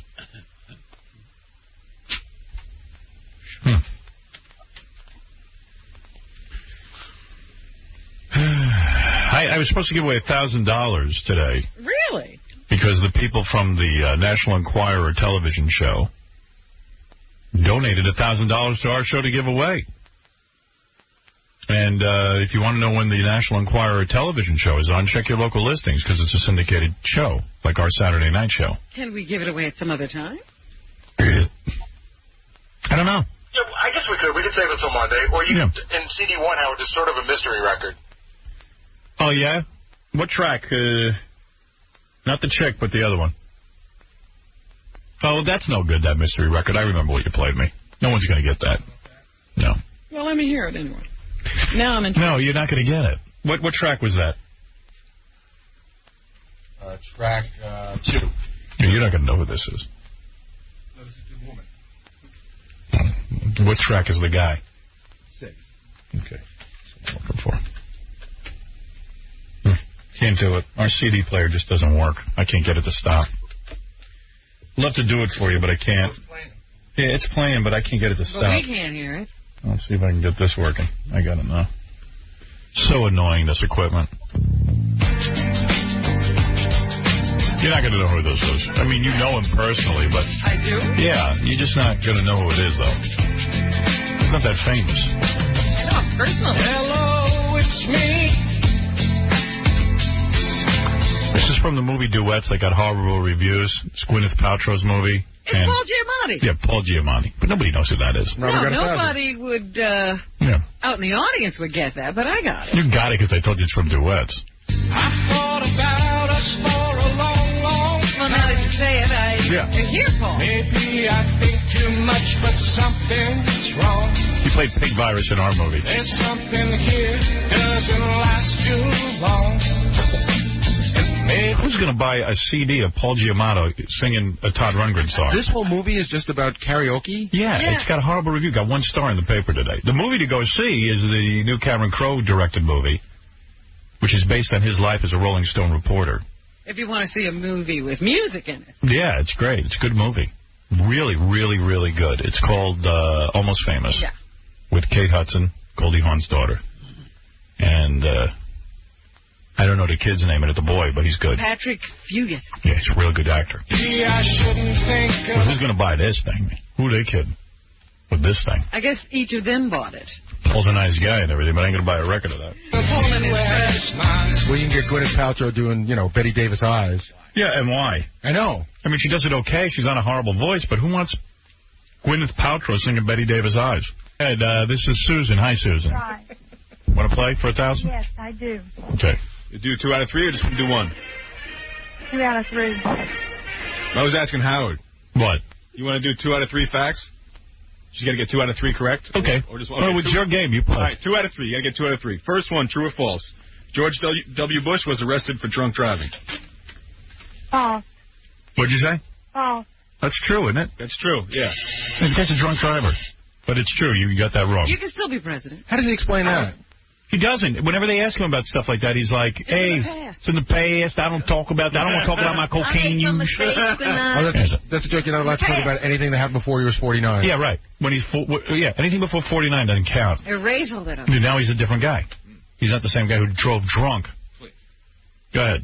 In college, George once played naked shuffleboard for pot. False. What'd you say? False. That is false. It's not true.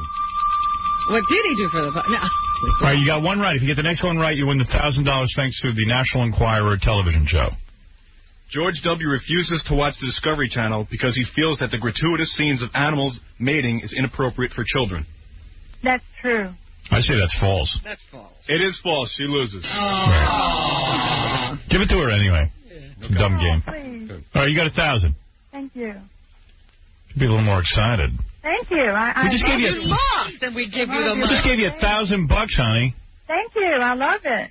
I say take it back. No, don't take it back. All right, I'm taking it back unless you get excited. Yeah. Oh, come on. You want me to scream? Yeah. Woo! Better. You just won $1,000. Oh, I love you. 1,000. Hey, do you know... Why are they so happy to meet that gray-haired guy on The Price is Right? I've seen women scream for Ricky Martin tickets. I know. I think it's Z100. I see them on that... It's mostly 12-year-olds on Z100 who scream. But I see them on The Price is Right of all ages, races, nationalities, and they're all so excited. You know what it is, though? We have an adult audience. Okay. You know what? The other day I heard somebody screaming on the station. The guy goes, guess what? You've won the new Madonna CD, not in stores yet. And the girl's like, oh my God. You know, but maybe it's my fault, because these guys do sell it better. Guess what? See, they don't even talk back to you. Ma'am? Hello? Yes? Guess what? Ma'am? Talking to you. See, I'm not a good disc jockey. Yeah. I never was. This is not working. Miss? Susan? Yes. Is that you? Yes, that's me. Let me tell you something. Is this Howard? Yes? Okay. You won the $1,000. Yes. What's your favorite radio station, baby? Howard Stern. Oh, boy. Right. She had an answer. Yeah. No, you know what they do here is all the time. They give away tickets or whatever for just being the 90-second caller. I know. And they pick up the phone and go, guess what? What? You're the 90-second caller. Oh, my God, I just evacuated. Oh, my God, I just messed my pants up. I did number 1 and number 2. Just saying you're the 90-second caller makes them crazy. Robin's right, because they go, you're the 92nd caller. And they go, oh, my God. You're kidding. What did I win? Yeah, they don't even know what they won. I just fully evacuated. All right, hold on. You win the $1,000. You're not going to get that much out of her. I guess not. Yo, Howard, want to learn any more about George W.? Give me a question. Okay, Bush once argued with his mother that only Christians, not Jews or Muslims, could get into heaven. That's true. That is true. Yeah, I know everything about this guy. He argued with his mother about that. Yeah, she called Billy Graham to help sort it out. Yeah, that's the whole story. Oh, my goodness. And he wants to be my president? Yeah. But he was only 33. You're not allowed to ask him about it. George's niece once had a black Cabbage Patch doll that his brother Jed referred to as Jigaboo Johnny. No, false. That is false. I wanted it to be true. Jigaboo Johnny. Jigaboo. Who wrote that, Jackie? Go ahead. Of course. I'm laughing at it, but I didn't write it. George W.'s people began buying up Bush-oriented domain names on the web, including BushSucks.com. Yes, true. True. That is read it the other day. After signing a bill, George Bush replied, "I'm sorry, Governor. I'm going to have to F you on this one." And then he pulled the guy closer and kissed him on the mouth. That's true. That is true. Yeah, I'm telling you, I know all about this guy. I read a lot. Say that one again. I don't even know what he did. He just said, I have to F you on this one, and then kissed him. Because he voted against some congressman. Oh. In 1978, a campaign, Bush and his staff thought it would be a good idea to offer free beer at a rally in Texas. Oh, that sounds true. I don't know that one. I guess it's true. It's true. That is true. Let's go back to Jigaboo Johnny. Jigaboo Johnny with you? How are you? And You're going to take that as your name. Ladies and gentlemen, the Jigaboo Johnny Show. Okay, dude, I gotta move on to the news. I gotta get out of here. Yeah. Last one. When asked who he's going to bet on in the Kentucky Derby, he replied, "I'm going to bet on the little foreign jockey who has the brightest smile." I disagree with that. I say it's false. That is false. Okay. I got the true facts from Republicans do the dumbest things. Okay, there it is, a book. Go pick that up in the stores. All right, Robin, what's in the news? Well, first of all, just a little note. In page 6 today, they say that the latest odd couple in Los Angeles, newly divorced Helen Hunt and confirmed bachelor Kevin Spacey. Who's buying that? Spies say they are having a torrid affair, having fallen in love while filming Pay It Forward. Hunt just split with her husband of less than a year, Hank Azaria, this summer, while Spacey has never been seriously linked to anyone. Yeah, you know what broke up Hank's marriage to Helen? What? He got famous. You think? Sure. You didn't think she wanted him to do well? I think he got very popular and became attractive to the opposite sex. Happened to me. Is that what happened to your marriage? No, of course not. I was attracted to the opposite sex for 20 years. Will you get on mic if you're going to No, I'm not going to talk about my marriage on mic. Went home. No, I was famous for a long time, so you can't apply that to me. But I think You're this would the one that said the same thing happened to you. I was shocked when you said that. Well, I'm trying to make controversy. Oh, I see. They say in the newspaper today that the Gores are raising big money by flirting with Hollywood, the Jews, and Jews, the music business. Rock stars came together last night for the Democrats at Radio City Music Hall. I think John Bon Jovi was there, Nash, Sheryl Crow, Stephen Stills, and Dave all got together for a big fundraiser. And then the other night, they had some big fundraiser at Harvey Weinstein's. Yeah, but Lieberman hates all the Hollywood people like Harvey Weinstein. Why would they take that money? Isn't that dirty money made from marketing bad shows to kids? Yep. Give me a break. Either you hate this stuff or you love this stuff. Well, they love it right now. You can't hate them and love their money. Just doesn't make any sense to me. In the morning, they say we hate Hollywood and they should stop making those movies. And at night, they get to party with everybody. Yep. We're going to call John Bon Jovi and ask him what's up. Who knows? He's just trying to make a living. Well, you don't make a living going and performing at fundraisers. Yeah, but you network, you know. He wants to get movies. Okay, all right. Go ahead. Al Gore was on Letterman, too.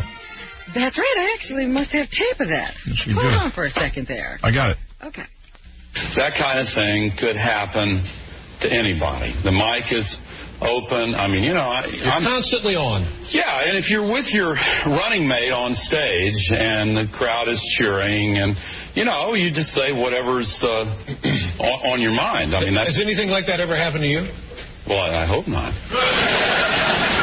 They're talking about the open mic gaffe made by George W. Bush recently when he called some guy an a-hole or something. Everybody says Al Gore's real wooden. He seems fine to me. I mean, he doesn't seem that He's wooden. just a stiff guy. Yeah, I mean, he's all right. Don't care about a guy being stiff. Meanwhile, his running mate, they were all over TV last night. His running mate, vice presidential hopeful Joe Lieberman, entertained America on the Late Night with Conan O'Brien show. Yeah, the vice president gets Conan, and the main guys get, like, Letterman and Leno. All right, so here's Lieberman on Conan. Oh, is that right? Number 3. Okay. And now What's this? near, I guess he's singing. and so I face great. final curtain.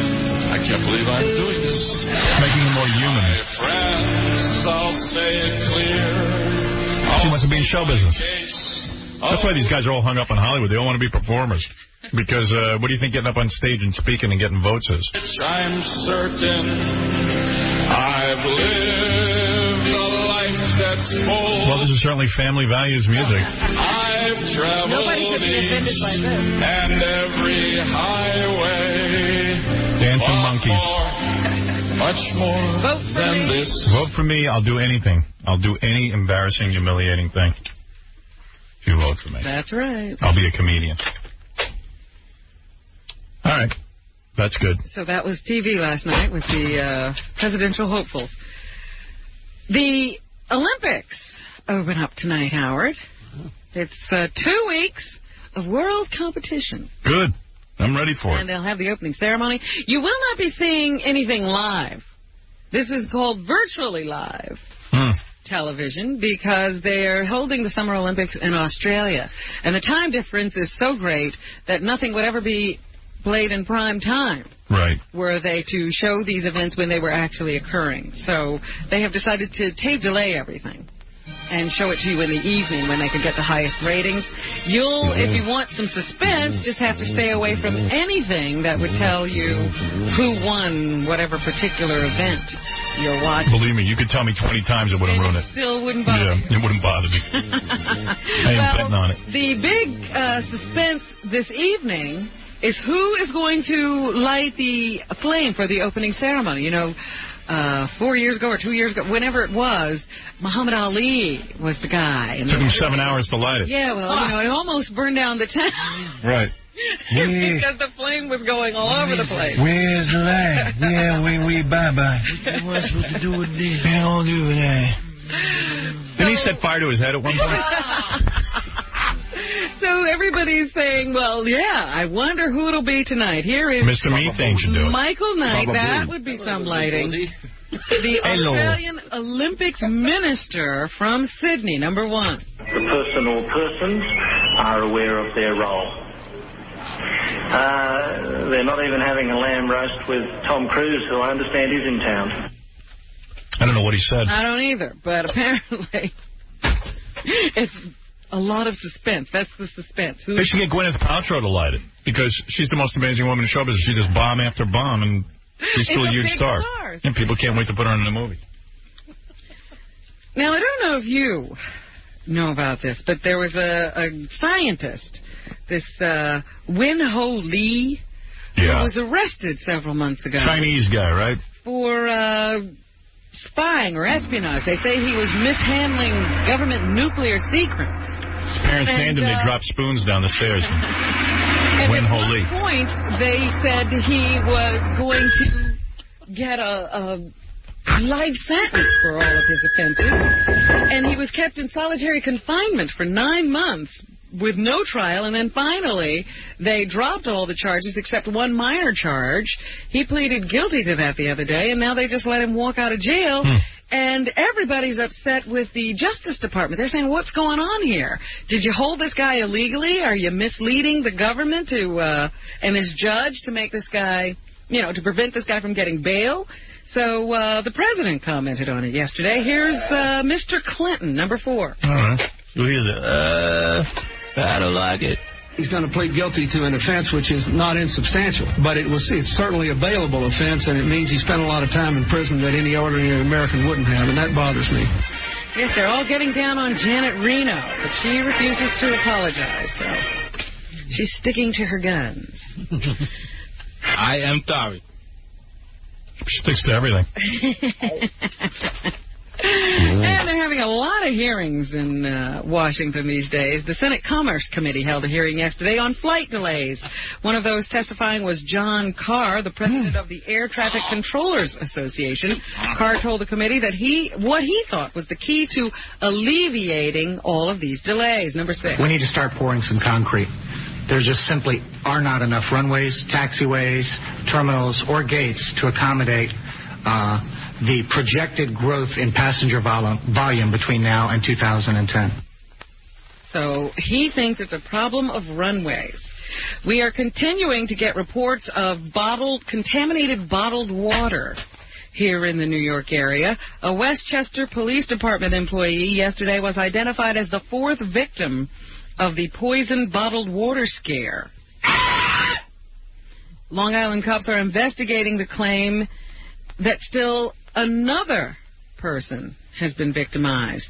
This 30-year-old community service officer with the New Rochelle Police said he hasn't been able to work since drinking Poland Spring water laced with caustic ammonia on July 2nd. He says the ammonia affected his nervous system, and now he has headaches, heart palpitations, and wide swings in his blood pressure. Now you're going to get guys who want to, like, kill their wives. Mm-hmm. They're going to be putting ammonia in water. And saying it's part of the scare, huh? That's right. Why is it that you would think that? Because I know it. I just know. I read all this stuff in the newspaper. And? That's why I only drink alcohol. Safest thing. You don't know what you're drinking. No, but even yesterday, I'm walking around sniffing bottles of water. Well, you know what? I bought a couple of bottles of water. Right. And you start to think, well, wait a minute. I better smell this before I start to drink. You used to be able to pop the cap and quench your thirst. Robin, Lori wants to come down here and show us her 3 years of unshaven private parts. Oh. Lori, you haven't shaved in 3 years? No. I can hardly hear you, honey. No, I haven't. You want to come down here and show me? Will I get some money? How much you need? Like $50? $50? I think we could swing that. No, we can come up with $25. Oh, yeah, right. Negotiate. Oh, no. $25 and that's it. 35. 30. 30. $30 is my final offer. Okay, you got it. All right. Here comes Jackie with the plug, making a mockery from the bad time. Stump that joke, man, you'll get nothing. Here comes Nancy with bugs and buttons. What was that, Lori? That's my boyfriend. He's a little weird. But you really do have 3 years unshaven? Yeah. He likes it that way. Are you hairy, like, down your thighs? No, just like all around. All right, hold on. I want to book you. $30. Bitch about your nose and play the ass, divorce your wife, and give her half. Stop it, Does John. he have to come with you? What? He better. My boyfriend, can I bring him? Yeah. I can bring him? Yes. Okay. Grab Gary by the lips, well. John, let me get $30. Hey, grab Gary by the lips, well, watch that drool. Here comes John, that stuttering fool. Act like veggie, eat like a nut. Here comes Casey, cover your butt. Can't wait till he gets to Fred. Hello? Yes? My boyfriend's a little weird. No. Hey, you must look great in a G-string. We want to dress you up in different outfits. Like, I want to see you in underwear. And, yeah. You have to pay me more for different outfits. No. $30. That's it. No. Do Robin's do that do her laugh, find that man to work her ass. Here comes that man from Mars. Hey, shut up, woman. Here comes that man from Mars, I said. Some call America, I call him Fred. I'm sorry, Howard. He's just out of control. He sounds like a hot guy. He is really cute. He just likes hairy women. Howard eats turkey, not pastrami. Jackie's married to that bitch Nancy Sirianni. Hey. Can I ask you a question? Yeah. Is he the reason that you don't shave? Yeah, he did. Before I met him, I used to, but he said don't shave. Wow. And does he perform oral sex? Yeah. Oh. That's got to be nasty. No wonder he's angry. Are you a dark-haired woman? Yes. Oh, great. I got to see this. You can't wait now. You know how guys with beards get food trapped in their beards? You know, guys with big beards get food trapped in there? Yeah. You ever get anything trapped in there? No. You Never lost corn giblets. Corn giblets. Giblets. All right. You two come on down. Hey, we can't wait to meet you. Her muff hangs down like a dirty old hag. Howard hangs out with Ralph that fag. Hey, you're a rapper. He's an old rapper. And we don't even have to pay him. He just comes along. Well, you're couple of the week. Gary's breath smells like gas, but I'd rather work Robin's ass. That was bad. Well, they're getting worse as we go along. Ass rhymes with... run out of the prepared material. Hey, Howard Stern is the man. I want to do Robin in her can. Hey, dude, it's a miracle that both of you two aren't at work. That's why we need the money. I got a feeling this is Helen Hunt and Kevin Spacey. All right, hold on, honey. Hey, Howard Stern, can't you see? You gave to Allison, give the money to me. How'd you two find each other? Oh, we met on, like, the internet. On the internet. Asylum. You're living together now? Yeah. Not working, both of you? Don't give out our address, honey. No, we have 2 kids. You have 2 kids? Oh! 2 boys. Oh, no. Already? They're twins. How long ago did you meet on the internet? About 3 years ago. 3.5 years ago. You married? No. Stop that joke, man. You'll get nothing. Here comes Nancy, mugs and buttons. He white? I don't know what he is. All right. Hold on, okay? Imagine the poor kids. Do you walk around naked in front of the kids? No, my husband. I mean, not my husband. I call him my husband, but he does. He walks around naked in front of the kids. Yeah. He's hairy, very hairy. That's why he likes hairy women. All right. You ever, like, hang the kids from your hair? Harry Smiles, Great Wall of China. All right, I gotta... Hold on, okay? Okay. I guess they decorate her at Christmas time. Right. Hang bells and stuff. We gotta take a break. We'll be back with the rest of the news right after this. Baseball and breaking Gary's chops. 2 of America's favorite pastimes. Yes, Gary. This is in reference to... this is Ron Gant. This is in reference to... I'm with the Reds. What about it? The Cincinnati Reds. I'm with the Reds. And who's the manager of the Reds? HTJ. Who's that? Horsetooth Jackass. You're listening to the boss of Horsetooth Jackass, Howard Stern. You're listening to the Howard Stern Show on 105.9 The X. AM here from 105.9 The X. We're back. We're back to the Howard Stern Show on WXCX. Pittsburgh. 105.9 The X. The Howard Stern Show.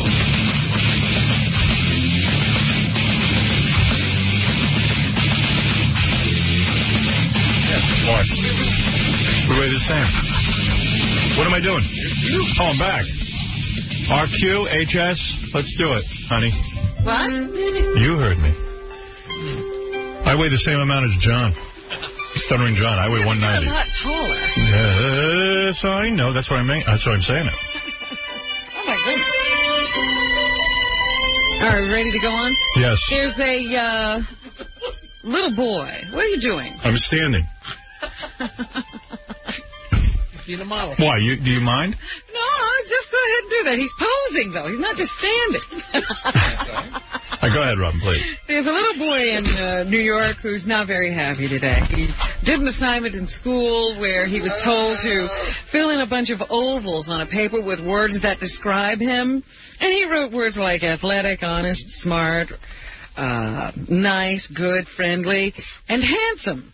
And when he got his paper back from his teacher, who's a nun, she had scribbled in blue ink under his word handsome like a monkey. Was a nun. And above reads, well, I'm glad you like to read. Like that's an oddity, too. And the little boy came home and he told his mother that he wanted to cut off the hair on his arms and his head. And his mother said, well, what's wrong? And then he pulled out this piece of paper and showed it to her. And now they're all upset. Did you mention the kid was black? Yes, yeah. The kid is black. And they're all upset at home. And they called the school and they said, you know, hey, what's going on here? And they said, look, this was not a racial thing. The teacher was trying to, show her endearment to the little boy. Say to a little black boy, you look like a nice little monkey. Who likes to read. A monkey who isn't that nice? A monkey wants to read. You're a reading monkey. That nun is, and that's a nun. And they're saying, come on, she's a nice lady. Nice lady. Any woman who doesn't get sex, something wrong with her. The nun has apologized to the family, but they say the sister never intended to slur the child racially. There is no doubt about that. I don't know how come they don't doubt it. They're the kid, the 7-year-old kid figured it out. The school said, we'll calm you down, we'll give you a little banana. So the kid has not been in school since. What do you think of me doing the show standing up the way I am? If you want to stand, go right ahead. I don't know why you're doing it. Are my looks disturbing? Is that the problem? No, your looks are not disturbing. I'm not as good looking as Chris Robinson? Chris Robinson from the Black Crowes. He has he's mysterious. Yeah. Well, you just know me better. He's mysterious. There you go. Mumbling for words. No. Right. I knew the word. Michael J. Fox and Mary Tyler Moore showed up on Capitol Hill yesterday. They are looking for more funding for human embryonic stem cell research. Saw a picture of them in the paper. Mary Tyler Moore, stop getting the facelifts. It's enough. You think that's a facelift? Her ears are back by... Her ears on the back of her head? Yeah. Of course that is. Oh, dear. What do you think? Do you think that is? At a certain point, you have to stop. Right. This is what I'd like to say to Joan Rivers. Yes, she's at the point. She's become odd-looking. Yeah, stop. In fact, they said that in one of the tabloids. They compared her to the Bride of Wildenstein. She looks like the Bride of Wildenstein. Yeah, whatever that woman's name is. She's getting that sort of cat-like look from pulling her face back so much. But you can't stop these women. The beard on her chin has gray. That's why I was saying Hillary's looks really good, because she still looks like herself. Thank you. But anyway, they were up there. They need this research desperately. They think, Mary Tyler Moore suffers from diabetes, and Michael J. Fox has Parkinson's. And I suppose they expect some miracles to come out of this embryonic stem cell research that could help their illnesses. And they're lobbying Congress to open up the gates and let that testing be done. Yes, Fa-Fa-Fa-Hi? So I just got off the phone with Betsy Johnson's people. Mm-hmm. So we're trying to pull this thing together. They want to do it. It just depends on the Playmates' schedules. Yes. We won't find out if it's going to happen till over the weekend, but if we do it, it's going to be Monday morning. Oh. I don't know how you want to decide who gets to come. Well, I can't do it now. It's a little late in the show. Yeah. We just found out. Maybe people can call the 800 number, and if we'll take some numbers and... Yeah, get 10 guys. Okay. Yeah, let 10 guys watch some chicks. Something I hadn't mentioned to you. Yeah. What is the 800 number, Robin? 1-800... I don't know. What is it, 42 Stern? No. 44 Stern. There you go. Okay. 1-800-44-STERN. Mm-hmm. Do you know that Gloria Steinem got married? Yes, I do. Of course, I know everything. And didn't you think that was odd? No. Why not? The woman's Why is it odd? 6 years old. She's a feminist. Doesn't mean she doesn't like marriage. She's, what? So what? Why is that odd? Who was going to... nobody ever expected her to get married at this point in her life. Why not? Because it just seems odd. She's never done it before. Why would you do it now? She wants steady penis. And you can get that without getting married. Nah, but likes the institution of marriage. Oh, sure you do. Anyway, now there's speculation that maybe she did it because her husband wants a green card.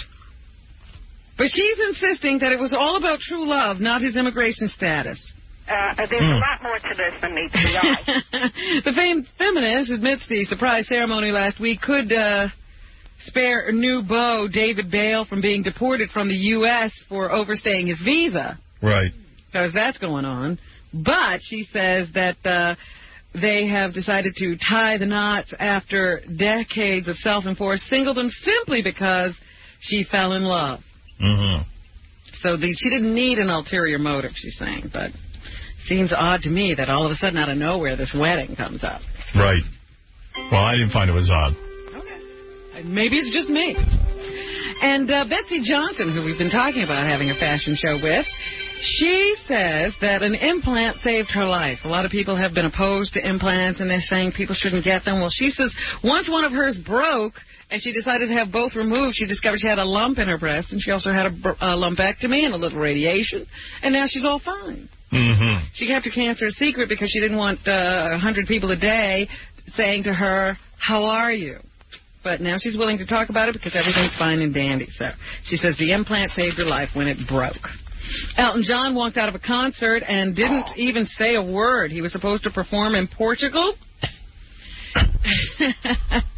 And they think he was upset because he thought he was going to be performing to a half-empty auditorium, and that would have been embarrassing to him. Mm-hmm.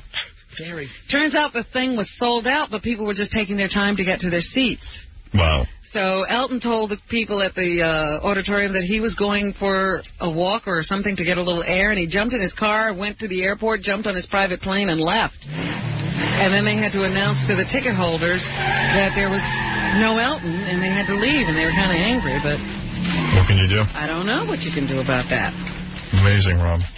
And there are a bunch of people down in the Caribbean trying to get home because their cruise ships were commandeered. Did you hear about this? No. Premier Cruise Lines had 4 of its ships taken over by, I guess, the bank who loans them money. So the ships were just taken back, and these cruises were abruptly canceled as people were making their way to their ships.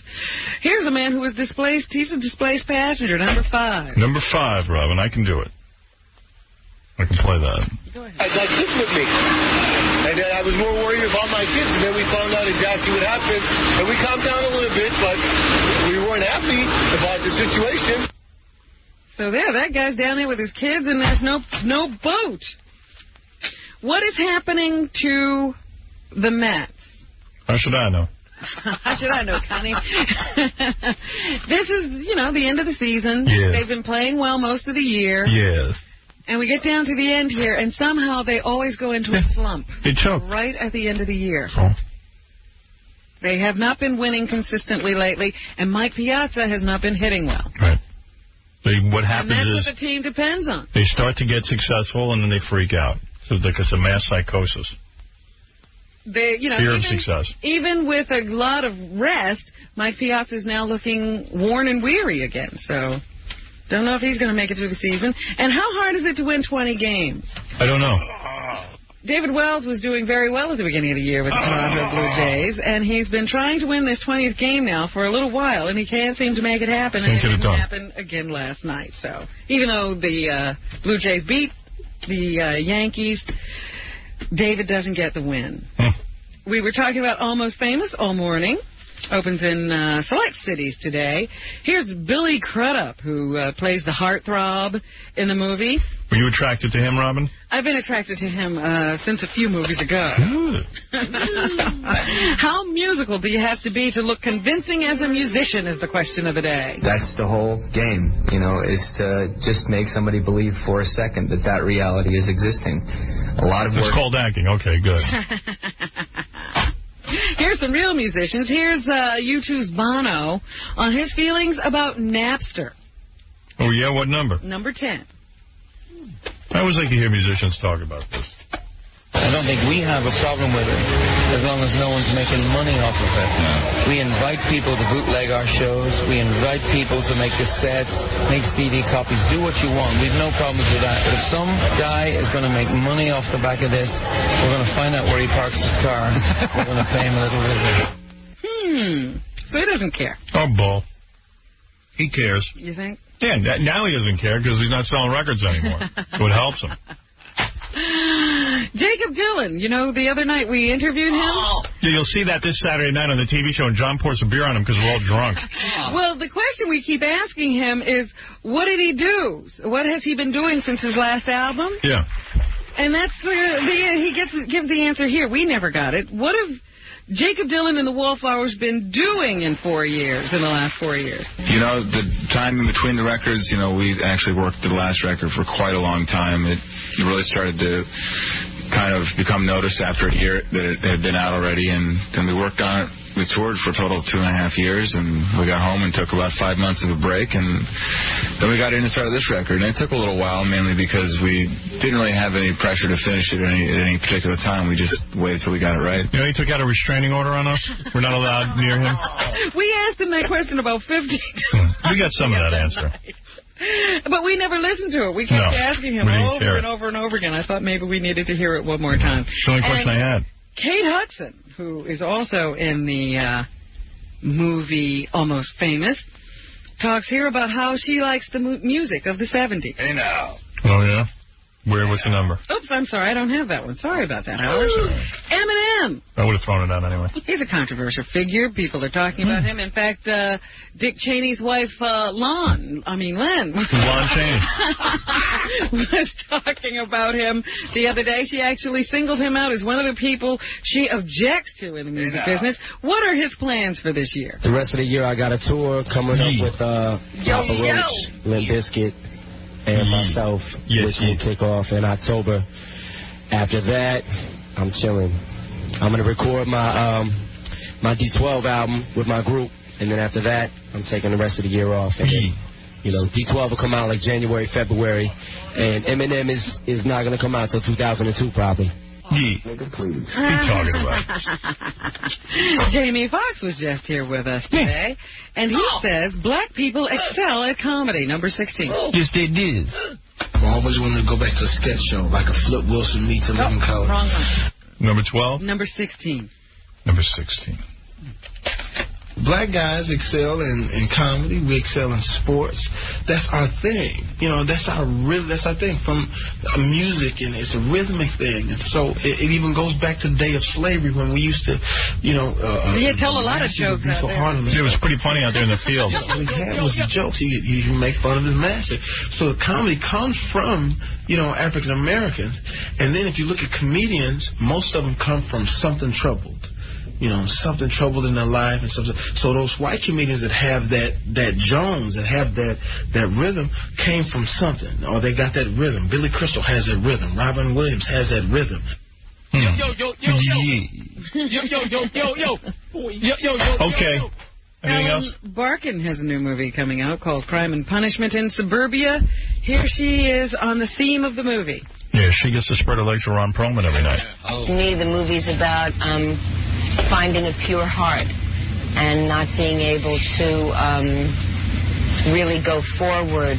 And Not for it. Gwyneth Paltrow is in Duets. It's coming to a theater near you. I've seen enough of that. Here she is on the plot, number 18. I usually say it's sort of 3 short stories about 3 pairs of people. Who cares? It's got horrible reviews.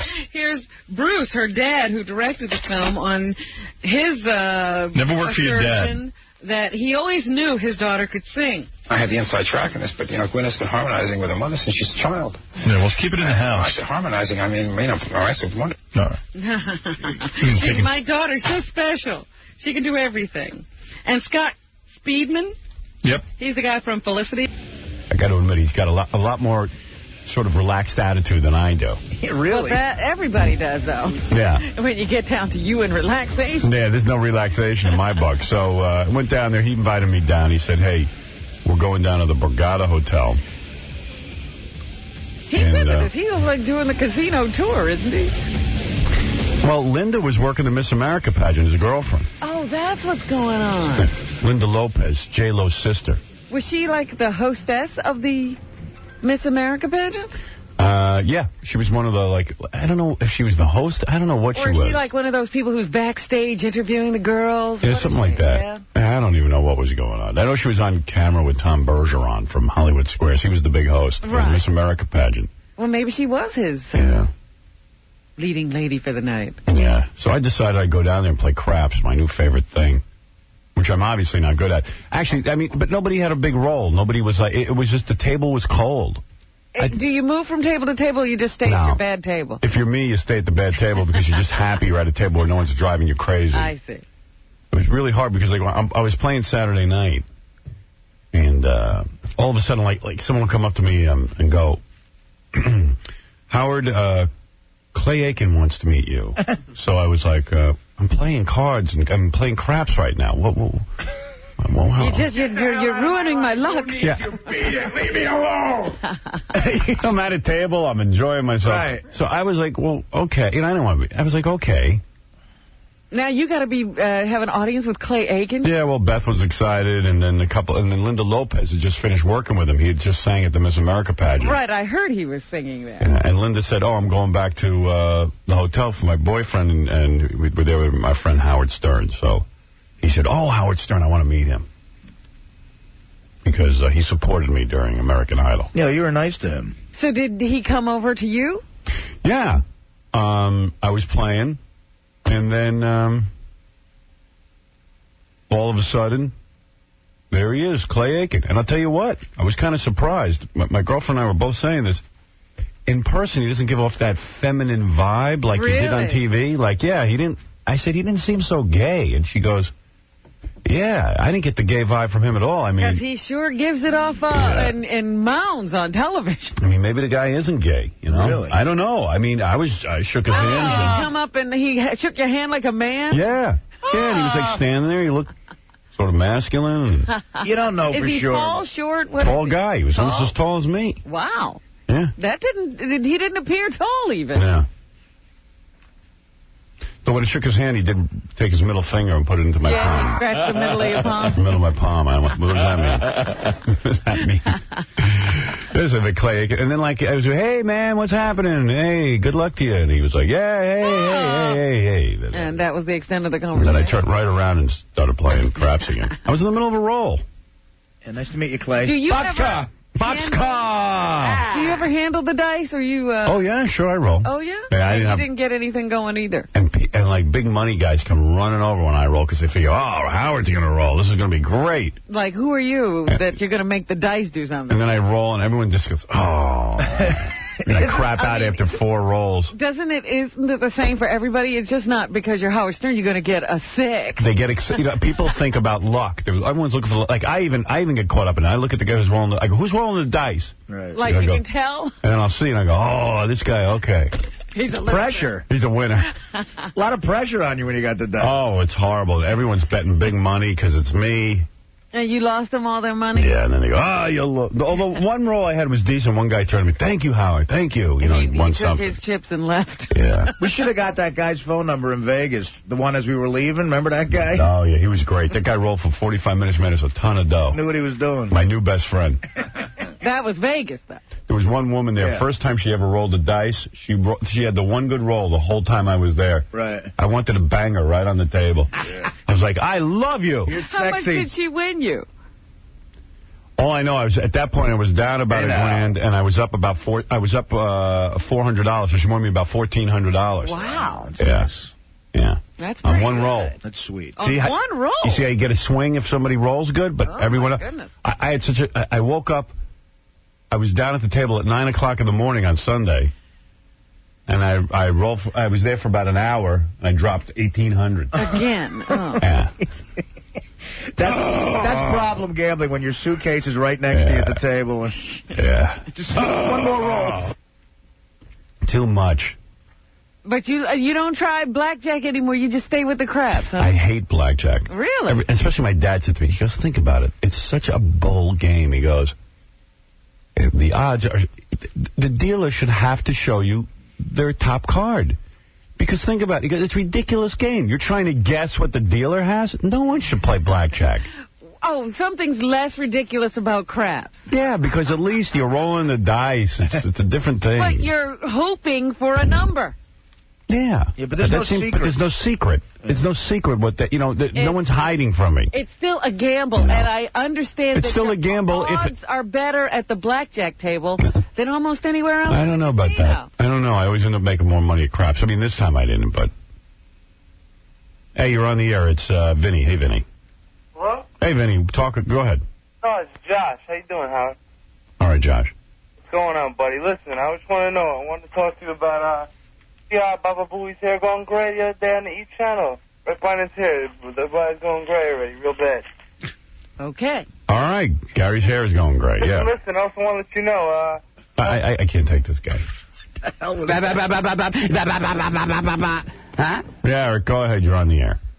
Yeah, Howard, I was at the table with you on Saturday night. Yeah, the Borgata Hotel. Yeah, I was there when that woman... next to you. She was like standing like 2 or 3 people next to you, shot the dice for like a half hour. She was pretty good. Yeah, that's the role I'm talking about. It was the one good one. Yeah, I don't understand it though. Why do they have security around you? What's with the velvet rope stuff? Because people come over and drive me crazy and start touching me and banging on me and it just gets out of hand. I mean, some people just aren't cool.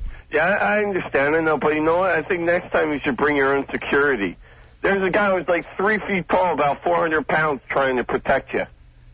You see that guy? Yeah, they weren't doing. They're not really. They weren't doing that great a job. The guy comes over and starts like grabbing me, and I'm like, "Hey, can you just help me out here for a second? I give you a little room." Yeah, I know what you mean. I was there. No, they were good. I liked the hotel. They were very nice people, and I asked them. I said, "Gee, would it be possible if I went and played if someone could just watch my back?"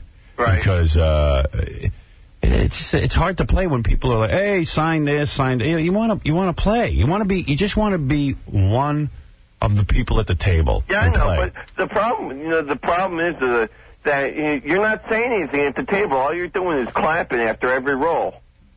That's a problem? How come you're not yelling and screaming and stuff? Here's the problem, douchebag. It's people like you staring at me, waiting for me to do something. I wasn't staring. I'm a little at you. Then how do you know? On the table. Then how do you know what I'm doing? Because I couldn't hear you. Everyone else is. Even your buddy Ross was yelling and screaming. Yeah. So why do I have to yell and scream? Why are you such a homo that you got to sit there and watch what I do? That I clap instead of scream. What you're doing? You had one good roll. That's good. You just told us everything he did you didn't want. Remember at 10:08 when you smiled? Remember that? How come I was just clapping and not yelling? I couldn't hear you. Why do I have to yell? Who says I have to yell? No, you had one good point. The 4 was your point. You rolled for about 20 minutes. Couldn't make the point, but you made me probably about $800-900. So there you go. Yeah, it was a good night, though. I think you should go down there more often. To meet you. To meet you. No, next time bring Artie with you. Well, it just so happens I invited Artie. Yeah, so Artie was busy. Artie was working. Yeah, so we could lose more money. Good luck, Sean. I think Artie would be good at the table. He'd be yelling and screaming the whole time. All right, thank You're there you. to entertain him at the table. Yes, Vinny, go ahead. Yes, Vinny. Hey, what's up, Howard? Hey, brother. Listen, I heard you were petting my sister's bulldog yesterday, Harley. She said how hot Beth looked. Did you meet her yesterday? Who did I meet? Who did I meet? What? Yeah, you met my sister yesterday with the dog out in the corner by your apartment? Yeah. I met your sister, right? And she called me up and she told me you wouldn't believe how beautiful that Beth looks in person. How lucky Howard is. You got $500 for me to win? No. Come on. Nothing? Nothing. All right. Boy, these callers are amazing. Yeah. People wonder why you need security. That's who I'm running into.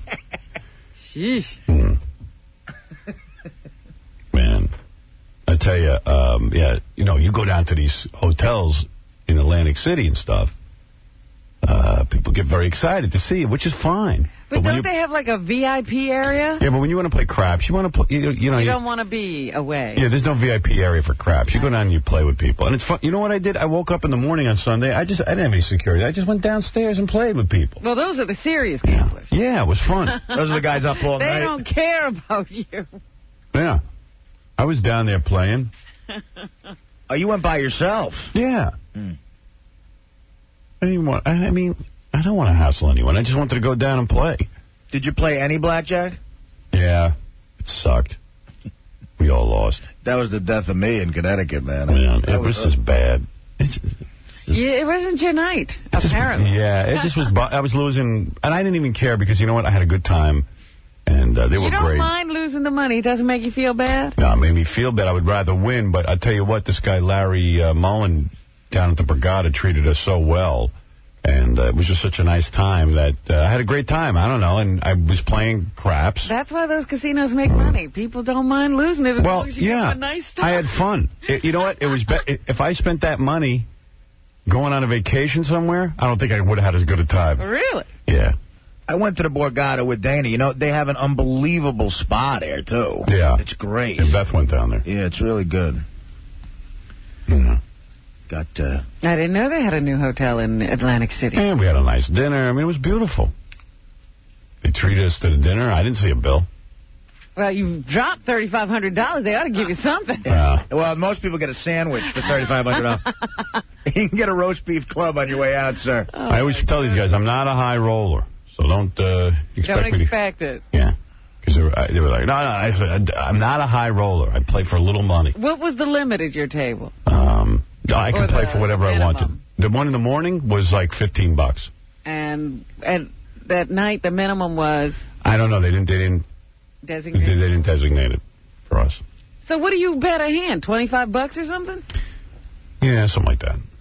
And you'll let it ride? Sometimes I'll let it ride, yeah. You'll have a couple $100 on Well, no, yeah. I had a couple $100 on the table, on the crap table, yeah. I did. It was a big swing. But every time I'd start getting things going, someone would crap out. Yeah. I couldn't make any money. Now, when they crap out, all the money goes away. All goes away. Oh, jeez. It goes away. It all goes away. It's horrible. You have the whole table laid out like a Monopoly board. You got money everywhere. All they got to do is roll a couple of numbers and you'd win tons of money. Uh-huh. And they crap out. And you're like, oh, my God, I did all that work. I had everything set. Had it all set up. All you needed was one little number. I need a couple of numbers, that's all. You're back some money. Just a hard 4. That's all I need. You got to lay out so much money to make money. Yeah. That's the thing. Got to cover the board. Yeah. And you don't play that every time you lose, you increase your bet kind of stuff, do you? No. You see, I don't know enough about craps to even know what I'm doing. I'm not sure what. I'm sure I did every dumb thing in the book. You don't use Fibonacci? No. I'm sure I was betting like an idiot. Oh, my But I don't know what I'm doing half the time. So what do you do? Bet the... What do you bet? I don't even understand. But you don't understand craps. That's true. I was about to say, what did you bet, a color or a number? That's roulette. No, I would bet like I would... if I explain it to you, it'd be boring. Yeah. Right. But there's a line and something else. Okay. Start out with 25, then someone hits a number, I back it up with $50. Then I put out something on the come line, and then I put that. If they hit another number, I back that up with $50. You got money all over the place. So I get 75. Here's 75. Before you know it, you got about 500 on the table. Ooh. And then it goes away. It's like they take it away. As soon as they get that money up there, boom, somebody craps out. You bet odds, Rob. Do you know the difference between like a hard 8 and a soft 8? You know what that? I have no idea. Yeah, I hit the hard 8 up for $25 I had. I think they paid it like 200-something bucks. Does it ever occur to you that they put people out there to roll at a certain point when the table gets heavy? No, no. Oh, guy, you see you're into those theories? Oh, you think they cheat? They don't have to cheat. They win enough money as it is. You'll drive yourself crazy. You start thinking like that. Yeah, Chris, go ahead. Hey, Howard, I was at the table when you were rolling, and I noticed when you were rolling, you weren't doing any cartwheels or tap dancing on the table itself. Can you please explain that? Yeah, why didn't you do that? So true. At one point, my friend Ross was doing cartwheels. I didn't. Isn't that mandatory when you throw? You're supposed to do a cartwheel? They had Miss America pageant going on down there. I completely missed that. You know, they haven't advertised that much. Yeah, and Black Chick won. Miss America. Miss Florida. Miss Florida with Black Chick. I was in Florida, and they made a huge deal out of that. That's how I know that. That's news in Florida. Yeah. A bunch of the girls came by who were like Miss Americas. Because everyone goes, Miss America pageant girls are coming. Miss America pageant girls are coming. So I'm playing craps. So I turn my head. I go, hey, girls. They're like, hi. And I went back to playing craps. These kids look like they were my daughter, like 17. Right. What are you going to do with Miss America? Yeah, right. So I go, okay, girls, nice seeing you. And then right away I heard there was grumbling. I wasn't friendly enough. Oh, you used to be Miss America. You should have been with your sisters. I didn't come down here for Miss America. I came down here for craps. Miss America? Wait, I'm talking to Clay Aiken. I'll be right with you. Yeah, I'll be right over. Now, Clay Aiken had been a real man. He would have pulled out some money and played a little craps with us. Yeah. He just said hello and left? Yeah, he was tired. Yeah, he wasn't being that hetero. Yeah. He was tired. He sang one song. I know. Yeah. I feel dumb yelling stuff at the craps table, okay? Yeah, you're self-conscious. Yeah. I just stand there and clap and get into it. I try to get into it. Every time I get into it, people start looking at me. Evaluating. Yeah. I know I'm being watched. Was Ross in rare form or what? Oh, yeah. He'll yell enough for everybody. A lot of the word monkey. Monkey! What does monkey have? Monkey is when you play blackjack, he wants a picture card. Right. Monkey, monkey, monkey. And he yells it, and the poor dealer's ears are burning. Monkey, monkey, monkey. You know, he really ought to lay off the booze. Yeah, he was hammered. I was hammered, too. Usually if you have an ace up, you want a monkey. Right, of course. You start screaming. Well, he hates craps, and then he plays it with me, and it's a bummer when he starts losing because he's angry. And, he just wants to play that dumb blackjack. I just find there's a little more to think about with blackjack. I don't know. No, blackjack's too easy. No, craps is when you got to think. Yeah, it's a thinking game. Yeah. Well, I don't know. It's fun, craps. By the way, Robin, you have to go out on a date with a guy. I was short a little money. He said for $1,000. That's ridiculous. So you have Beth a date. was right there. You got away with dealing me. That's crazy. She was with another guy. You lost her already. He was behind. Yeah. So you were involved in the game. Jeez. 1 minute of anal, you'll be done. Hey, but what if I don't deliver? Oh. Yo. Jim, you're on the air. Howard, good morning, man. Long-time listener. You got to really get my day going through. Thank you. Good. And listen, I noticed on the E channel, the one that almost did not air because of the breakfast sandwich and Jeff the Drunk's rear end. Yes. Yeah, well, at the end of that show, Big Bad Ronnie's manhandling Jeff. I mean, like roughing him up, pushing him out the door, slamming him up against the wall. Did he? Yeah, but when Casey's about ready to freak out on you and give you a body slam, he's nowhere to be found. I mean, what do you got to be, a drunken man to get beat up on by Ronnie? Yeah, he's not stupid. Ronnie handles who he can handle. He's not going to handle Casey. He handles Jeff the Drunk. He's an expert in Jeff the Drunk. Yeah, I heard that show is wild. People wrote me a whole bunch of email and stuff. Hey, you know what? Let me take a break, and we'll get everything going. I got so much to talk about. The Emmys were last night. I watched the red carpet with Joan Rivers and Melissa Rivers. You love that. I never watch that. You always watch that. Well, I wanted to watch a movie, and then I couldn't get my movies on demand to work in my living room, but it worked in my bedroom. What was going on? What did the screen say? I don't know. And then I called a guy to get it. It said it's temporarily not working. You know, sometimes if you just reboot your box, it'll come back on. I couldn't even find my box to reboot, nor did I know how to reboot it. It's unbelievable. But I ended up watching them. I ended up watching the E coverage of the red carpet at the Emmys. I always get suckered into that. You love that. It was so bad. The Emmys were bad. They were so bad, I fell asleep. I thought, what's his name? The guy who does our show, Daryl Hammond, was really good as Arnold Schwarzenegger. You did? I thought that was funny as hell. I thought his accent was off. He didn't really have Arnold down. I thought it was just funny. I thought he was better as Donald Rumsfeld. Really? I thought it was so funny. I was laughing my ass off. Then I saw the guy in the paper said it wasn't funny. I go, it was awful. I'm laughing my ass off. I missed it. And I thought Jon Stewart was real funny. Jon Stewart was funny. Yeah. But I thought, Daryl, I said they did him a real disservice. His Arnold was not really? Enough. Jeez, I didn't think it was a good impression. It was just funny, the whole cadence. No, even that wasn't Arnold. It was like, and then when he stopped, I'm so excited. I was like, did he just break character? I was like, this is a mess. Oh, I thought it was brilliant. I thought it was the funniest thing I ever heard. Well, that's funny, because I wasn't laughing. Really? No. Jeez, I loved it. I was flipping channels from the Dolphin game, and I caught one of the most awkward things I ever saw in my life was that Wanda Sykes talking to Bill Cosby. Wasn't that? I didn't see that, but I heard it sucked. I think Bill must have hated her. He does. That's what it said in the paper. Yeah. Scolded her. Absolutely. I spoke English on my show. Yeah, he doesn't like that black ghetto talk. Right. Oh, man. And he was doing a great impression of Stevie Wonder. He had these dark glasses on. Well, he's almost blind, I heard. Is that what's going on with him? Somebody said that. Because I didn't know what the glasses were huge and wrapped around his face. I was like, is he blind? What's going on with Bill? And then he gave a weird acceptance speech for his humanitarian award. He's an odd guy. He's very bizarre. Yeah, it certainly came through last night. But that was brutal. Well, they decided this year at the Emmys they'd have, instead of one host, they have a whole bunch of multiple comics. And I saw Wanda Sykes. She's just not funny.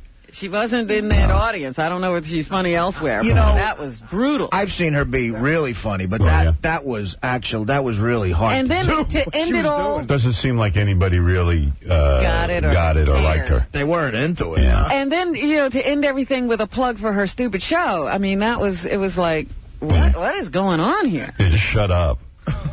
This is not a good advertisement for your show. Yeah, don't be unfunny and then plug your show. Because nobody cares.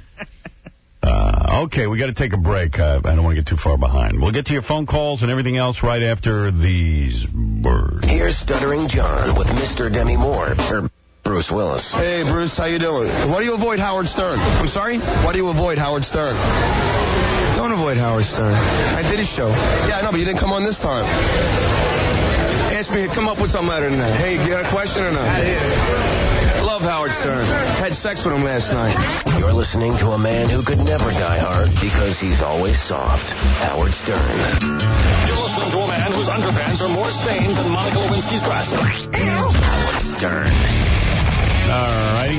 Alrighty then.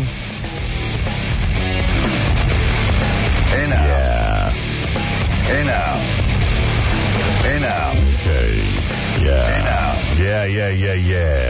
Yay! Hey now. Hey now. All right, Shannon, you're on the air. Let's take a couple of phone calls. It's Monday morning. Thanks for tuning in. Tomorrow, Alec Baldwin will be here. And today, Joe Rogan stops by. Oh, cool.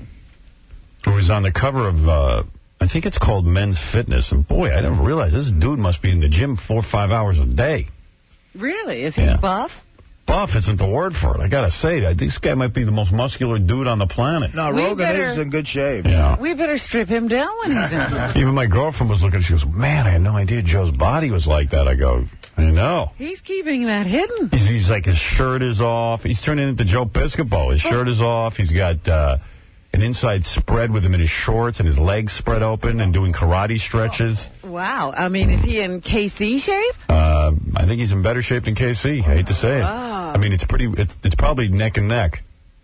Then we'll have a pose down when we're... But KC's tall and Joe isn't. I reminded my girlfriend that Joe's very short. You know, which is great. You know, I go, yeah, he's very short. And not well hung. Yeah. Got no penis.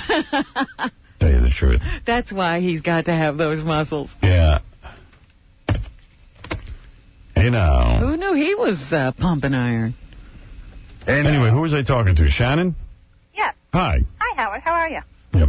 I want to thank you for coming on the air every morning because without you on the air, I think I'd go crazy at my job. So you're the only thing that keeps me occupied for my first 4.5 hours. Well, you're very nice to say that. Thank you. What does she do for a living? I basically just sit at a computer and type all morning. There you go. Yeah. Well, thank you very much. Thank you, Howard. That's very nice. That is very nice. Wow. Yes, Corey. Hey, now. Hey, now. Yeah, Howard, Thursday night on Conan. Yeah, Charlie Sheen on. And they're talking about going to the Olive Garden, eating at the Olive Garden and stuff. Hey, do you know what night that was? That was Thursday night. Hey, yeah. Hey, JD, get me the tape of Charlie Sheen talking about how he goes to Olive Garden. Yeah, talking about going out to eat and stuff. Where was he being interviewed? At Conan. Conan O'Brien show. Yeah. Yeah, that sounds like that's good. If you spot any of those, give me a call. We'll try and get the tape. Yeah. And I got a cure for Casey's problem. I swear that whole tape of Drew Barrymore and Jay Leno makes me mental. Yeah, I thought about that over the weekend and got angry all over again. Yeah, me too. It really bothers me that celebrities are getting paid to work in little commercial plugs. And Charlie Sheen, I would bet, I'd have to hear the bit, but I bet the Olive Garden is paying him. Has Charlie Sheen ever eaten at the Olive Garden? What is the Olive Garden? It's like a McDonald's. A chain. It's not. It's an Italian chain of restaurants, you know, but they're just very ordinary. Yeah, I wish I had the clip. I'd love to hear it. It's the type of place if I ate there, my mother would burst into tears. Right. It's like fake Italian food. Right, exactly. The Olive Garden. Bet you they paid that son of a bitch. They had to. There's no way he goes to the Olive Garden. I believe that more than I believe the Kraft singles one. And was it, yeah, right, was it a really dumb sort of conversation about Olive Garden? Yeah, talking about going out to eat together and stuff, and we'll put on the napkin and the bids and all that. Because maybe he mentioned Olive Garden. It's possible to kind of look like he's a man of the people. You know, he eats at Olive Garden. I doubt it. But I gotta hear what's up. All right. It sounds to me like a paid endorsement. It was. All right, we'll get a copy of it. All right. All right, thanks. Because if it wasn't why would you choose the Olive Garden? You'd choose a local restaurant in your neighborhood. Exactly. Lenny, you're on the air. Holly, I got the answer to your question about that Holly Simon song, You're So Vague. Who's it about? Okay. You know? No, you said you know. Yeah, it's Richard Gere. Who told you that? I saw it in the old Entertainment Tonight. Like when Larry Harlow was hot, you know, those old days. You're So Vain is about Richard Gere? Yeah, Richard Gere, You're So Vain. I don't believe that. It's true, I saw it. He was too young. Richard Gere was I'm sure you're misinterpreting whatever they said. Nah, they were talking. I saw it. What'd they say? They said like she had like major shyness and it was like she had problems, and they said the song was about it. It's like old trivia, I know that. She's never told anyone what You're So Vain is about. Why would they be able to auction it off if it was written in a magazine? They auctioned it off? I saw it in Entertainment Tonight, I know. And Richard Gere wasn't even famous back then. He was too young. It was. Yeah. That's what they said. Lenny, I don't think you heard it right, but thank you. Yeah. All right. Prizes going around today? No prizes. What's popping? What did he say? What's popping? What's popping? Boy, he sounded out of it. Everybody sounds like they're on drugs. Yeah. That's Richard Gere. That's some surprises. Richard Gere. So I had same time. Yeah, Josh, go ahead. You're on the air. Hello. Hey. Hello. Hey, what's up? Hey, what's going on, Howard? How's it going? Right, how's it going? But listen, did you see all the Emmy Awards the other night? I didn't see them all, but I watched the red carpet with Ani. Is everyone's English really off? Sorry? You didn't see when that idiot Chevy Chase came out? He fell on his ass and announcing the award? No. That was hysterical. I got to get off the phone. The phone connections are bad. The people have garbled English. I love to talk to people on the phone, but it's just everything is bad today. It's just a bad day. It's not going good. Mike, you're on the air. I love to talk to people on the phone, too. Hey now! Hey now! Yeah, hook-nosed Jew bastard. What's up, buddy? Listen, I want to know what happened with the football betting. And second of all, real quick, your survey is about Warren Beatty. It's a Trivial Pursuit question. Yeah, it's either about Warren Beatty or Mick Jagger. Or Mick Jagger. Well, it's a Trivial Pursuit question. I mean, I don't know how accurate those answers are, but I was playing it a couple of weeks ago, and the answer was Warren Beatty. Well, that was always speculated, but nobody knew for sure. I thought it was about Jimmy Fallon, according to the last phone call. So who won the football this weekend? All right, Fred, give me the music. I'll give you the results right now. Wondering about that. The $25,000 prize for our big football pool is provided by BetOnSports.com. Visit their website or call 888-996-BET. It's not exactly a pool. It's whoever picks the most wins over the course of the season will win $25,000. Well, big turnaround from last year. Artie's in the lead, 3-0. Artie's 3-0? The Vikings giving 4 points to the Lions. The Vikings won 23-13, and, yep, Artie has a perfect record right now. Right on his ass is Gary the Retard. Whose pick was issued by Wendy this week. Yeah, the Dolphins giving 3 points to the Bills. So he has his record is 2-1. Yeah. Sanders the Chicken took a loss. Uh-oh. He's 1-2. The Texans getting 8 points from the Chiefs. The Texans lost 14-42. Yeah, they got killed. Daniel Carver of the Ku Klux Klan wins. So we have a very tight race. So he and Gary have a 2-1 record? Gary the Retard and Daniel Carver have 2-1. Artie has 3-0. And Sanders the Chicken is 1-2. Bringing up the rear. Daniel Carver had the Bucks, giving 4.5 to the Falcons. The Buccaneers. Yeah.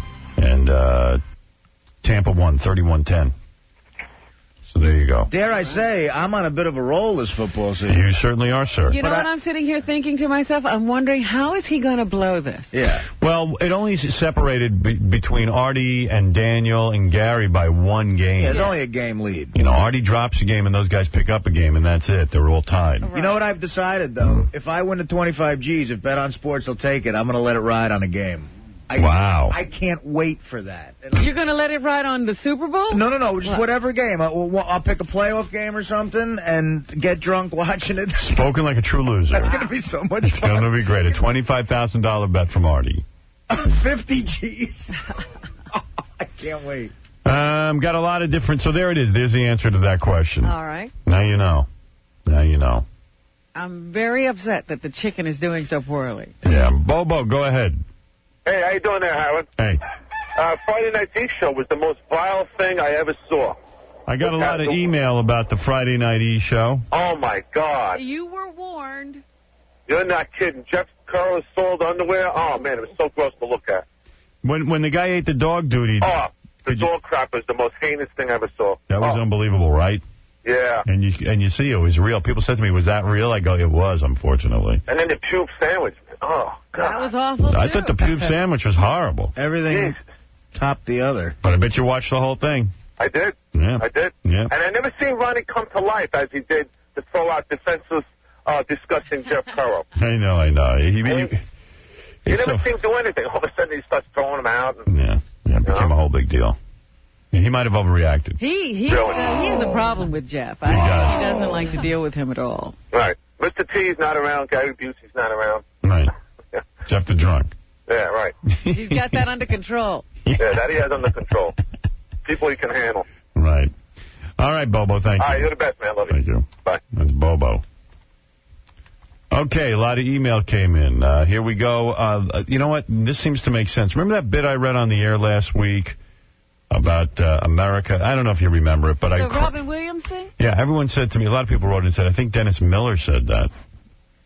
And I think he's right. I think I read that somewhere else. Yeah. I tell you, it didn't sound like Robin Williams.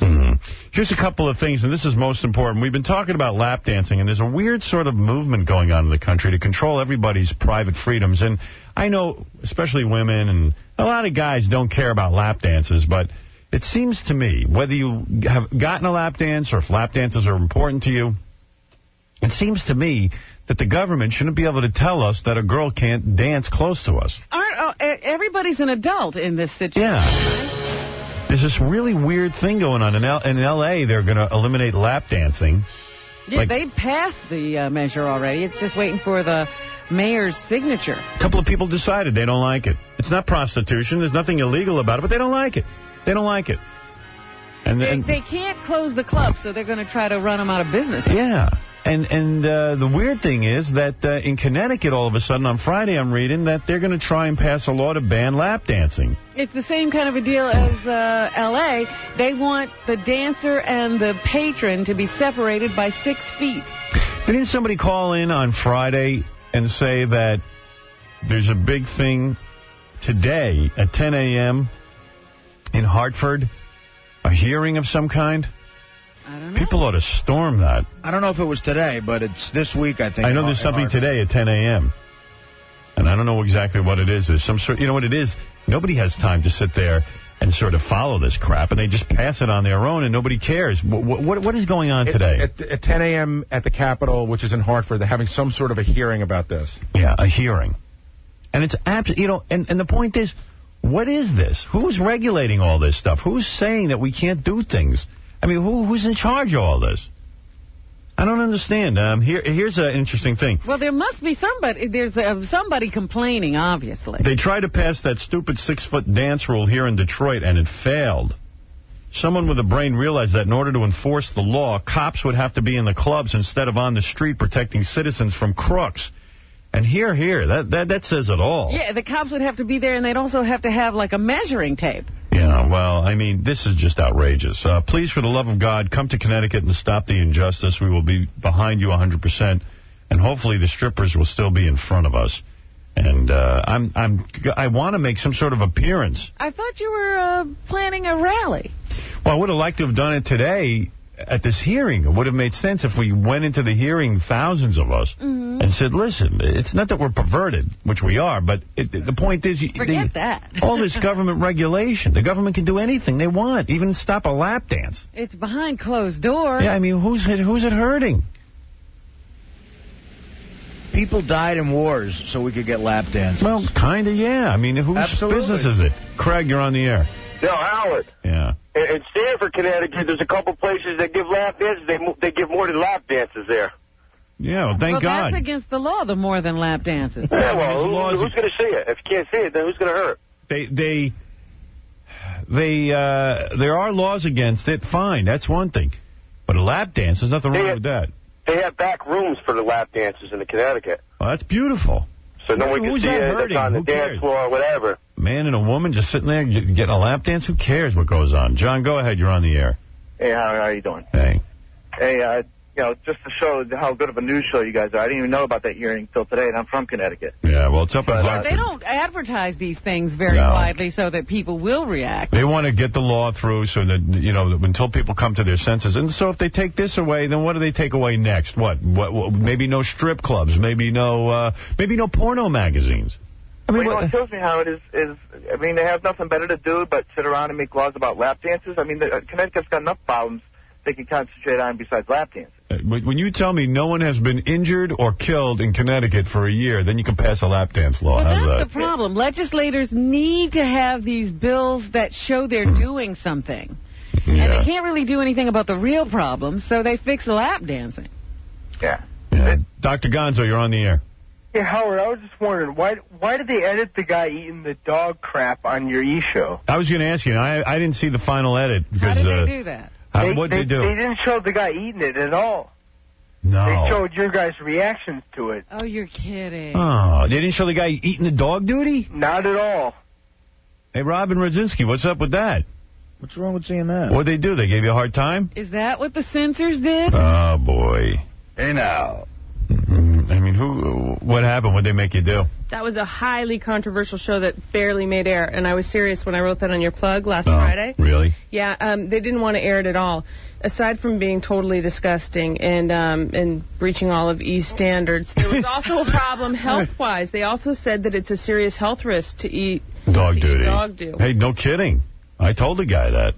Yeah, so E had a big problem. At first, they agreed to let us air it if we just covered it with black. And you could just hear the audio because it did play on the radio.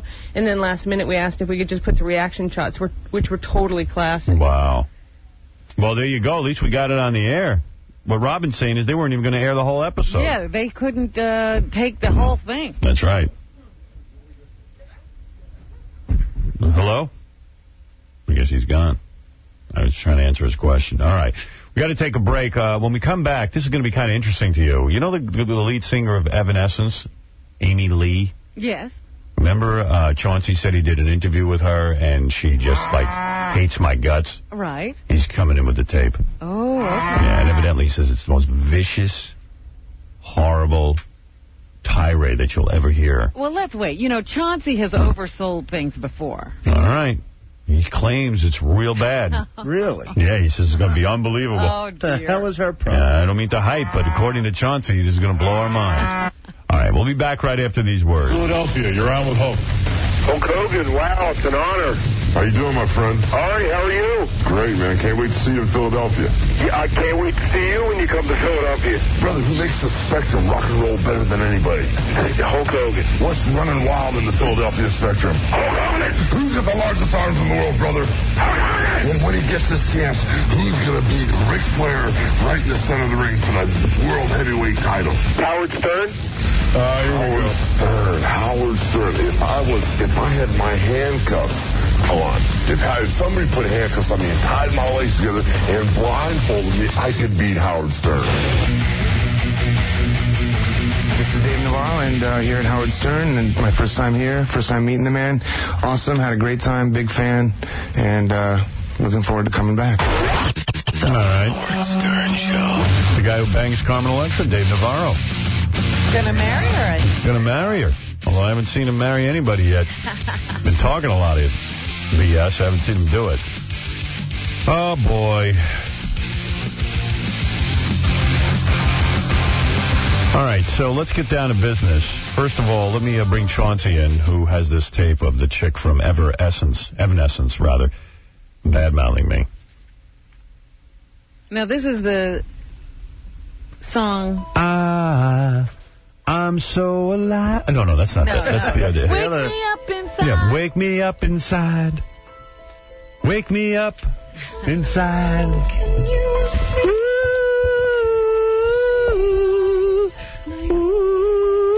My commandant, save me from the nothing I've become. You could have sang this song. Hey, Artie, let go of Howard's nuts. I'll be quiet, Chauncey. You were a soprano.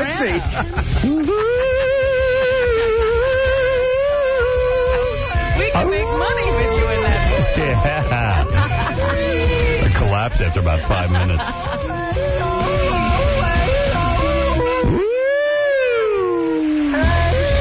Wake me up inside. Wake me up and save me. My name is Save Me from the Dark. Wake up, guys, people.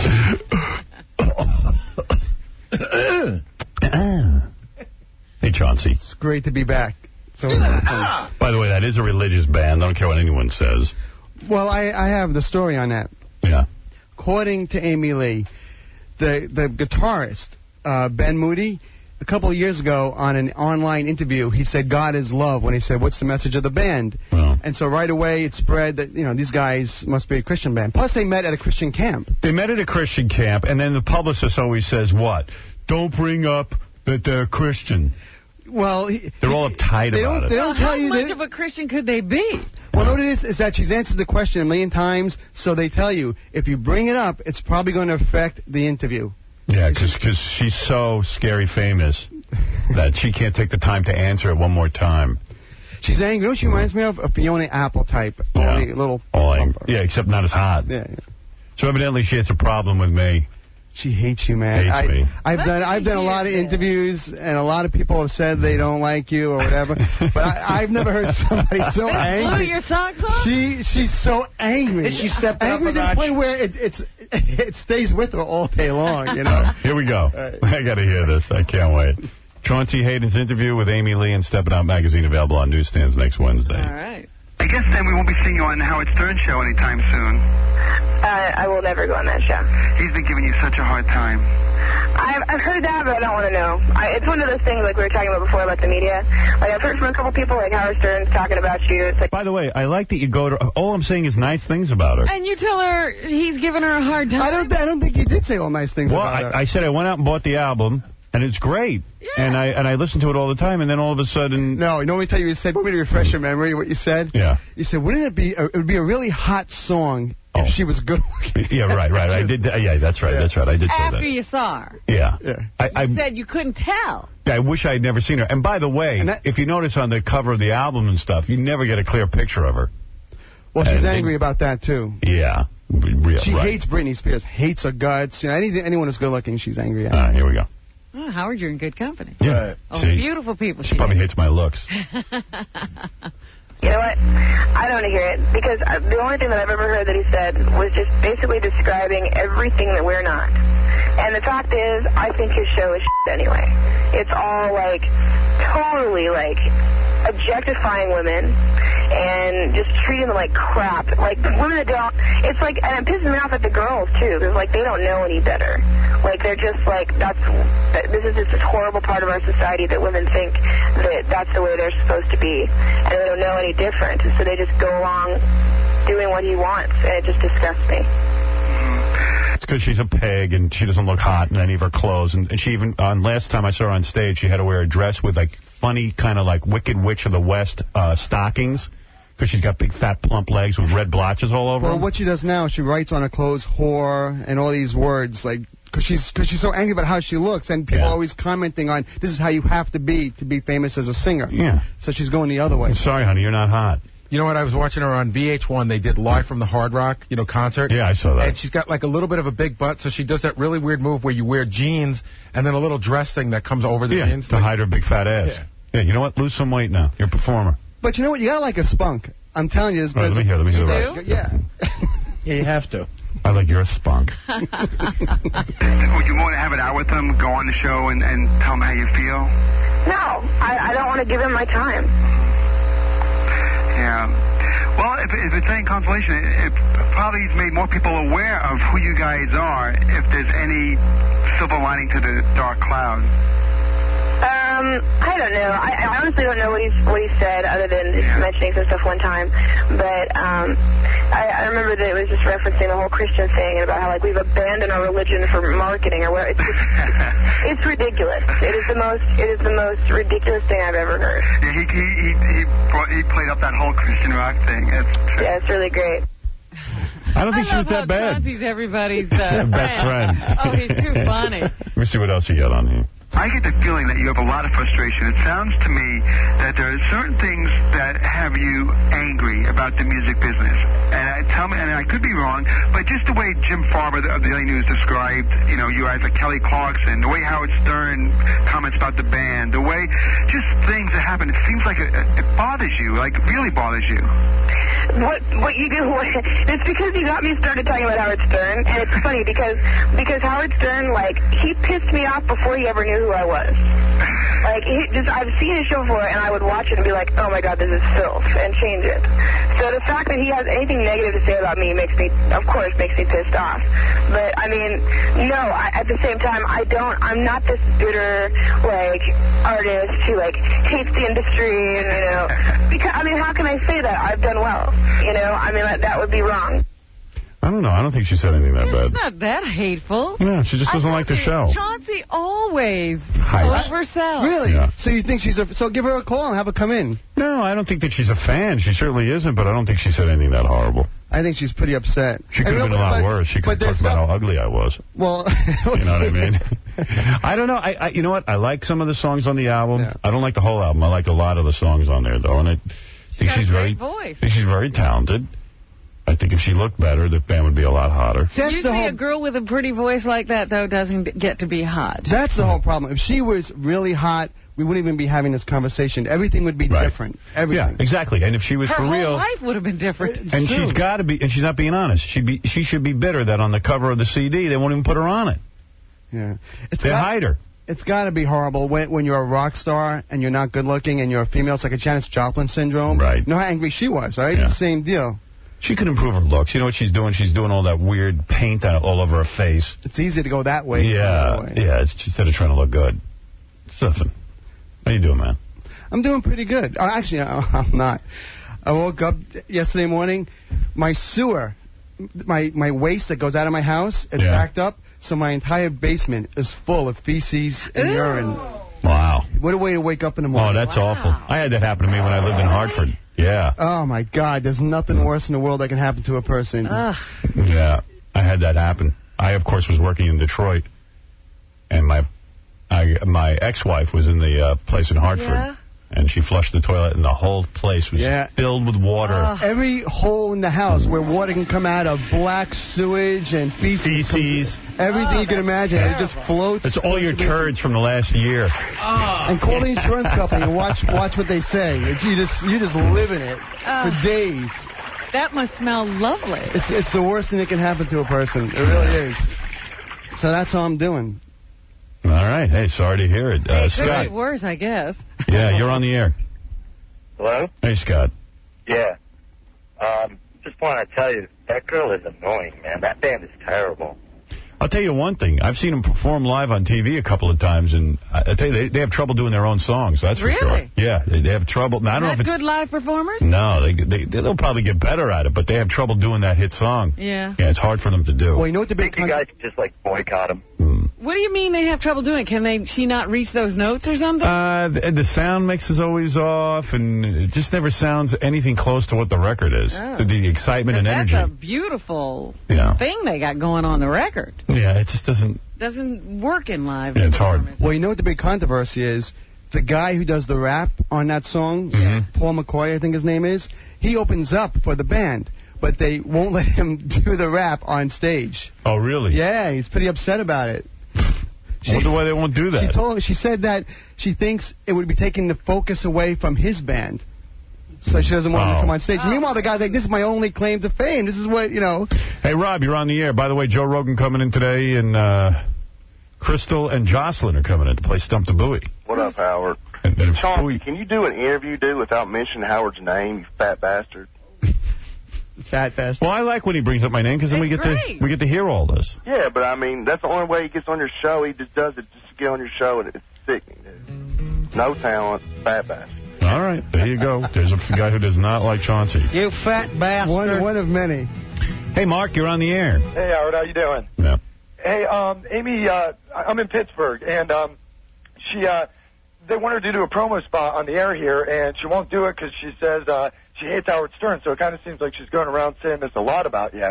Oh, so she wouldn't even do a promo for the radio station because Howard is on it? Right. And it's kind of funny. They play it all the time here.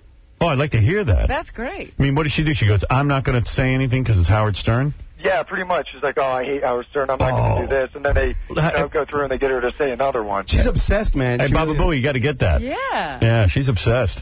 Maybe you're right, Chance. I probably should just bang her and get her out of her misery. She wants you. She just needs. You know what's going to be said? Like Alanis Morissette, she's going to start banging a whole bunch of really sort of dudes with no jobs or something.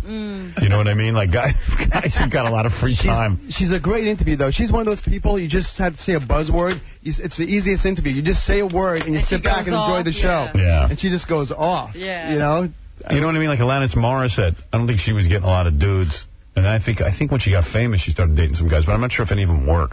Yeah, well, that's sort of like the Janis Joplin thing. She'd pick up a guy who drove a cab. Yeah. Alanis Morissette, by the way, who I really enjoy. I'll admit it. I think she's good.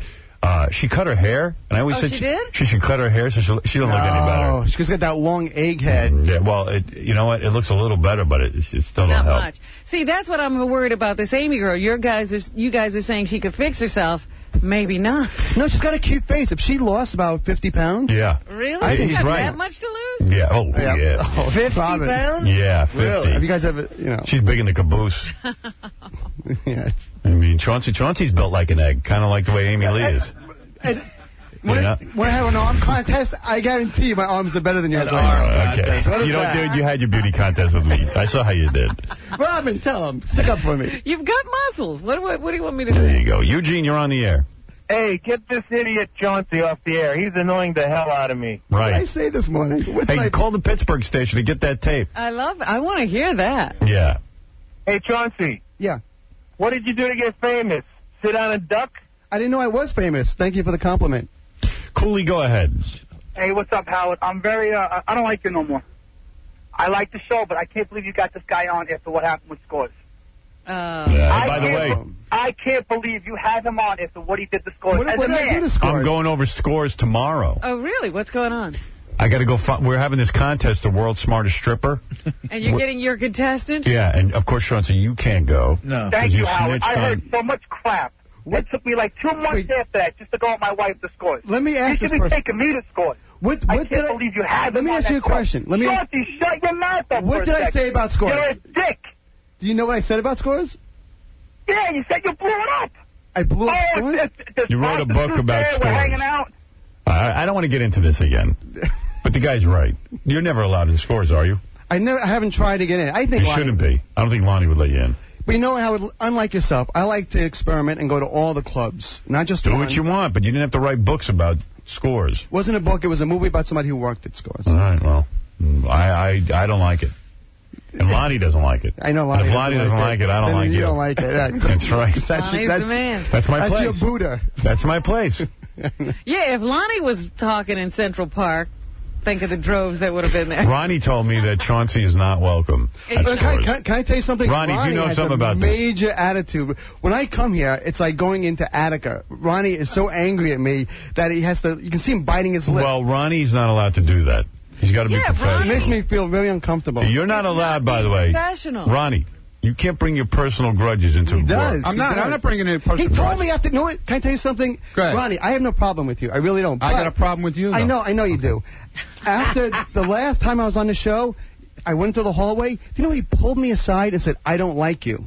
You can't do that. No, I've never said. You can't do that. Hey, listen. It's on film. They filmed it. Don't lie. All right. They filmed it. Don't lie. He did. Don't lie. He pulled me aside and said, "Hey, pointed his finger at me and said, I don't like you. Never mention my name on here because I really don't like you." Don't bring that into work, Ronnie. He's my guest. I get nervous. Come here. Is the guy going to pop me or something? I didn't do it. Well, all right? Ronnie, you're saying you have a problem with him. What's your problem? And tell me your problem. I have like no that. problem with No, him. you do have a problem. I don't have a problem with him. Tell me about what's going on in Scores. He's not allowed, right? No, he can go to the other place that he talks about all the time. Right. Good. I agree. Ronnie, Exactly. I go to all the places. I don't make any certain place my life. I think it's very sad that you spend every moment of your life at Scores. Every moment of my age. life. That's right. Every moment. I don't know. Of my life. It's but I have no problem with you. Do me a favor. Don't lie though. I never said that to you to your face. Never said it to you. I never said it to you. I never swear said it on to my you. mother's life you did. Yeah. Okay. You did, and it made me feel. Bring me proof, okay? And it's on. They filmed it. Yeah. Yes, Doug Goodstein was right there. How many lies? How many lies have you told on this show already? Ask Doug Goodstein. How many lies have you told on this show already? Ask Doug Goodstein. You said that. You're an idiot. I swear to God. Doug Goodstein's my witness. You're an idiot. I won't even waste my time saying that. Here's what I wanted. This is why I called you in. Okay. He is not allowed at Scores, right? No. If he walked into Score, like if he tried to get in, what would Lonnie do? He would. Lonnie's a nice guy. He wouldn't all of a sudden go, "Oh, it's okay, Chauncey, come on in." He'd let me in, but I wouldn't get the free drinks as long as I'm paying. But you know, of course, Lonnie doesn't pay for anything when he goes there. How do you know what I do? Because I played the game that you played there for 3 years. That's how I know. I went there every night, had the free meals. I had the lobster. I've had the drinks. He sat me down with the girls. I lived the life that you're living now for 3 years. And so I know exactly what you're talking about. I don't pay for anything, right? You don't pay for anything, no. Oh, okay. I know for a fact that you don't pay for anything. How do you know for a fact? Because I played the same game for 3 years that you're playing now over there. You're such a liar, man. You make up things in your head. Do you pay? Yeah. Oh, now you're lying. Now you're a liar. Do you pay for drinks there? I didn't say I didn't pay for drinks. Of course you don't pay. Of course you don't pay for drinks. But I tip the girls. I pay for my dances. I would hope so. Yeah, you pay for the dances. Yeah, okay. So what are you saying? I don't pay. You don't pay for drinks, and you don't pay for food, and you don't pay to get in. Okay. Does anybody... Goodbye. Goodbye. You can go back to your chair in the hallway. Dude, what about your orange vest and sit in the hallway? Oh, my God. Goodbye. We need security in here.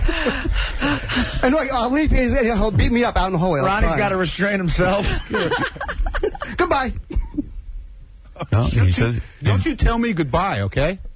Bye-bye. Man. Oh, this guy, he got his throat. You got to see, and you hear how it said, and you hear how it said, when I come here from now on, I want you to treat me like the other people that come here and not like a prison convict. Goodbye. Oh, jeez. Back into the hallway. He is boiling. You want to come over here and say that?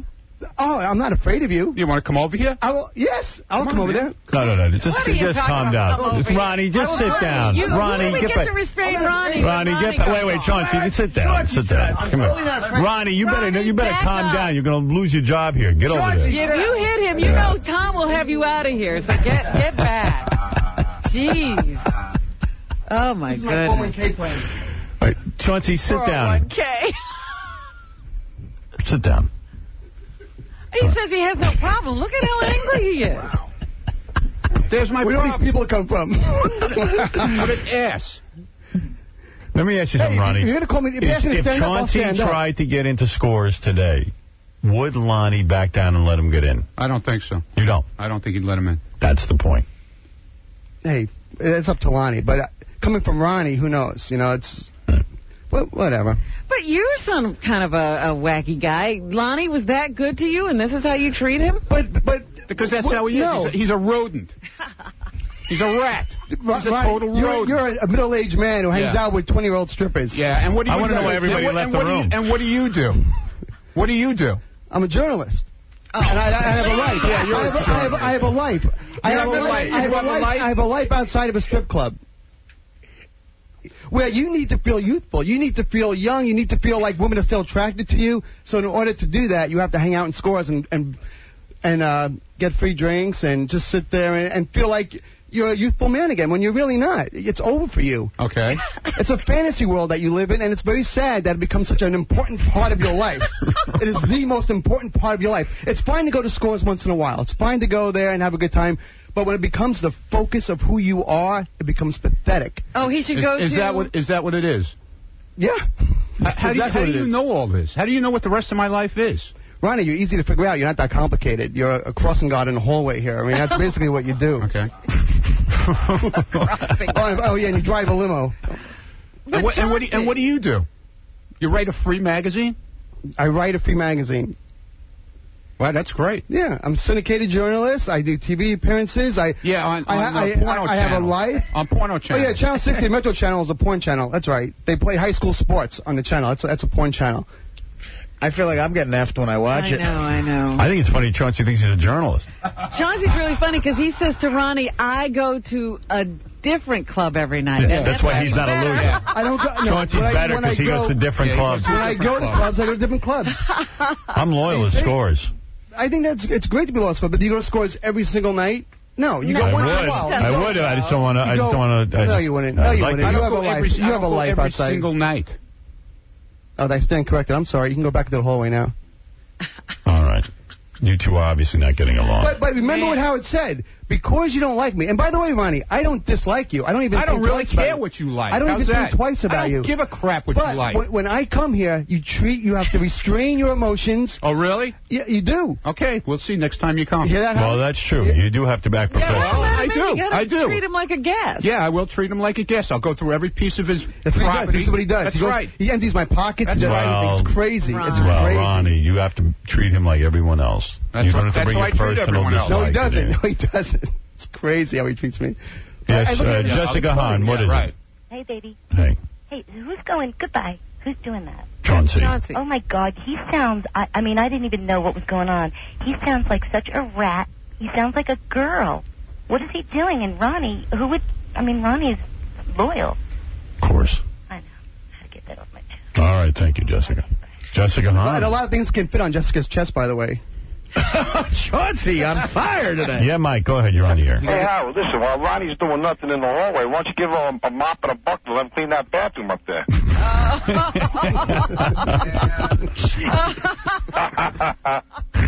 I see Ronnie. He just sits there. That bathroom could use a nice cleaning. I've done it. Ronnie, you're the best. Don't worry about it. All right. Joe, go ahead. You're on the air. Hey, what's going on? Hey. Hey, you got to get this guy off the air. He's a real, he sounds horrible. Who's that? This guy, Ronnie? Oh.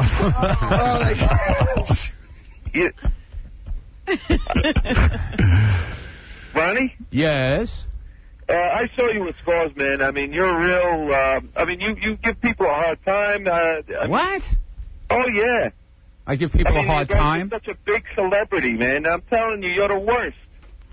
They should throw you out of Scores. Why did I let you in for free? What are you saying? Ronnie acts like a big shot at Scores? Oh, my God. Yeah, he acts like he owns the place. Really? Yeah. Oh, really. my God. What do you mean? It's horrible So what night were you there when you saw me doing all this?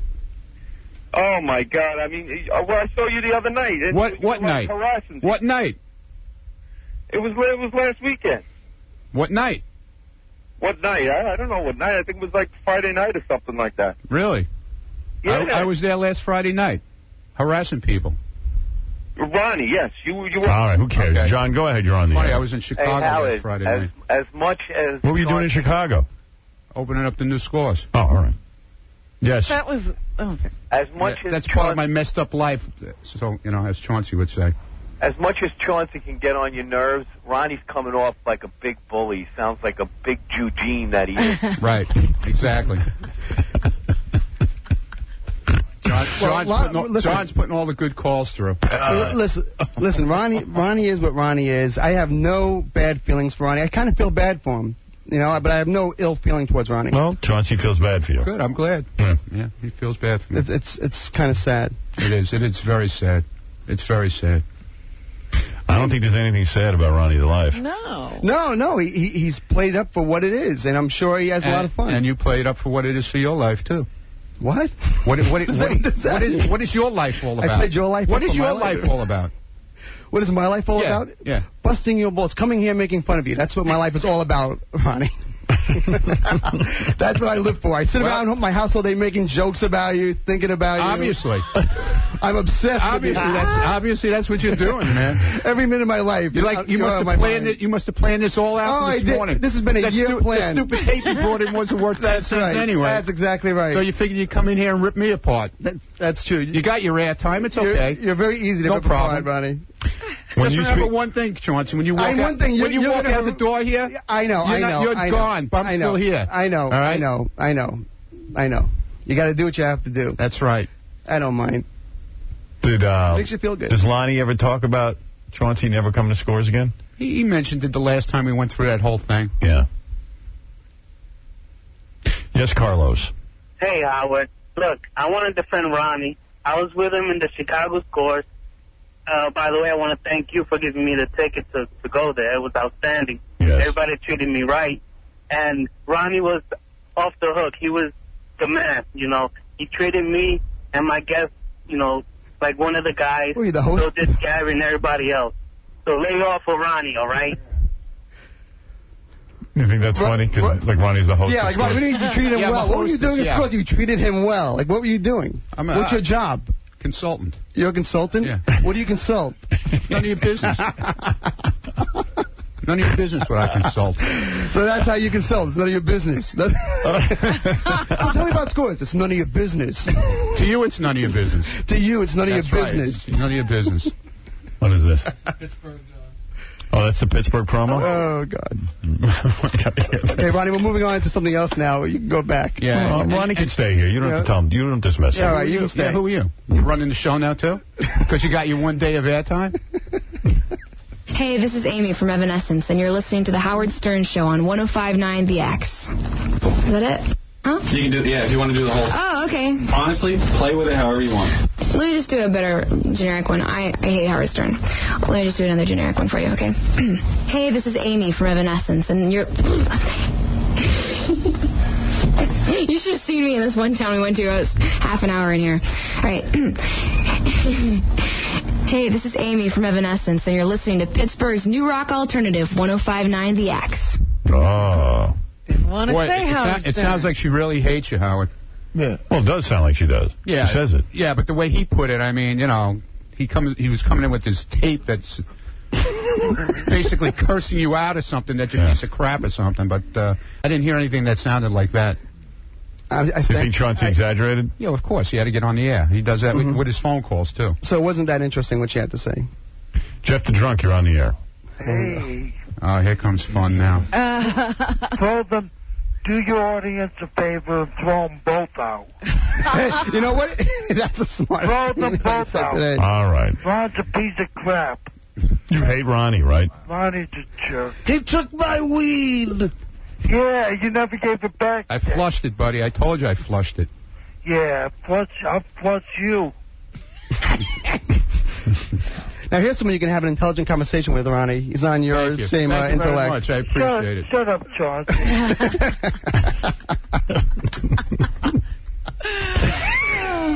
Jeff, you didn't like how Ronnie handled you the last time? No, I didn't. That's a bunch of baloney, man. What did he do? Pushing me and stuff like that. What's up with that? Well, if you walked out of the studio with a can of beer in your hand and you were so aggravated because Howard wouldn't let you stay for the news, but he wouldn't tell Howard that. He wouldn't curse at Howard and say, Howard, you know, F you because you're not letting me stay for the news. So instead he walks out of the studio with a can of beer and turns it upside down and walks down the hall with dumping it down the whole hallway. And then when Tom came, he dropped it at Tom's feet. Oh, yeah, I did that on purpose. Well, who turns a can of beer upside down and walks down the hall with it? Jeff, is that true that you did that? Not on purpose. Not on purpose. Well, how did it go upside down then? It manages to make it to your mouth. Left out of my hand. No. If you look at the E shots, okay, you could see where you walked out the door, turned the can upside down, and you just kept walking. So he's like a tantruming child, and he spills stuff on the floor. He couldn't tell you that because, you know, he was afraid to say anything to you. And now Ronnie has to mop it up, so he's all upset. That's right. I had to mop it up. All right. So he was all upset because he couldn't, you know, express it to you, so he expressed it to the hallway. Express it to your face, you dick. Wow. Tony, you're on the air. Hey, Howard, I think Chauncey's funny today, man. You ought to bring him in more often so he can bust Ronnie's balls. All right. Well, listen to those two guys. It's funny. Yeah, you should get rid of Artie and keep him in there. Thank you. Bye-bye. Enough room for everyone. Bye-bye. Bye, sir. You can't go wrong with bye-bye. Yeah, Mike, go ahead. You know, I've actually seen Ronnie at scores. He actually does clean the bathroom there. I think he gets free drinks when he stocks the bar, too. They tell him go downstairs and bring up a case of Heineken. He takes care of it. Ronnie sort of does hang out at scores a lot. He's best friends with Lonnie and now has become some sort of consultant. He's like, sort of like he walks around there like he owns the place. Yeah, he's like outside in the suit. He watches people come in. He opens the door. He gets to play gangster for the night. I don't wear a suit, and I don't play gangster. Okay? You love we hang out. We have a good time. You feel like There's a nothing gangster. wrong You feel with like hanging Al Capone for the night. Yeah, right. Al Capone, right. You're just jealous because you're not there anymore. You have to go to all those other clubs, you know? You're right. I have to actually have a life. You're right. You have to go to, all the other clubs. How much money have you spent on lap dances in the last year? I've never figured it out. Oh, my God, I can imagine. When that money can be going towards your kids. Millions. The money could be going towards your wife, your kids, your family. And you know what? You're giving it to 20-year-old strippers. That's right, because I got to make myself feel young, man. You should be real proud. I am very proud. You should be. Yes, I am. If I was your son, I'd be very proud of you. Thank you. Yes, Jack. Hey, I was in New City. I had a place called Bar None, and Chauncey was trying to grab my nuts. I was hoping this guy wouldn't call. And you know what? He kept on requesting Madonna songs. Right. Yeah, that's true. So I figured, if he wants to come out to Bar None up in Rockland, I'll kick him in his balls again. Hey, Art, you're on the air. Hey. Hey. This is Art, man. How you doing? Hey, man. Well, I got a little interesting piece of info that Chauncey's been posing for such a long time. His real name is Stephen Dorset. Why'd you change your name to Chauncey? Well, I was born Stephen Hayden. Because he's ashamed of his life. But my stepfather adopted me when I was 18. His last name is Dowsett. My nickname all through high school was Chauncey. So when I became a writer... Why would they nickname you Chauncey? I mean, that's something you name a It's not that interesting. My high school teacher said I reminded him of a student that he used to have named Chauncey. Yeah, like a little chihuahua. I mean, yeah, you name a pet Chauncey. Hey, here's Chauncey. It's true. You know, you're right. Steven Spielberg's dog is named Chauncey, so you must be right. That's hysterical, dude. It is. And you named yourself after a dog. I did. Right. I named myself after a dog. It's a riot. All right. Well, Chauncey, good luck with your magazine called Steppin' Out. By the way, Joe Rogan is on the cover of Steppin' Out this week. All right. There you go. Joe will be my guest next, and it's available on newsstands next Wednesday. See Chauncey on Naked New York tonight at 10 o'clock on the Metro Channel. See Ronnie the limo driver at Scores Friday night. And Saturday night, and Sunday night, and Monday night, and Tuesday night. And see Chauncey at all the clubs that he goes to, all the other clubs. That sounded so gay, the way you just said that. Well, look who I'm talking about. Come on. Where's your long baton? With the electrodes on it. I don't need a long baton for you. When I come out into the hallway, he has this long baton that he rubs all over my body for like 20 minutes. I got my hands up on the wall. It's unbelievable. You got to see what goes on when I try and get in here. It looks like an arrest out there. It really does look like an arrest. It really is. It's an arrest. And if I have the door to the green one open, he goes, I want this door closed. I don't want you looking outside in the hallway. He locks you up. He does. Yeah, I'm locked up in the green room. I padlock the door. It's unbelievable. And he has to ask permission to come out. That's true. I really do. You got to see what's going on out there. So is Doug Goodstein here to tell us what happened? He's right He here. came and went. Oh, there he is. Yeah. He's hiding. Oh. Do you want to tell us the truth? Tell the truth. You were right there. What happened? Tell the truth. And to be honest with you, not to bust your balls, I have no idea what you're talking about. When I came out, it's on camera. The camera was on. The camera was on. I know you're not busting my balls. You probably either you were filming. Well, if it was on, but we'll pull the tape. I swear, I'm not making up. I swear my mother's life. I came out into the hallway, and Ronnie pointed at me and said, "Never talk about me again on the air. I don't like you. I really don't like you." And I don't. That's not right. He shouldn't. I think I that. remember that, and I swear to God, I don't remember. I thought you guys were filming. I thought you guys were going to step in. I thought there was going to be trouble. I really did when it happened. Do you remember this? No. I don't. I mean, it's. I know. I wouldn't say if it wasn't true. This is your last appearance? I don't know. I don't remember. No, but when he did that. No, it was. I think it was the second, not the last one, the one before that. All right. Yeah. All right. Well, we'll find out. But whatever. Who cares? You guys work out your differences. Okay. We should fight. Just for the record, we all don't like you. In the ring. If you want me to fight, I'll do it for free. You don't have to even pay me. I don't think Ronnie wants to fight you in the ring. He wants to fight me here in the studio. No, I'm talking about right now, yeah. All right, listen. Ronnie, you're not a loser. Send Ronnie out for coffee so I can leave here in safety. You'll be fine. I'm going out in the hall. All right, we're going to take a break. When we come back, we have a lot to get to. This feud is always funny to me. I don't know how the rest of the audience feels about it. It's always a ball. All right. Chauncey, good luck with Steppin' Out Magazine. We'll look for your interview with Amy Lee on there and Naked New York tonight at 10. We'll be back right after these words. I mean, you do all the radio shows, you do all the show, except Howard Stern. Oh, you don't do Howard? Yeah. Now, you have a problem with Howard, is that correct? Well, he has a problem with me. I mean, he said some things about me that were so nasty one night on somebody else's show that Chris Everett got up and walked off, you know. And so he's on a mission to get me, you see. So he has this guy, Stuttering George. Stuttering John, who walks up and says, you like to get in Dom DeLuise's face when he cuts the cheese, you know? And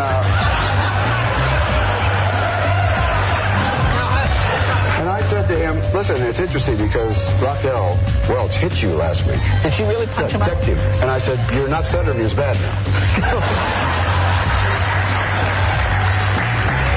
No, he was after me. Yeah. I didn't give him any satisfaction. No? Tell him. Why? Why do that for Howard? Yeah. What the hell's he done for me? New York Giants won in football, but they almost lost. They had this incredible lead, and then... I know. They blew the lead, and then they had to go into overtime again. Did you ever blow the lead, Robin? No. You blew it! They were getting 2.5 points. I bet them yesterday, so I was watching that closely. And they were up 21-3, and it went into overtime. But they won, and they covered. Joe Rogan's here. Joe's the host of Fear Factor, also the host of The Man Show. He took over from Jimmy and Adam. And we were in here discussing how much money Joe Rogan now makes. We got to figure Joe's good for about $2.5 million a year. Hey. Yeah, hey, Joe. Now, see, he comes in all covered up. You can't see the bod. Hey, Joe, you know, my girlfriend was looking over your pictures on the cover of, what is it, Men's Fitness? Yes. Is that what it's called, Men's Fitness? Yeah. And I got to admit, I was blown away. This dude makes KC look small. Really? But you never, you know, she even said, when I see him in person, he doesn't look like he's in that good a shape. I'm looking at you coming in here. You wouldn't guess that you have a body under there. This dude's got a major physique. Take that shirt off. Take off your pants and your shirt. All right, Rob. Show Robin yourself in your underpants. I'm nervous. Come on, it's Fear Factor. And you know what else? He shaves the whole body. I don't. Really? I shave for the picture. I don't know. Dude, you shave your whole body. You don't. I didn't realize it. Dude, here. Oh. See? Show it. Come on. I didn't see I'll show that. you a little. I'll give you a little flash. Look at this dude. He doesn't even have any body. Look at that. Six-pack. He got a six-pack, the dude. They did a spread on him. I had the magazine at home. Yeah. I go, God damn, look at Joe. He looks like he's bigger than Joe Piscopo. Wow. You know, he's like a big bodybuilder. Not good for comedians to pump. Then my girlfriend saw it. She goes, whoa, I had no idea what this guy was that built. I don't really look that big anyway because you pump up before you take the pictures, do a lot of push-ups and stuff. So I look was a lot inflated. I was freaking out. I said to my girlfriend, he's real short. I said, short guys all need to pump up. My hair's falling out, too. I got a lot of problems. His hair's falling out. I said, he might be in good shape, but it's to compensate for the fact that he has no height. A little penis, too. Yeah. But it's crazy. There you go. Tax. And I said, he's also probably gay. He said to me, first thing I said, hey, I saw the picture. He goes, they're very gay pictures. I'm a little nervous about it. You know, it's always weird when comedians... I shave myself. It's really weird when comedians show off their physiques. Right. They're not that funny. It is weird. Then, you know what I mean? It's a little weird. You got to be careful with that. I know. I just thought it would be a funny thing. And then you're wearing shorts and you're spreading your legs open. And well, let me see these pictures. You got to see this. Calm down over there, Robin. It's a little on the gay side. You know what? What do you mean a little? Well, it depends on how you look at it. Definitely very gay. How did this come about that you're They asked me to do it. Yeah. They asked me to do it, and I just went, there's not a whole lot of opportunities you have in life to do that. I'll do it. What the hell? Yeah, I mean, he's wearing little short boxers. And then, I guess you do a lot of karate, right? You're a black belt in karate. Yeah. So he's doing all his karate stretches. Poses. But he's got his shirt off and he's in his shorts. He could have done the poses with clothes on. Right. They wanted me to do a thing all about stretching. Yeah. That's what it was about. I'm very flexible. It's all about getting a naked dude. Yeah. So gay guys will see it. Fitness, for God's sake. Yeah, but you're in good shape, man. I was very impressed. What do? You work out like 5 hours a day? Well, you know what? When I took those pictures, I was just lifting weights because I tore my ACL. I tore my knee. I had my knee reconstructed. Mm-hmm. So that was a good time to do it because all I was doing was lifting weights. Do you run it or something? Do you do anything? No, normally I do jiu-jitsu and I kickbox. I think I waste my time with all that running. Maybe I just need to lift weights. Maybe you need to do jiu-jitsu. Yeah. That's the best. If you want muscle, there's only one way. Jiu-jitsu? Jiu-jitsu. And what gives you the muscle? Weights? Lifting weights. That's what happened? Oh. But when you do other things, you shrink down because, when you lift weights, just lift weights, you get big. If you just eat a lot and lift weights. But then if you do other aerobic activities, you shrink. I mean, I need to do that. What? Just eat a lot and lift weights. See, I've been doing that, but I haven't been lifting the weights. You've been just doing the eating a lot. Yeah, it's a key part. You got that one part down. Right. Oh, I tell you what, Joe knows what he's doing. Yeah, look at him. Hey, we figured you're making a lot of money now, too. I'm doing all right. Because Stuttering John had the whole thing figured out, what you make.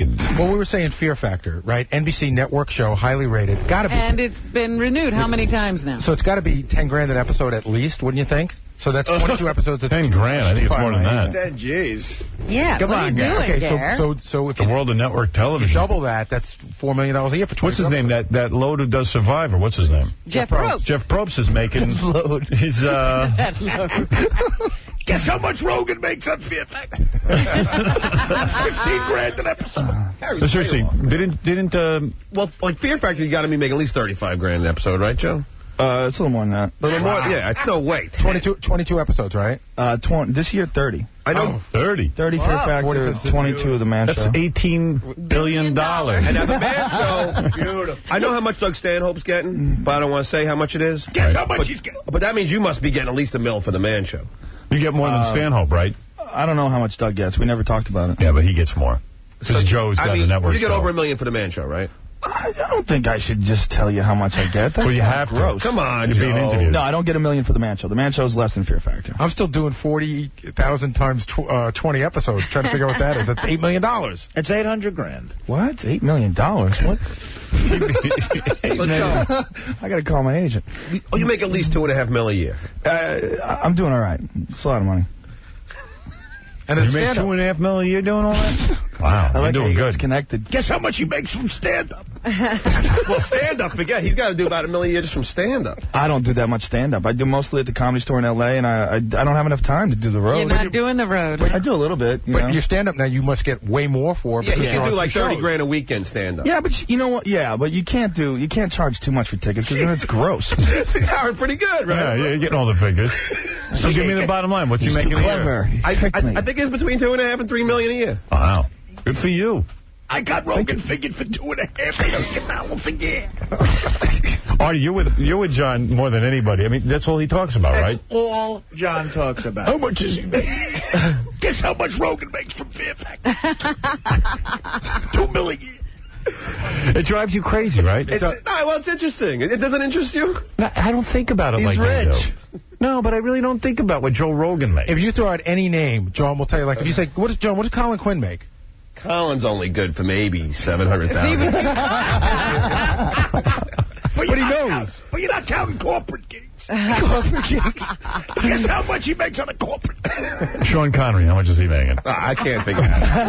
What about Gilbert Godfrey? What do you got him at?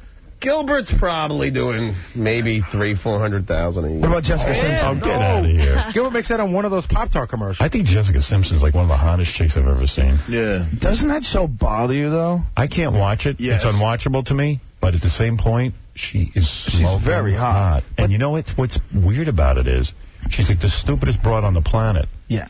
And yet she was a virgin, and that guy, he just had to marry her so he could bang her. You really believe he's a virgin? She was a virgin? Yeah. Really? And I got to tell you something. That guy, like, he married the hot chick, but now he's miserable. Because as big an idiot as he is, she's 50 times a bigger idiot. Well, now everybody knows, too. Like, there's the mystery. You see a beautiful girl like that, and there's the mystery. Like, what's she really like? But then you know. I saw they should have kept her in a box. There was a hot picture of her in the paper today, like just sitting at some fashion show with her legs and everything. She looks great. And I go, I am totally unattracted to her in terms of, like, ever wanting to be in a relationship with her. Well, sometimes when you fantasize about a hot chick, you think, wow, it'd be great to be in a relationship with her. I just would bang her once. That's what I would do. And get out before she started talking. I get out before I was finished. Hey, can I make a comment before I forget? And this has nothing to do with Joe's appearance here today or anything else. I use Durex condoms. Wait a minute. Are they paying you? No, this is not a paid endorsement. I'm being honest.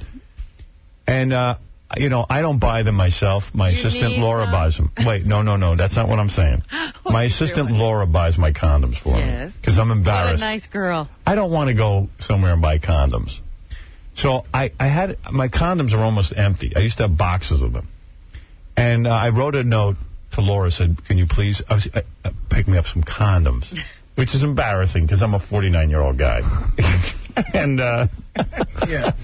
so she wrote me back and said that Durex doesn't make the kind I like. That's why she hasn't been buying them for me.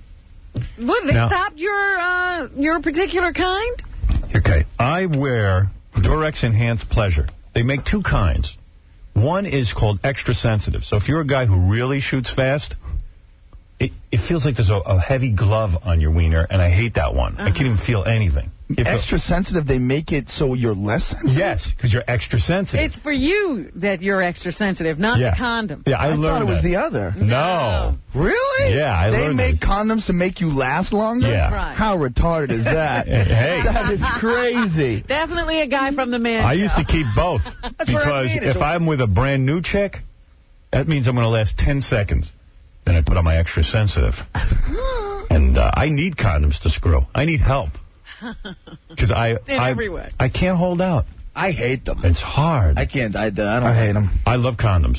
I don't like my actual skin. You're one of the few people who's ever said, I love condoms. I don't want my skin touching anybody else. I know that I don't. about you. I figured that out a while ago. I haven't said anything, but I said, you know what? I know why he's into condoms. It's that germ thing of his. If I could be wrapped in a condom all day. As a matter of fact, when girls use their hand on me, I like to have a condom on. Oh, my God. Yeah, I do. My friend Eddie, he's a freak. He's really great. Right. Well, there you go. But anyway, let me talk about Durex condoms. Off on it. Fun. Durex made something called Durex Enhanced Pleasure. Now, she swears to me she can't find these anymore. Why would they take it off the market? I don't know, but it was the best condom ever. And I don't like any other condom. Well, what was different about this condom? So if someone could get in touch with me, thin. It's nice. It just feels good. I don't feel like I'm wearing one, and it's perfect. I love it. The other kind, the polyurethane ones? I don't do that. No? Oh, that's ridiculous. You might as well use a garbage bag. No, there's supposed to be one that's even thinner than latex. It's supposed to be more sensitive. Oh, lambskin. No, not lambskin. It's like it's a different kind of plastic or something. Well, I don't know. Polyurethane. I don't know. Yeah, that doesn't sound healthy. Doing your deck. You brush it on. You got to wait 20 minutes. But I've used tinfoil. But anyway, I really need to do an investigation and find out what they use now to substitute for that one. So that's your investigation. Durex will now call. Yeah, if you could help me with that. Joe Rogan is the host of Fear Factor. He's the host of The Man Show. He's on the cover of Men's Fitness. Guy's exploding. Making $2.5 million a year. Making all that money. Joe Rogan's host of the 2-hour season premiere of Fear Factor tonight at 8 o'clock. I haven't been watching it lately. I got to get back into it. We got some good ones this year. Yeah. This year's the first one's a good one because we had this guy. Well, I can't say that, but we had this one guy who was really crazy religious on this week. Oh yeah. And he started speaking in tongues. Oh, I like For that. real. Yeah. It was really, really bizarre. He was getting ready to do the stunt, and I got a little earbud in my ear where they give me like times and stuff, and they going, he's doing something weird up here. He's mumbling to himself. When he gets down there, I ask him what he did. So I go, what were you saying up there? What were you saying? He's like, oh, I was speaking a holy language. Wow. He must be like Mel Gibson. Oh, that movie, thing. yeah, he's doing it in a weird language. And when so the guy, what was the holy language? No, well, he just goes. So the guy that's not a real language. They call it a language that no man can understand. Yeah, it was the same noises though, over and over again. Right. And the guy was pointing to the sky, going, "Thank you, Jesus. Oh Lord, you're so gracious, God. Oh, you're beautiful, God. Oh God, you're so patient with me." Does the guy win? I can't tell you. Yeah, you gotta listen. I just hope he loses. I do, too. Yeah, me too. In a big way. Unfortunately. Yeah. So, all right, let's take a couple of phone calls. Joe's here. It's a beautiful day. It's Monday. The weather has been extraordinary here in New York. It's about to go bad again. Oh, it is? What do they say? They say it's going to continue to cloud over today, and then rain is coming from the west. We have a cold front moving in. It's going to bring rain. Man, it's been so beautiful. We just had the crappiest, wettest summer. It's finally getting nice. I tell you something. If I could, I'd go down to Florida a couple of months out of the year in the winter. I tried to get you guys to pick a winter location. Yeah, we need one. California. Something. California's so nice. I know. It's always nice. I would love to live in California. Why don't you just move the show to Cali? What is the deal, though? Whenever we go there, it's cold. Yeah. We always get the worst weather when we go to California. We pick the worst winter? week. Yeah. It's great. Even the summer, it's just hot. I love the cold weather. Hey, Scott, you're on the air. Hey, now. Hey, now. What's up, Howard? Hey, I wanted to know if Joe ever banged that hot black chick from News Radio. Candy? No, she's very hot. You know, she's like well into her 40s, too. She's got an insane body. When she was on News Radio, she was like 39. Her body was just off the chain. You still with your girlfriend? No. Oh, you broke up? Really? No kidding. What happened? Fucking cheating? What happened? No, very recent. Just enough. Like yesterday? What happened? No, just enough. Had a fight? You know what? Just time moves on. You know, enough already. She wanted to get married? She did, but that was beside the point. That was never going to happen. Of course not. It's a legal contract with the state that I don't really... Yeah, of course. She's the coolest girl in the world, but, you know... What do you mean? Was she pressuring you? No, not really. You want to bang other chicks? Was that it? No comment. Yeah, okay. Was that slick? That was slick, right? Yeah, that was nice. Were you banging other chicks and she caught you? No. Did we hear something about Joe since we've last seen him? I thought there was... Oh, that man show thing that... Oh, yeah, right. You fired all the chicks, the juggies? No. You fired all of them and then brought in your own chicks who you want to bang? No, that was really interesting because there was a little element of truth to that. But why not? I mean, you're a single guy. You want to bang chicks. You bring them in on your show. That's not really what happened, though. There was one girl that we wanted to hire because she was a really good actress. We wanted to use her in sketches. So we had to get rid of one of them. So we got rid of one girl and we hired the other girl. And then when we hired the other girl, we realized she couldn't dance. Oh. She was really hot, but she just wasn't that good a dancer. And the other girl was a phenomenal dancer, and so we talked about it. Have you banged any of the juggies? Be honest. Negative. No. Will you? Would you? You never know. I could get drunk and but you don't have any you don't have some sort of moral thing where you won't bang the people you work with. Well, if I know the show's being canceled, then I would. Then you would. Then I would lose shit. Okay. Go nuts. It doesn't seem like a good idea. I want to meet the juggie he hired who can act. Right. So Meryl Streep with boobs. Well, you know, she was really hot and she was good in the sketch. She was very good, and we were like, we need a girl that we can use in sketches. Yeah. What is it? You know, there's something really weird. We have these girls that are coming on next segment. They're playing Stump the Buoy against me. They're twins. Yeah. And one of the girls heard Joe on, and she's like, oh, I have a story about Joe. Oh, really? Uh-oh. Want to take your chances? No. Roll the dice, Take your Joe. chances. Come on. Throw her in here. Throw her in there. That's it. I was like, no. Her name's Crystal. All right, Crystal. You know a chick named Crystal? Probably. Oh, good. Now it's getting good. Crystal. Oh, she looks cute. Looks like Paris Hilton or something. What is that, a wig you're wearing? No. Hi. Are you nervous? No. Oh, you seem nervous. I was just, making sure that everything was put on properly. You know Joe? Properly. Well, a long time ago. Oh, yeah. I know. Her? You're Ron Jeremy's friend, right? Yeah. Yes. What are you doing today here? You're playing Stump the Buoy? Mm-hmm. And you're going to get naked if you lose? She pumped up. She pumped up since I saw her. What'd you do? What'd you get, breast implants? Yes, I did. Let me see. Step out a little bit. Let me see your body. Wait, let me see. Take off your sweatshirt. Okay, you look good. Got a nice body. Oh, thank you. Can't wait to see you naked. I hope you beat her, Buoy. Well, I said if I'm going to go down, I'm not going to go down in flames. So what happened? So tell us your story about Joe. Oh, Joe.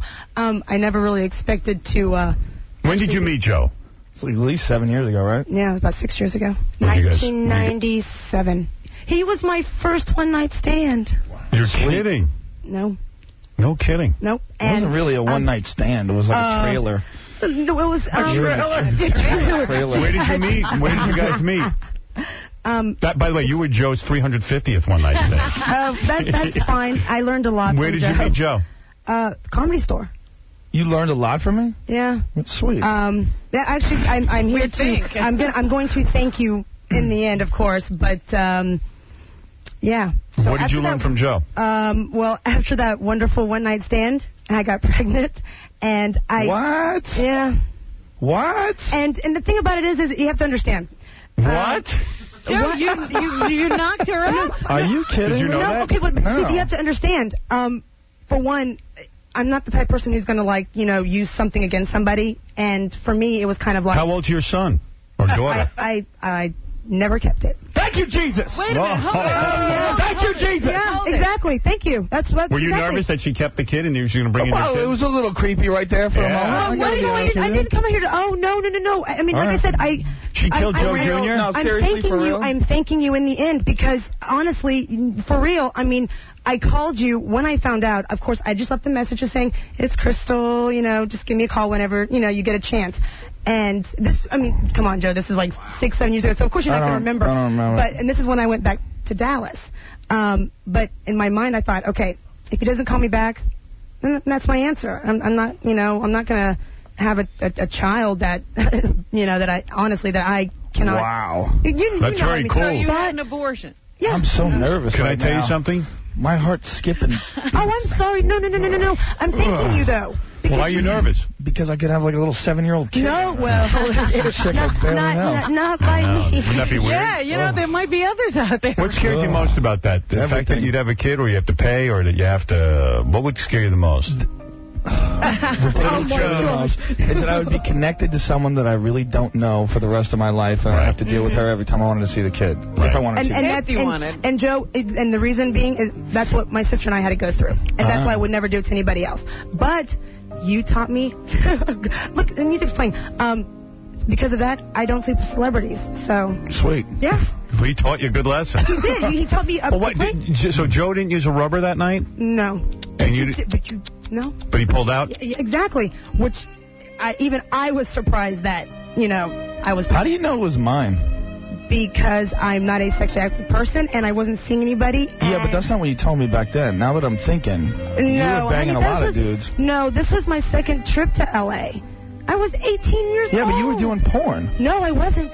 No, honey, I wasn't. No, you were. No, yeah, no. Ron told me you were doing porn. No. Ron told me you were doing porn. That didn't start until I actually moved there. Oh, okay. And that was in 97. Hey, she did the right thing and aborted. I mean, really. I think I did the right thing. Thank you. I think you did the right thing. Let me ask you, did it ever cross your mind to have the baby and then hit you up for a bunch of money? No. Someone actually told me to do that, and I said no. What a good kid. I'm not a vindictive person. I'd like to bang you now. Oh. According to Stuttering John, he's making about $3 million a year. Yeah, you would have been making $1.5 million. Oh, no. The thing about it is that I'm not, the type of person who's going to sit there and use something against somebody and against their will. You're nice cool. Girl. You're a nice girl. Well, thank you. Well, you're lucky, dude. Very lucky. Thank you. No, but like I said, I just have to thank you. I'm not bitter and I'm not angry about it. And I was thinking, oh my gosh, I hope he doesn't think that I'm trying to weave some sort of Was it a son or a daughter? I don't know. You don't know? No, it wasn't. It was like 6 weeks. And this is probably Joe Jr. Yeah, but let me ask you, how was it though? How was the one night stand? How was Joe in bed anyway? Pretty hot. Oh, thank you. I thought so too. And then I thought, oh, he really likes me. He had sex with me, and yeah. So shows how. Oh, he did like you. Yeah, that one night. But how was the sex? No, it was great. Was it good? I mean, he was my second person, honestly. You were my second person. Why are you rolling your eyes? No, because why is he rolling his eyes? Why doesn't he believe you? I don't know. Because of things that happened. Why didn't you believe her? Because of... Okay, wait, hold on, Joe. I know why you're rolling your eyes. In a trailer? Well, she's hanging out with Ron Jeremy. I had just met him, actually. Okay. Yeah. No, you hadn't just met him. You were taking pictures for magazines. No, I wasn't, honey. All right, well, you know what? Okay, I'm getting what he told me. So okay, no, go right And this is all, again, this is 7 years. Yeah. Me trying to remember. Joe just had his Fear Factor right on this show. There you go. I swear to God, I had a heart palpitation. Did you think a kid was going to come walking in here? I don't know. Meet your son, KC. Oh, you know what we should have done? We should have had a kid here. Oh, no. We should have had a little kid. We should have brought in a little kid. Wet my pants and blacked out. I'll bring in my sister. She's just as good. That would have been so great. I wish I had known. So is your sister here, the twin? Uh-huh. Oh, they're hot. You're going to see the twin. How great if you would have walked in with a little kid and gone, I want you to meet your son. I could have gone through with it, because you could see right in my eyes. I'd have been like, yeah. Come on, you little... How many abortions since then? Thank you. No, since Joe, my fiance, my ex-fiance, right. I had another one. So. All right, so only 2. Mm-hmm. So no kids yet, only a couple of abortions. No, I'm not, not only financially stable, but I'm mentally stable, but the thing about it is that I'm not ready, I've got so much... You got living to do, Oh, yeah, of course. With that body, you got more banging to do. Oh, but, a lot of people would use it as a thing to save relationships or marriage, and just BS and... No, that's cool. So, Joe got a big penis? Well, you know what? I honestly, I don't, measure a guy. Don't make me whip it out. Well, I mean, did it... I don't, I'm not the type of person who's like, wow, you got it. Did it hurt? No. Oh, good. Which is good. I don't like it when it hurts anyway, so, I don't like it. Sorry, Joe, you didn't hurt her. What hurt more, me or the vacuum? When you went to get... You know what? Actually, my sister, Sissy, she did make a joke about that. She was like, oh, what did she, oh, gosh, it was something like, she just flushed it down the toilet, and it was just, we think very lightheartedly, so yes, I'm laughing, honestly. Well, I'm laughing. Did it hurt? Especially since there's no baby with you. Would you have liked Joe to have gone with you to the abortion clinic and paid for the abortion? No. Wow. It's... Let me ask one other thing. Why do we keep putting a baby? How did he get her to in the trailer? I mean, I don't even know how they're in the trailer. I don't remember it being that difficult. Were you on a set, or were you? Where were you? No, you were leaving the set, and I was... What set was he on? News Radio. Oh, News Radio. And I had arrived with Phil Hartman. You arrived with Phil? In this car. Mm-hmm. I thought you arrived with Ron Jeremy. Nope. What were you doing with Phil Hartman? Sure the baby wasn't Phil Hartman? There's a completely other story. Were you getting it on with Phil Hartman? No. Actually, my sister, Andy Dick, and some other people, we were just leaving the opium den. and Phil had y'all are all at like Pino's or some restaurant, and wow, you got a crazy memory. Oh well. It's one of, I say it's well, just she had a baby with you, dude. No, the thing about it is, yeah, Joe, you were her second. Joe, I mean, with anybody, not even just Joe, anything that happens to me or my sister, we learn from it. We take it and we learn from it. We just keep moving on. So of course, you learned not to bang celebrities? Yes, because it was such a bad experience. Listen, with don't Joe. let me give all celebrities a dark name. I'm not. No, you don't. That's give, horrible. You don't give celebrities a dark name. I think you should try Howard. But yeah, you should, and see a good experience. They're not all like me. You have to stimulate me mentally. I mean, I can't do that. That's my thing. I mean, I'm very... Just throws in the towel. No, that ain't going to happen. Wait a minute. I really want to know how Joe stimulated her mentally. brain. Well, back then I didn't really think that way. So what happened? You met him and instantly said, hey, he's famous, I'm going to have sex with him? No, it was more on the lines of, I mean, I thought he was I still think he's a very good-looking, gentleman. And I was just like, oh, and he's talking to me, and he must like me. You know, that whole thing when you're being chatted up, whether it's a celebrity or not, you think someone's actually talking and calling you. I mean, it's not like... So his move, he got you right into the sack. No. I say it takes two to tango. It's 50-50 all the way, no matter what. But no, I'm saying he got you right away. I mean, you got out of Phil Hartman's car. Well, yes, I got out. And then you met Joe and you went to bed with him? hanging out with Phil, and then I saw Joe walk out, and I was like, oh, I'm going to go say hi to Joe, because I mean... You didn't want Phil. If you want between Phil and Joe, you'd rather have Joe. Yeah. Right. And so sometimes I say, gee, if I had stuck with Phil, then none of this would have happened, but... Right. Well, so no, his wife would have killed you, too. Yeah, right. What are you talking about? Yeah, you would have been triple suicide. Listen, it would have been smooth sailing if I had just stuck with Phil. I tried to talk you out of the boob job. Do you remember that? You were trying to tell me you were going to get a boob job back then. You were like 19. I was like, you're crazy. Why would you do that? You had a great body. I didn't. That's why I got him done. What do you mean you didn't? Well, when let's see. You were flat? So, well, I was like a 34B. What's wrong with that? Well, I gained a lot of weight when I went and had my first quote-unquote epiphany, got off, like the drugs. I never drank, but I was doing like a lot of, a lot of blow? Yeah, exactly. Wow. And I didn't want to stop eating because I loved food. Joe, you're a lucky man. Wow. Clearly. Why didn't you drink? Guys get this whole rap and they're so horny. They're like, you gotta have. I bet you after Joe. I've never heard the end of one question we answered. I bet you after because no one wants to hear it. I bet you after Joe finished right out of the trailer, right? Yeah, well, he dropped me back off where I was staying. But he dropped me off. Thank you. What a gentleman. He didn't give me cab fare, but that's fine. That was nice. He drove you back. I got a question for Joe. Is that a weird move when you're on a show and all the people around to have a chick coming out of your trailer, or is that just how it should be? It depends on the show. News radio was pretty common. Really? There was a lot of freakiness going on that set. Let me understand something. Were you on the show News Radio? No. So Ron Jeremy brought you by the set. Well, yeah, my sister and I asked Ronnie if he knew anybody so we could go see a taping. But before then, we had met Joe at the Comedy Store. Okay. So then you latched on to Phil Hartman, and it looked like things were going to be happening there. No, he actually... we were leaving the Opium Den. It was 2 o'clock in the morning. We had asked everybody who was at the restaurant from News Radio if they wanted to come, because Andy Dick's like, hey, we're going to be, partying over at this place. We went with him. We asked Phil before we left to this club. He said no. And when we were leaving the club, Phil was walking up. And my sister and I were like, well hey, the club's closed, and wow, it's great to see you. And he goes, well, what are y'all doing now? And my sister's like, well, I'm just going to go home, go to bed. And I was like, well, I'm still up. And he goes, well, why don't we go back over to, like, what was it? Whatever lot, Warner Brothers, I don't know.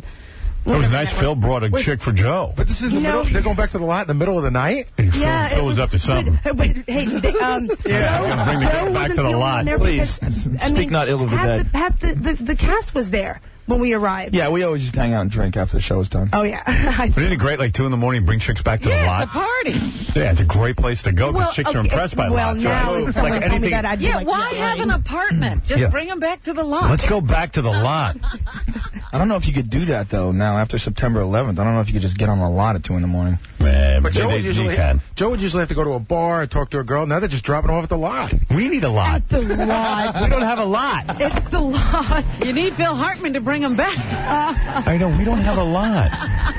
That's our problem. I just figured it out. All right. There you go. No goddamn lot. That is impressive. And trailers. Man. Why don't we have a trailer and a lot? Was your trailer nice, Joe? No. It's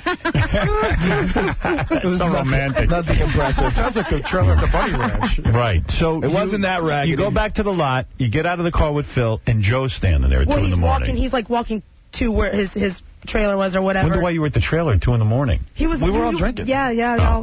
Everybody just hangs out at the lot. That's so cool. At the lot. So you get out, you're looking hot. And Joe says, hey, come on, let's go hang out. No, I think I kind of I actually started chatting with him, and then I asked what he was doing, and he was like, oh, I'm just, packing my stuff, and I'll be leaving, and apparently I managed, I don't think I finagled my way because I didn't know how to at the time. Finagled, yeah. Just kind of and we went inside and started talking, and then one thing led to another, pretty much. He banged you pretty much right then and there. Yeah, it wasn't like a, Look at you, buddy. It wasn't, but I mean, come on. It's just one of those things where it's like, it was, good while it happened, and now, hey, you part ways. Was she your first chick that night? That night. Yeah. Yes. Joe's no homo, I'll tell you that. Joe was your second. How long before your third? I'm just curious. My third sexual experience? Yeah. The next night.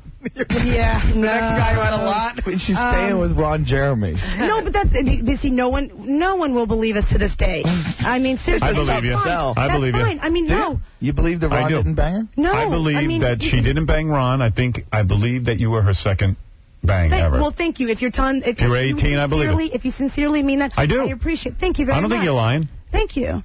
Any condom? Why no condom? No, I was 18. I had just turned 18. Boy, you're getting close to the legal line there. That's okay. No, I never lie about my age. I mean, even now, I won't even lie about my age. Okay. No condom, though. That's worse. Yeah, that's pretty gross. Yeah. You still doing that? No. Yeah. Sure. Yeah, right. I'm taking Howard's advice and going with the extra sensitive. Durex. No, there's actually a much better, well, anyways, that's a whole other conversation. So. Well, give me the name. I got to get a hold of it. Well, I'm trying to get a hold of it, too. The only place I've been able to find it is in Plano, Texas. What is it? It's... Okay, you know how there's Rough Rider? Well, now, you know... No offense, man. You're not a dude. You don't know what it feels like on my ween. But I know. I mean, with my ex, okay? You don't know? No, I do know. Can you put a condom on a guy with your mouth? No. Because I'll take you home right now. Do you not, but you tell me that the She swore up celebrities. I ruined her. You're not going to have... Why did he ruin you, though? Because he got you pregnant and I learned a lesson. What was the lesson you learned? With the celebrity on the first night. Maybe that's a good But it wasn't the first night, though. That was the thing. What was the lesson, though? That all celebrities will get you pregnant? No. The lesson learned pretty much was, no matter if they have... Thank you for the music. I don't care whatever status you have, money, whatever. The fact of the matter is that, it just... Okay, I cannot do this with the script. The lesson is not clear. You know what? The lesson is that it's like a Zen cone. I'm listening to this music and I'm going, oh my God, this is so cheesy. And I see but you learned the lesson, and I'm not sure what the lesson is. The lesson is, no matter who you are, what you have, what kind of status you have, the fact of the matter is that me personally, I'm not gonna sleep with you until I know you mentally. You have to get to me mentally. I mean, but what if it's in depth? So you won't be? I thought you won't be with another celebrity. No. It isn't. I have to get with you mentally. Yeah, anybody. Well, I'm as mental as they come, so I think I could do that. I would like to apologize. I run circles around a lot of these people. I would like to apologize to all the men who meet her in the future for ruining it. I say the same thing. Yeah, you ruined it for all celebrities. For all men. I could have been banging her in the back room right now. I'm not saying that I'm a virgin. Or like, I did go through my celibate. You did porn. For 2.5. Honey, there's a huge difference. Oh, between porn and celibacy? No, I guess. Well, no, between... You did porn? Yeah. Wow. Yeah. Wow. That's a whole other story right there. Nothing makes any sense right now. It's her and her twin sister do porn, but they just quit the business like 6 months ago. Her sister's very hot as well. Oh, did you do both of them? No. Her sister's very nice. That's the move. They're both Thank pretty you. nice. Thank you. Should have got them both pregnant.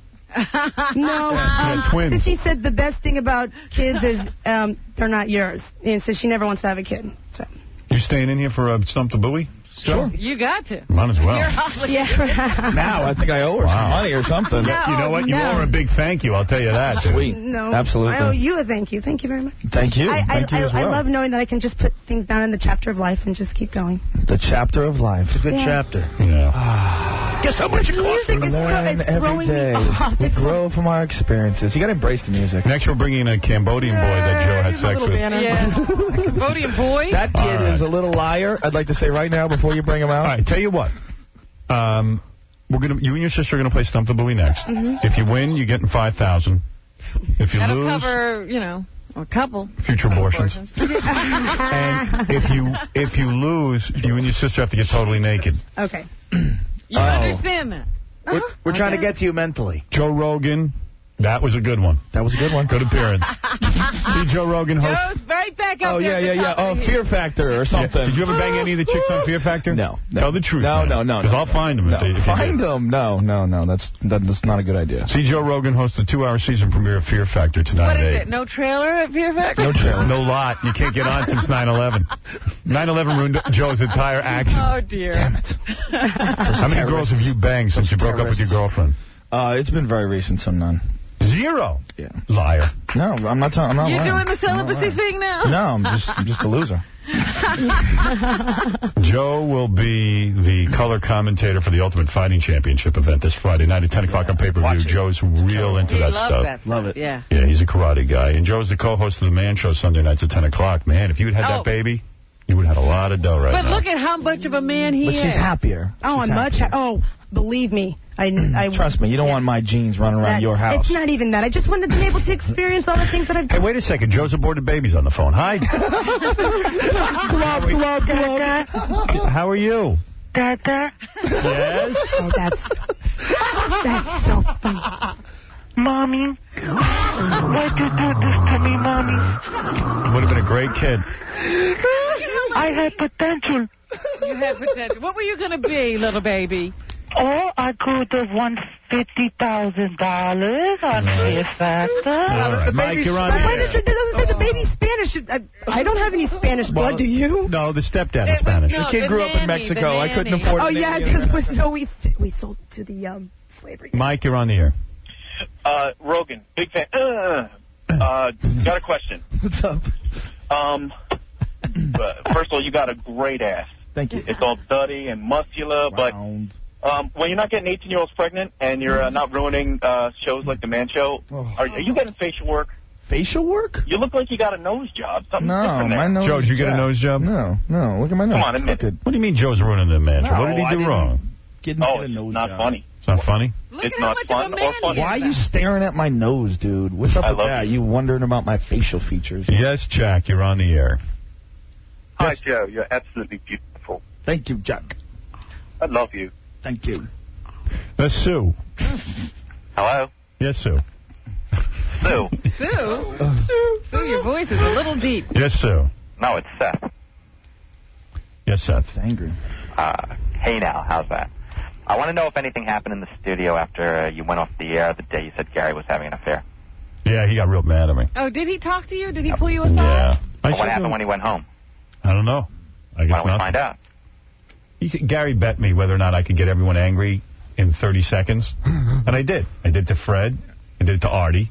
I did it to Robin. And I did it to Gary. You said he had an affair? So I go, I know you cheat on your wife. And he went berserk. And then I go, well, you challenged me. So what do you want? He goes, but you always say that. No, I don't cheat on my wife. My wife, he was blah, blah, blah, blah. I just said, hey, dude, don't challenge me then. That's a dead giveaway right there. Right. So what happened when he went home? Do you have any hassle when you got home? No, because she didn't hear it. Oh, good. But you know what? I thought that was a lot of people. Like, I was a little bummed out that day, and then, of course, as the day went on, people were calling me and getting me more bummed out. I thought it was like a harsh thing to say. Yeah, a lot of people told me that, too. But you told him to piss you off. Yeah, I was proud. I said, and then I explained to him, I That's the said, only Gary way? told me to piss him off. So, yeah, you don't make a challenge to me and then don't say... But you know how you could piss me off? You could just tell me that I'm a nobody and a nothing. No, that wouldn't piss you off. That won't really piss you off. Yeah, dude, maybe you'll stop cheating now. What are you doing? Hey, Howard. Do what you want, man. What are you trying to do? Just F everything up for me? Come on. No, dude, you asked me to make you... I know, but I'm not trying to F anything up. I don't mind if you're pissing me off. Hey, Howard. Don't go around saying it like it's the truth. That's what. But how am I supposed to piss you off if you tell me, you're insane. Don't come in this room and say to me... First of all, I didn't tell you to piss me off. Yes, you did. No, I didn't. I said, I'll bet balls in 30 seconds you can piss everyone off. I said, I can. You go, like that. You go, all right, I'll write down That's 3 a challenge. things. You go, I'll write down 3 things I know you're going to say about me. You told Robin. You requested it. Listen back to the tape. Listen, you told Robin, I mean, what you said to her was so soft it was ridiculous. Because she can't take anything. Oh, please. Here we go again. And then like but it pissed her off. Everybody else's thing was so soft, except for Artie. I thought that was a little harsh. Artie's was real harsh. But it's just... Yeah, this is like a Fred's wasn't harsh. Fred was terrible. I don't remember what Fred's was. I said Fred's a loser and never could have made any money on his own. But I don't think Fred buys it. He totally needs me. I think it's harsh, but I don't think Fred buys it. How do you know what Fred buys? Just as bad as the other one. I know what Fred no, feels. it's not. I know Fred has a bad feeling. Fred, is that going to wreck your marriage? What Howard said about you? Well, he said something entirely different. It's apples and oranges. Yeah, it's not going to wreck his marriage, but it's going to wreck him. Well, bringing the guy in that one day who saw me fight with my wife at the Rainbow Room was good for my marriage. You talking to me or Howard? I'm talking to you. Oh, do you think I brought him in and didn't tell Howard and snuck him in the back door? Man, you're acting like it's true what I'm saying. No, I'm saying that because it's true. No, thing that he did to you.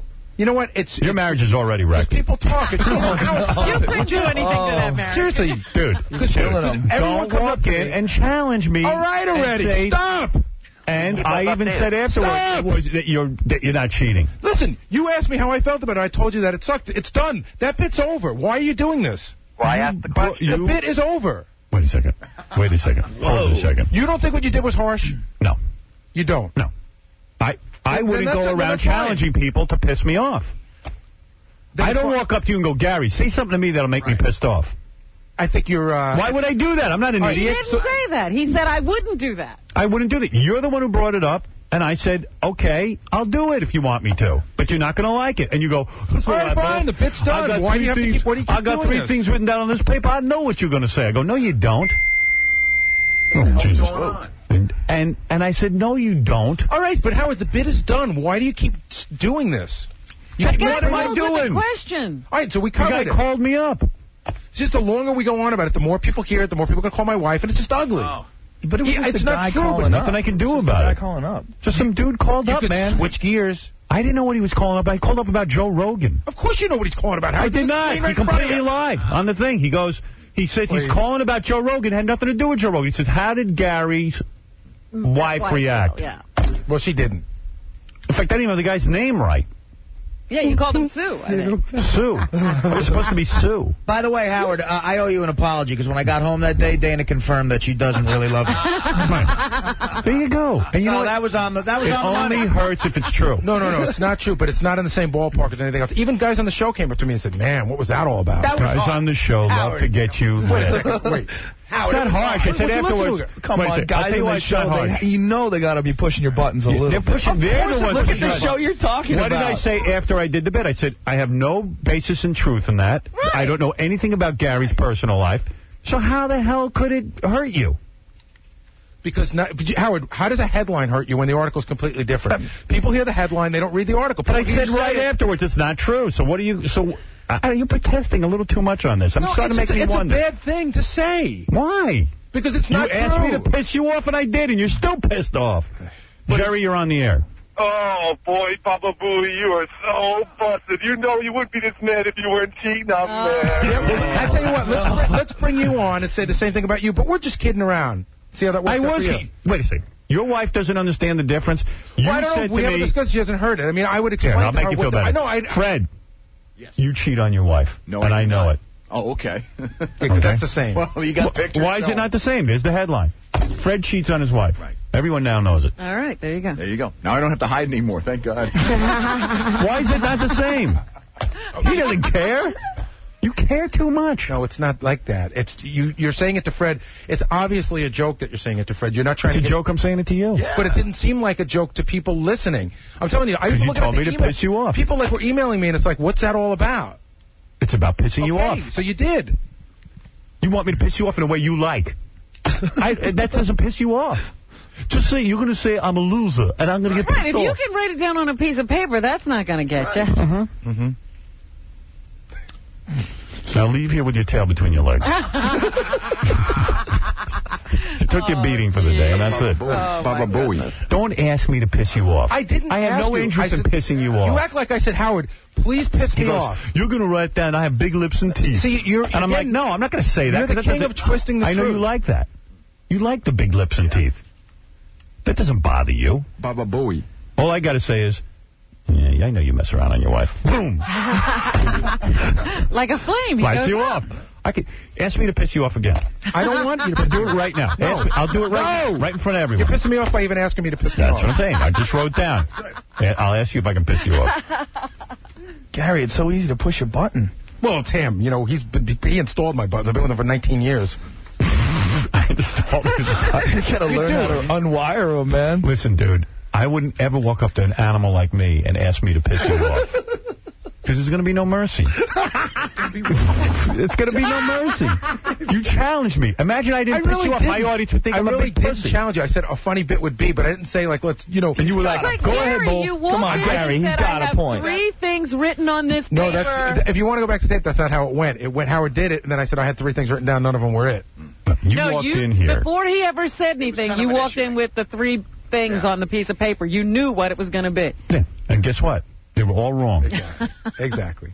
You're going to say big lips and big teeth. You're going to say that I'm pussy whipped. You're going to say I have to bathe my kids every night. And well, that pisses me off, too.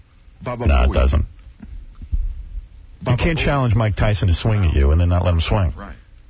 My foolishness. I apologize. Of course. You owe me an apology. You really do. Yeah. You owe me an apology. Yeah, he should be pissed now. I'm pissed at you. I just apologized. And I didn't even want to say that stuff about Fred and Artie and Ronnie. I just apologized. Yeah, that's just, how do we get hit with punch? Exactly. I didn't ask for it. I love Fred. Fred's not a loser. Yeah, those guys were completely innocent. You really weren't that bad to me. Fred's not a loser like everyone says. He's smart. Smart. I can handle things. Right, Howard. Right, and Dana loves me, right? Let's get back to Joe's abortion. Right, Howard? All right, you and your sister are getting naked if you don't beat Baba Booey. Yeah. And one can only hope. I can't wait to see what Joe is banging. Why do they think they know so much about music? Honestly, it just happens to be one of those things that my brain just absorbs. Useless knowledge in music. Joe, would you bang her again? I'm scared. Why? Yeah, I don't blame you. Fertile. It's too fertile. You only want infertile women? I want chicks with uterus problems. Is that the first time you've ever heard that a woman got an abortion? From you? Second time. Second time. You keep hearing about but the it. other You're time, not around? The other time was when I was 23, and it was a girl that I was dating. Oh, okay. You actually were around for that. Yeah. I was happy for that one as well. Yeah. Well, anyway, that's great. What a great, fun story. Scary. Oh, sorry. All right. See, now there's a fear factor, bitch. Oh, hell yeah. Hey, where's Baba Booey? I want to piss him off some more. You're enjoying it now. I love it. I love that he brings it on himself and he's mad at me. He's so funny. He was breathing heavy. He was really worked up. He ought to go calm himself down. He was really mad. What is it, Josh? Hey, how you doing, Howard? Hey. I gotta tell you, man, he is so busted. Gary's just so busted. That's just too. He really isn't guilty of anything, but he's just acting like a guilty guy. Nah, you can't be that pissed off and not be cheating. I think he's just Gary's really a sensitive. He's a sensitive guy. That's just like not possible. He doesn't have time to cheat. Gary has mood teeth, and I'm telling you, I can tell he's really sensitive about when this. would he have the time with all his babysitting chores? Yeah. When would he be cheating? He's got to get right home and babysit. All right, Bowie's going to come out of the box screaming and fighting because he wants to beat you and your sister. That's right. This is his opportunity to show us. It's going to be great. Stump the Bowie next when we come back. Joe, you going to hang out or what? Yeah. All right, Joe's hanging out. He wants to see this. All right, we'll be back right after these words. You hanging up on me for you, sucker? I'm coming down now. Listen, you mother, you know your mother niggas.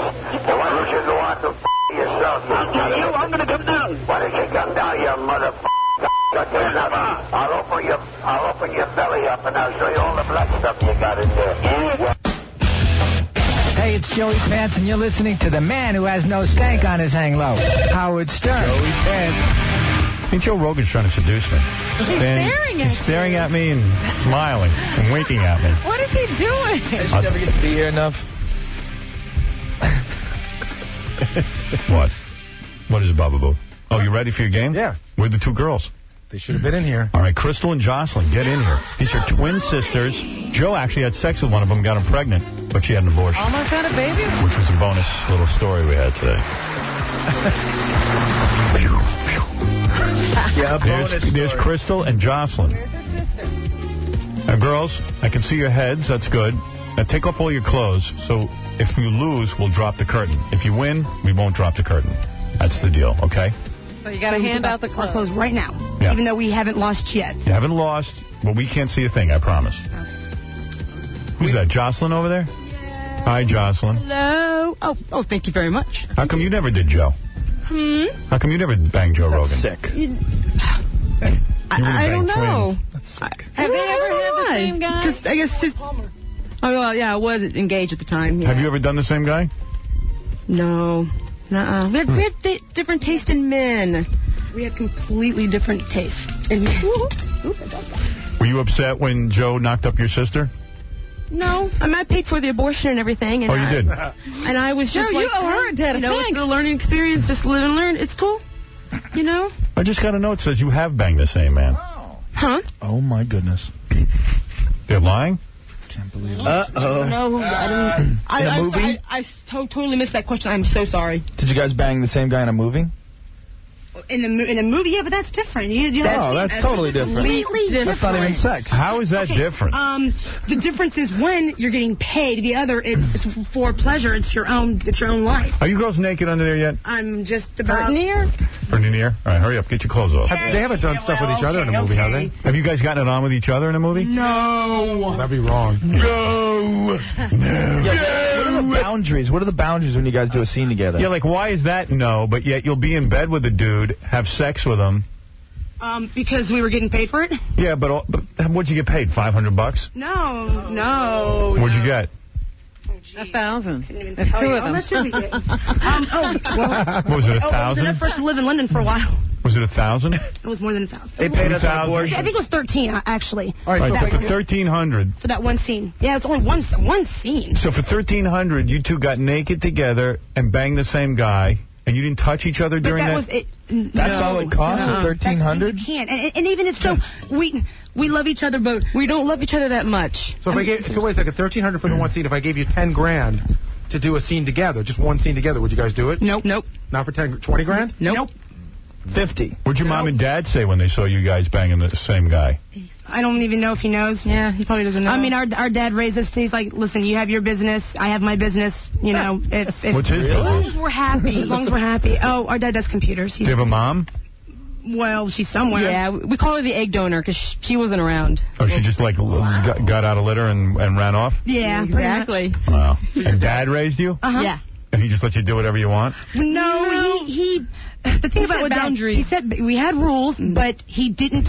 Like, you're not allowed to bang each other, but you can bang the same guy with the rules. No, it was more along the lines of, listen, once you're an adult, I can't tell you what to do, because either way, you're going to do whatever you want. Wow. Remind me not to lecture my kids in that manner. Now, why?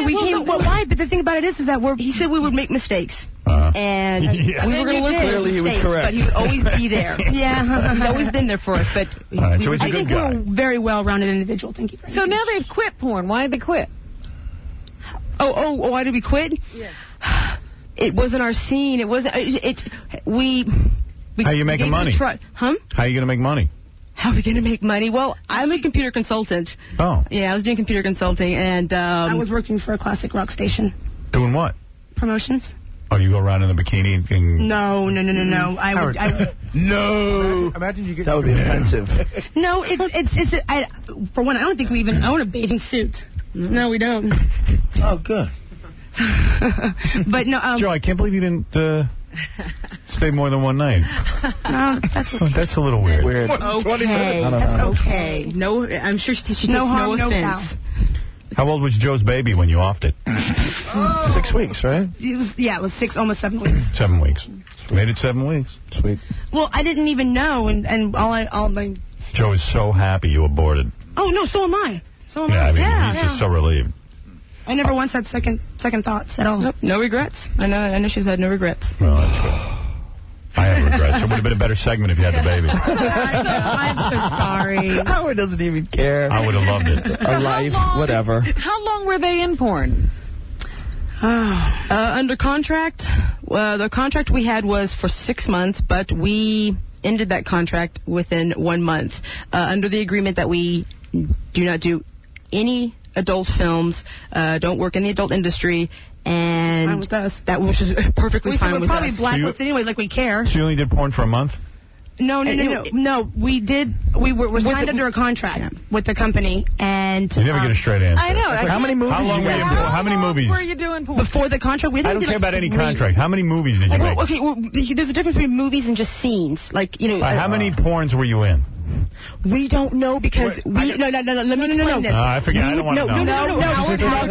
You have to be 1 second. Give me a second to explain. I'm so sorry. No. But Gary's going to answer it. I wonder if how many months were you paid to have sex in movies one way or another? We weren't paid in months. We lived in Dallas. We flew out there. We worked for a week, did like two scenes, made money, and flew back. Wow, they're good. All right. No, that's the truth, though. I mean, it was... you know, I don't care. Let's play the game. Yeah, I mean, we do it because we don't even do it anymore. Yeah. Girls, you naked in there? Yeah. All right, no, this broad ain't naked. Come on. Naked. Oh, you're right. You're right. Get naked in there. Oh, you have a problem. And take your clothes away. I was not even paying attention. Thank you very much. Take my clothes away.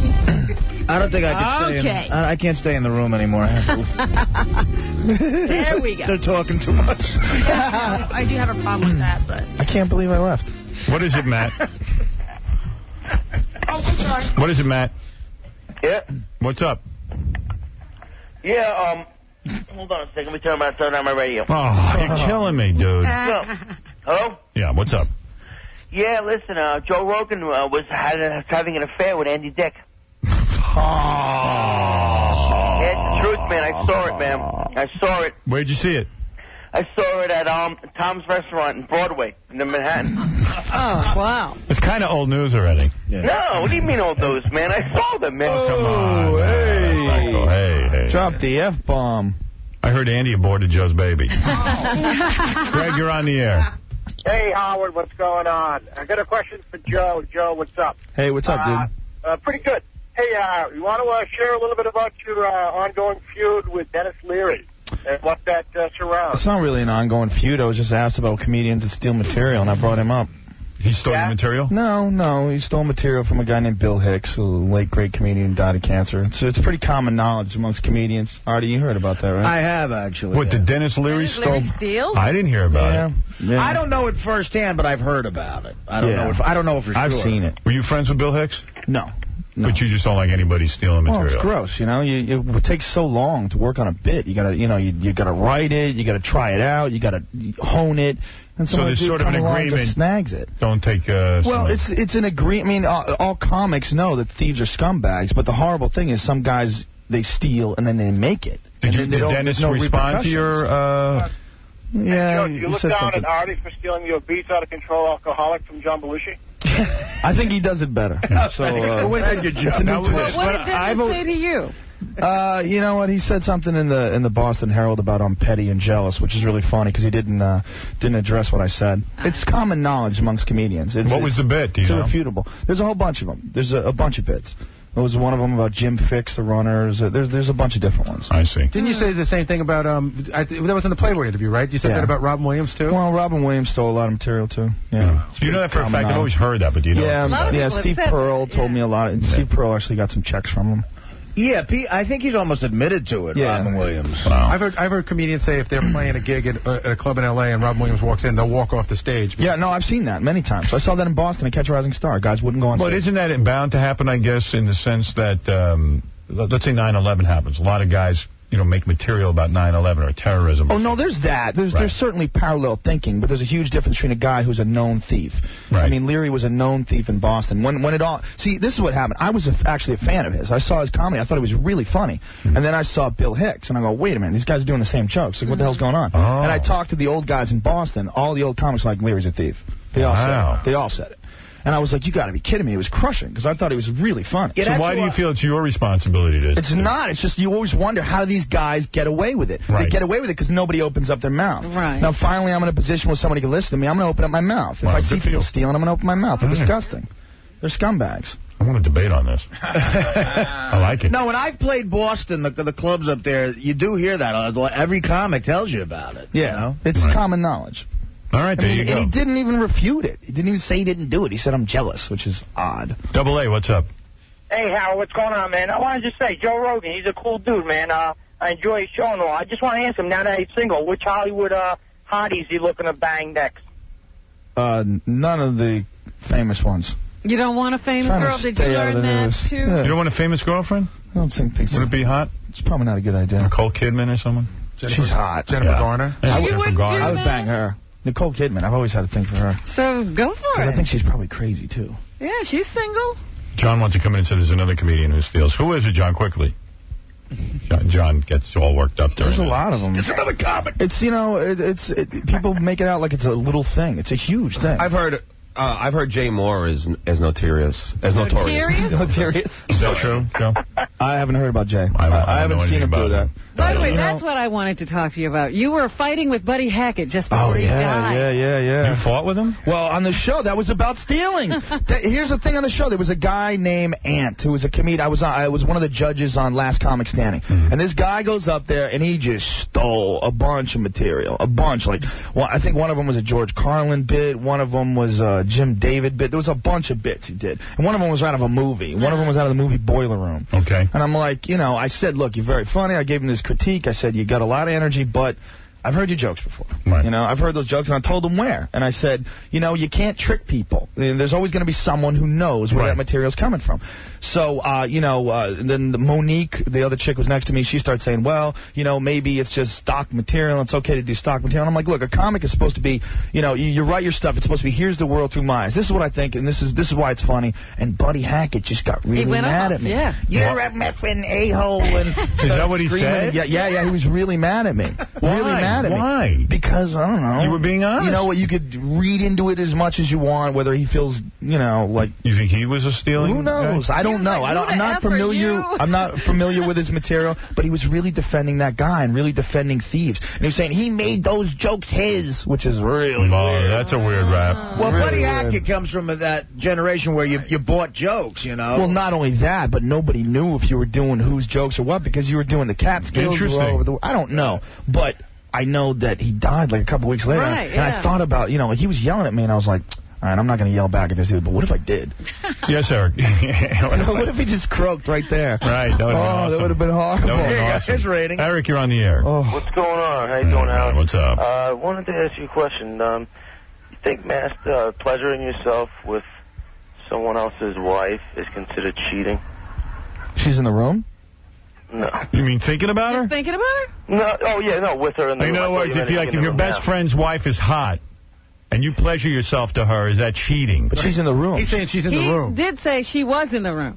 Yes. Is she pleasuring herself, too? Pleasuring yourself while your best friend's wife is in the room? No, not my best friend. A good friend. Like my brother. Explain to me what you're asking. All right. The couple, they're both my friends. But the wife sometimes is around when I happen to be pleasuring myself. You guys live together or something? How would a wife be around when you're pleasuring yourself? He puts up a red light. Does she know that you're doing this, or is she in the next room? Yeah, she's into it. She likes to watch you. But how does she know when you're going to do it? That's totally cheating. Wait a minute, Because it leads up to it, kind of, She's over, let's say she stops by, your wife's not home. Right. And you go, oh, yeah, man, we start having some sex talk, and you go, hey, I'm just going to pleasure myself, and you watch. Yeah, well, one thing leads to another. Yeah, that's cheating. But wait a minute. Does she do anything? Does she, disrobe for you, or?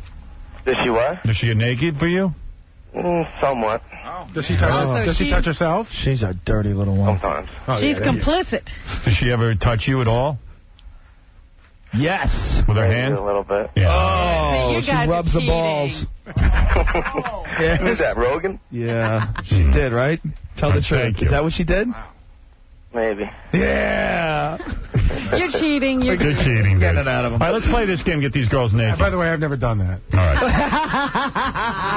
5 songs. The beautiful Crystal and Jocelyn. This is for $5,000. Compliments of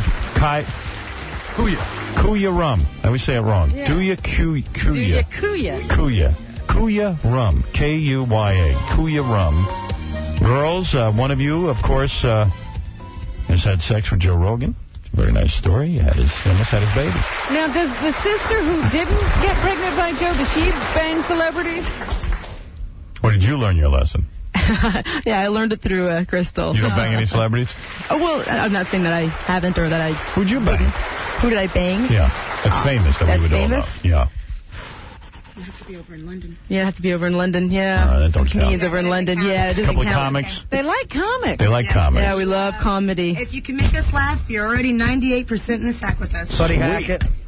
Yeah, that's what it must be. effing a-hole. All right, let's play the game. In CD1, I have 5 songs. Don't blurt out your answer. Just write it down.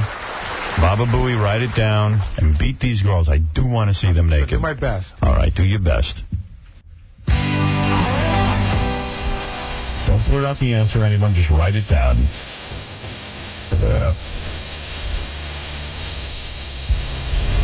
Doesn't look like anybody's right.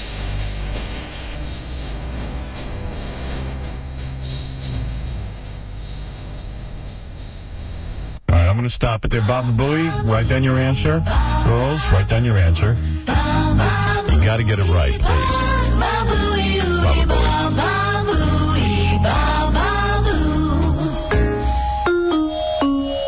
Baba Boo. Okay, let's go to the girls first. Girls, are you done writing? I can't see back there. I'm going to have to go to you first each time because I can't see. Do you have anything? That one stumped us. No, because I hear the voice. No, hold on. Yeah. All right, girls, ladies. No. The answer is yes or no. No. I want to hear a little more, but never mind. Gary, what do you have? Not a clue. Not a clue. Okay, so you're both beating. Who is it? The song is called Just Between You and Me, April Wine. What can I tell you? That's it. These songs are in the top 100? That's what it is. It's all from the top 100.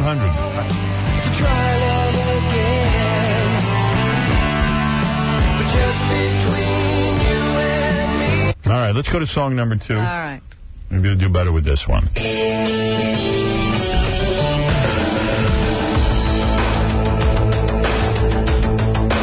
I need the group. I need the song. Everybody ready? I can't see what the girls are doing because they're shielded. Oh, we're ready. Oh, yeah, we're ready. Okay. Girls, hold up yours first because I can't see what you're doing. What does it say? So it's Roxette. She's got the look. That is correct. Roxette, the look. She's got the look is fine. All right, Baba Booey. Roxette, you got the look? All right, good. That's it. 1 and 1. All right, let's go to song number 2. Someone's going to be naked, and I hope it's not Baba Booey.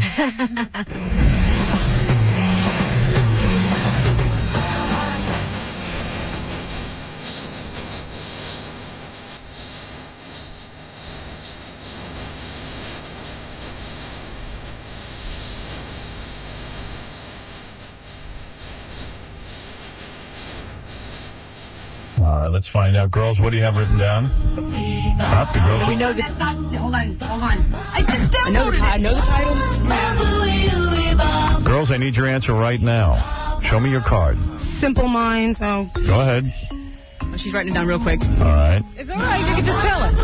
Tell us. Sowing the Seeds of Love. Simple Minds, Sowing the Seeds of Love is wrong. Gary, what do you got? Sowing the Seeds of Love, Tears for Fears. Tears for Fears is right. Girls. We don't get half a point. I'm so sorry. Not fair in this game. That's okay, though. Someone's going to be naked.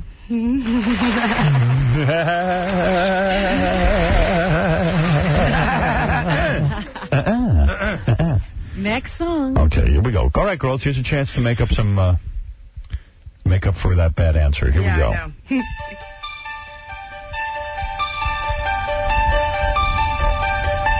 Say now. Sometimes I wonder how I'd ever make it through this world without having you. Girls look like they're having a problem. Baba Booey just riding away. All right, I'm going to take that and stop it. What's happening?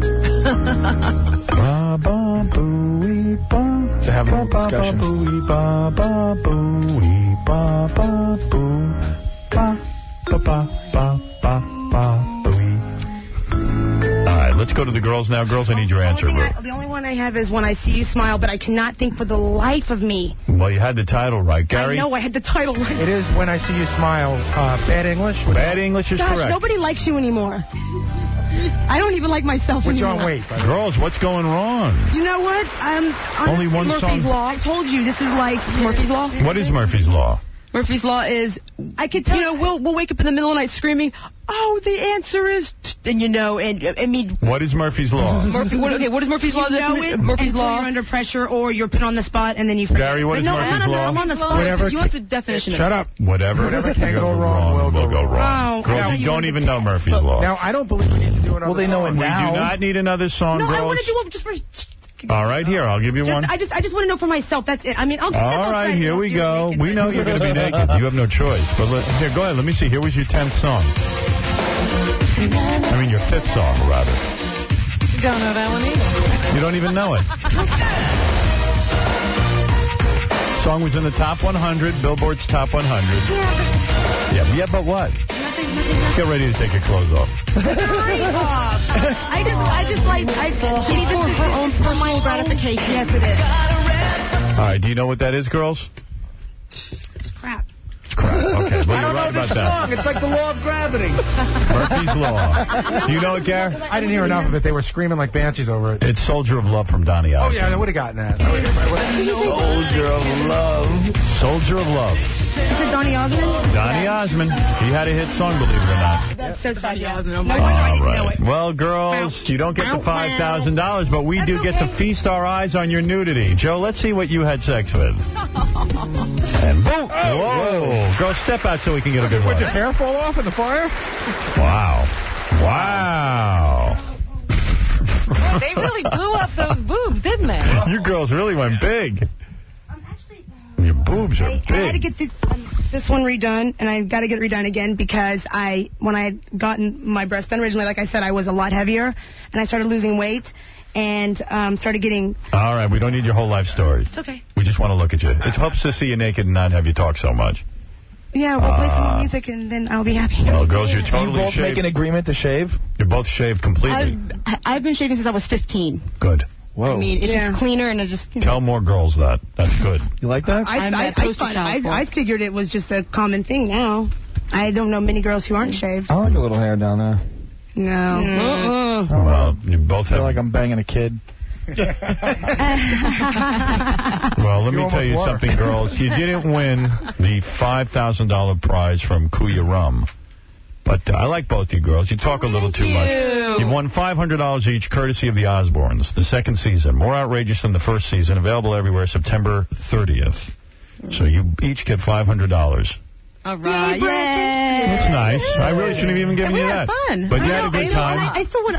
You still play more songs for me. Yeah, well, it's enough of that. It's just for me. And congratulations on having sex with Joe Rogan and the abortion and everything else. I guess that was the first time I've ever been congratulated. All right. Thank you, girls. You look very charming nude. And, that's Hey, Joe, did she claim it when you were banging her, or was she always talking like this? Did she talk through the whole session? I'm starting to have flashbacks now.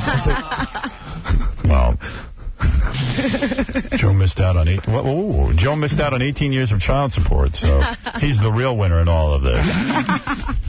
Yes, Bill, go ahead. Bucks back. Bill, you're on the air. Okay, it was only $80?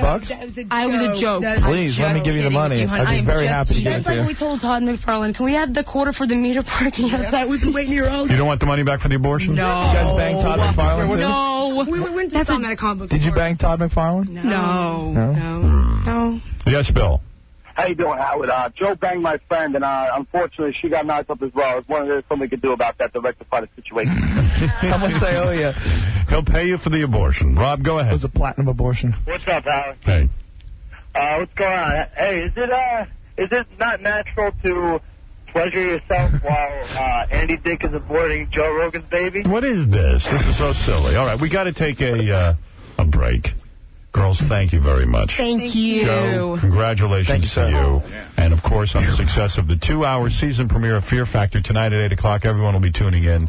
Joe will be the color commentator for the Ultimate Fighting Championship event this Friday night at 10 o'clock on pay-per-view. What is this? That's a tape of if you want Joe and Buddy Hackett screaming. Oh, Joe and Buddy Hackett screaming at each other? Well, I didn't scream back. Now, you're very comfortable on stage and you have a lot of energy, but I have to tell you, first of all, the island, the Manhattan line, that's actually in a movie. That's in a movie called Boiler Room. Never seen it. Not saying that you stole it, but it is an old joke, and if you do old jokes on stage, people, they're going to judge you for that. Okay. You know, you're a funny guy. You can come up with your own funny material. The other thing, the belt and purse line, that's another old joke. Those are old lines. It's like stock material. But you know what the only thing with that, if I can say this, our job is to do what? Entertain these people right here. Right. And okay, well then you're a cover band. Stop. Stand-up comedy is an art form. What it's supposed to be is, here's the world through my eyes. Your perceptions on things. You're not doing, here's the world through my eyes. I watched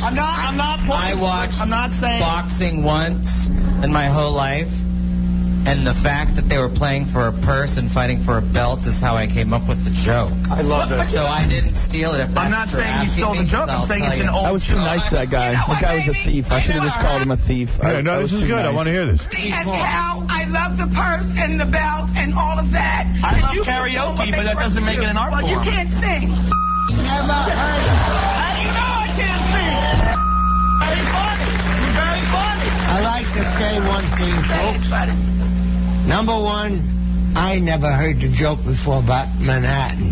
And if I the boys don't clap. It's in the movie The Boiler Room. Hey, I heard you talk, you just shut the up. Wow. Yeah, he went off. Wow. Well, I think Buddy Hackett did a lot of old jokes. Yeah. I think he touched the nerve there. I'm just watching the girls get dressed. They're dressing each other. Pretty good. Really? And the twins are dressing each other. That looks good. Good for you, girls. Keep doing that. Show them to the trailer. Show them to the lot. To Joe's lot. Where do you find a bra that big? Good work. I love it. What is it, Mike? Go ahead. Quick, Mike, come on. Hey, Howard. What's up? This is Mike over in Jersey. Hey, Okay. ask Joe Rogan about his old man.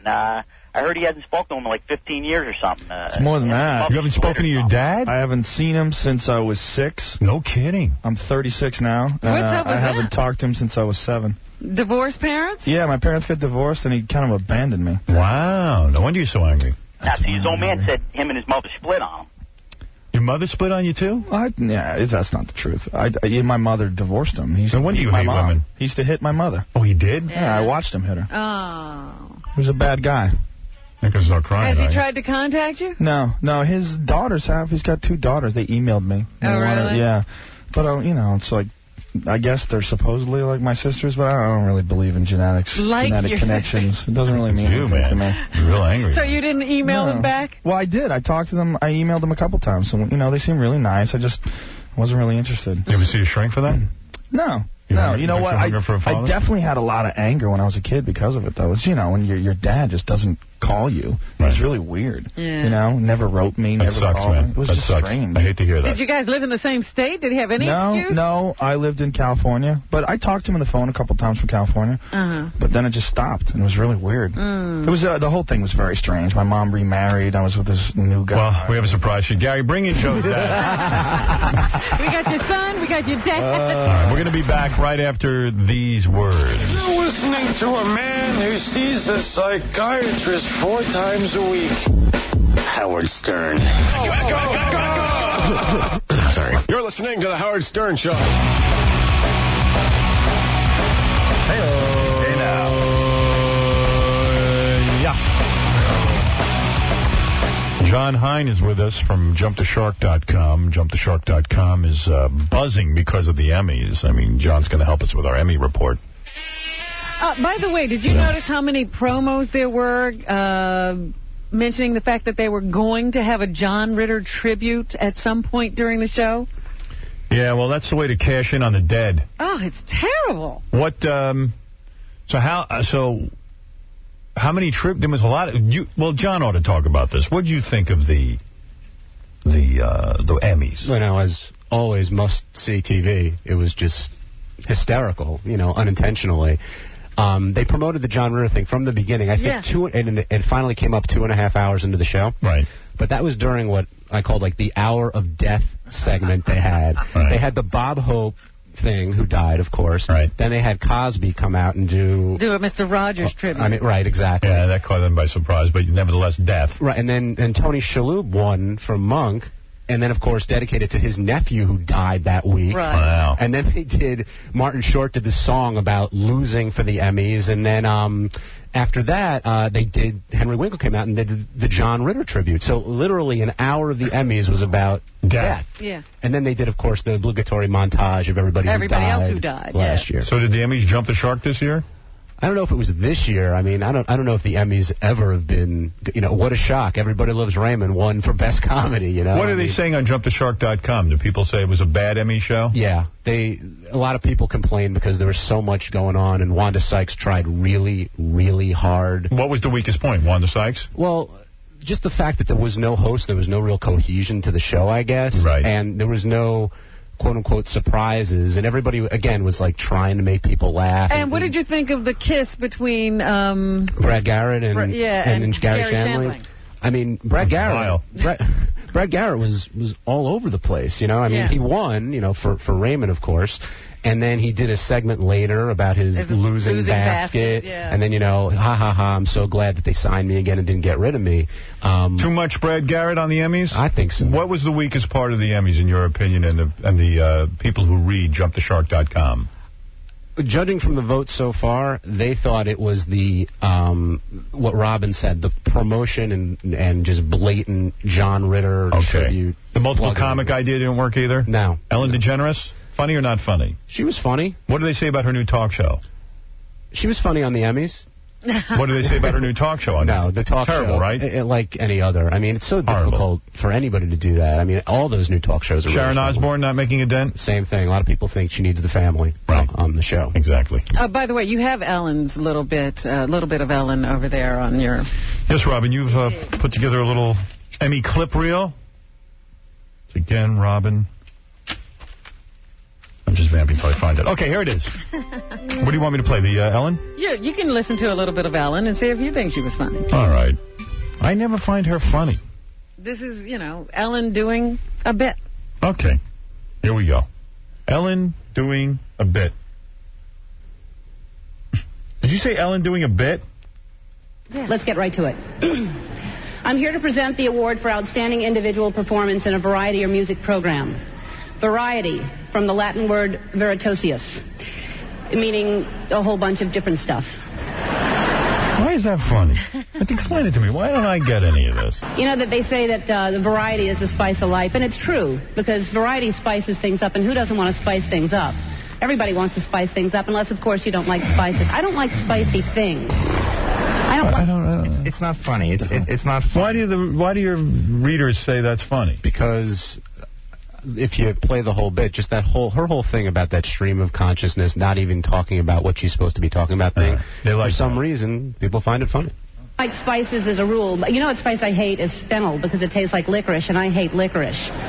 Although I say that, and last week I had a turkey meatloaf, and I loved it, and then I found out later I had fennel in it, and so, see? There you go. Wow. You say something, and then you realize you don't know what you're talking about. It's getting applause. But I do know that I don't like spicy food. That's why I like Japanese food, because it's very clean. No spices. Oh, by the way, this is the first year that Japan will be watching the Emmys. Oh, I'm bailing on it. Yeah. I don't care what your Jump the Shark says. They don't know what they're talking. They don't know what they're talking. Double A, what is it?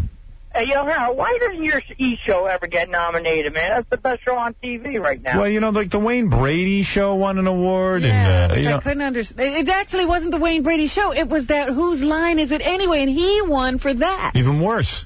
He won for Best Performance individually, and he was against Robin Williams. And who else was in that category? I'm trying to remember. I mean, it was like all these big-time comic performers. And very funny people. They're giving awards to reality shows now. They're giving awards to Best Talk Shows on the daytime Emmys.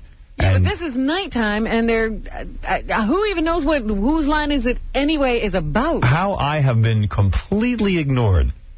In fact, my girlfriend said, why are we not at the Emmys dressed up accepting your award? Walking down the red carpet, yeah. And I said, because it will never happen where I will be acknowledged. My E! show has been on longer than any of these shows, and I am the greatest interviewer ever.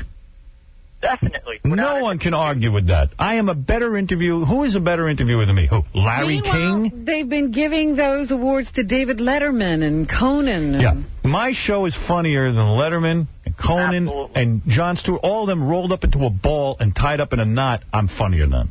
Absolutely. And listen, at least when you interview people, you ask the questions everybody wants to know. Of course. You know, not these pushing his feet, you know, like. Of course. Yeah, you don't have them talking about rocking the grilled cheese. Yeah. Jay Leno actually has won an Emmy for talk show, and he stands there and goes, I understand you're into grilled cheese.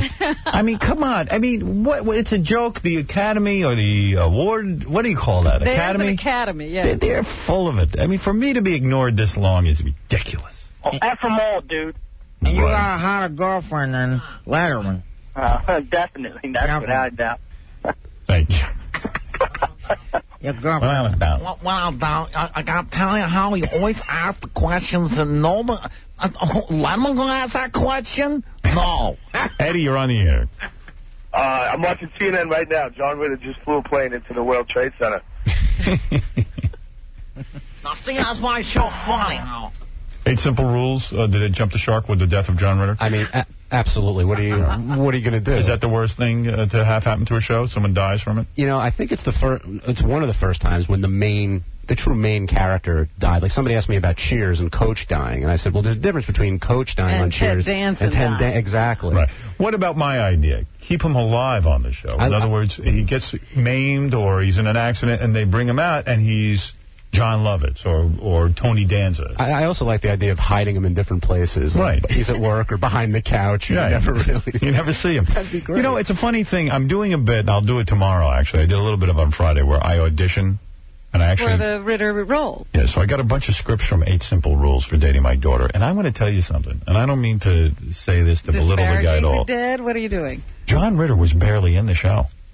When you go through the scripts, I'm talking about season 1 on.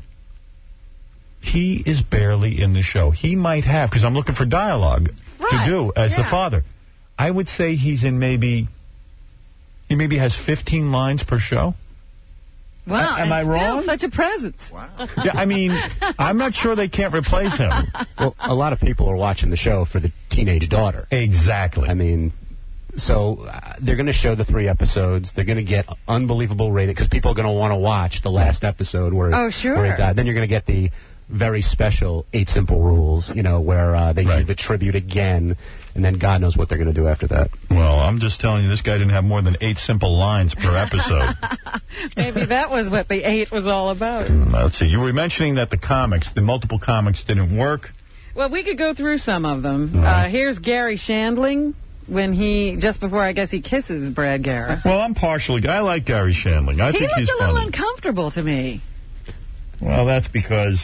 First of all, he had a buzz cut that was very strange. No offense, Gary. Too much face. You know what I'm saying? You know what I mean?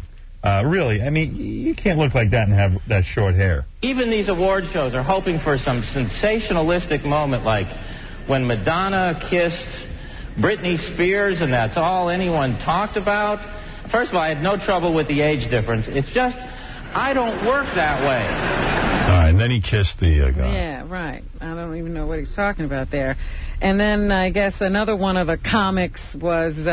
Wanda Sykes. Wanda, yeah, got a few clips of her. Yeah, now Bill Cosby doesn't like that she speaks kind of black. You know, like that black accent. He didn't like that, I don't think. Hey, Wanda Sykes here, and I'm looking at all you beautifully dressed nominees, and I'm asking myself, what the hell am I doing here? I'm not nominated. You know, I should be home watching this on TV, booing y'all. Booyah. Booyah. I guess she approached Bill Cosby and... Do you have the whole thing, or do we just still have this? I thought we were pulling the real... You want the Bill Cosby thing? Yeah. Do I have the whole thing? Yes. I might. Oh, could you play it for me? No. Oh. Let's see.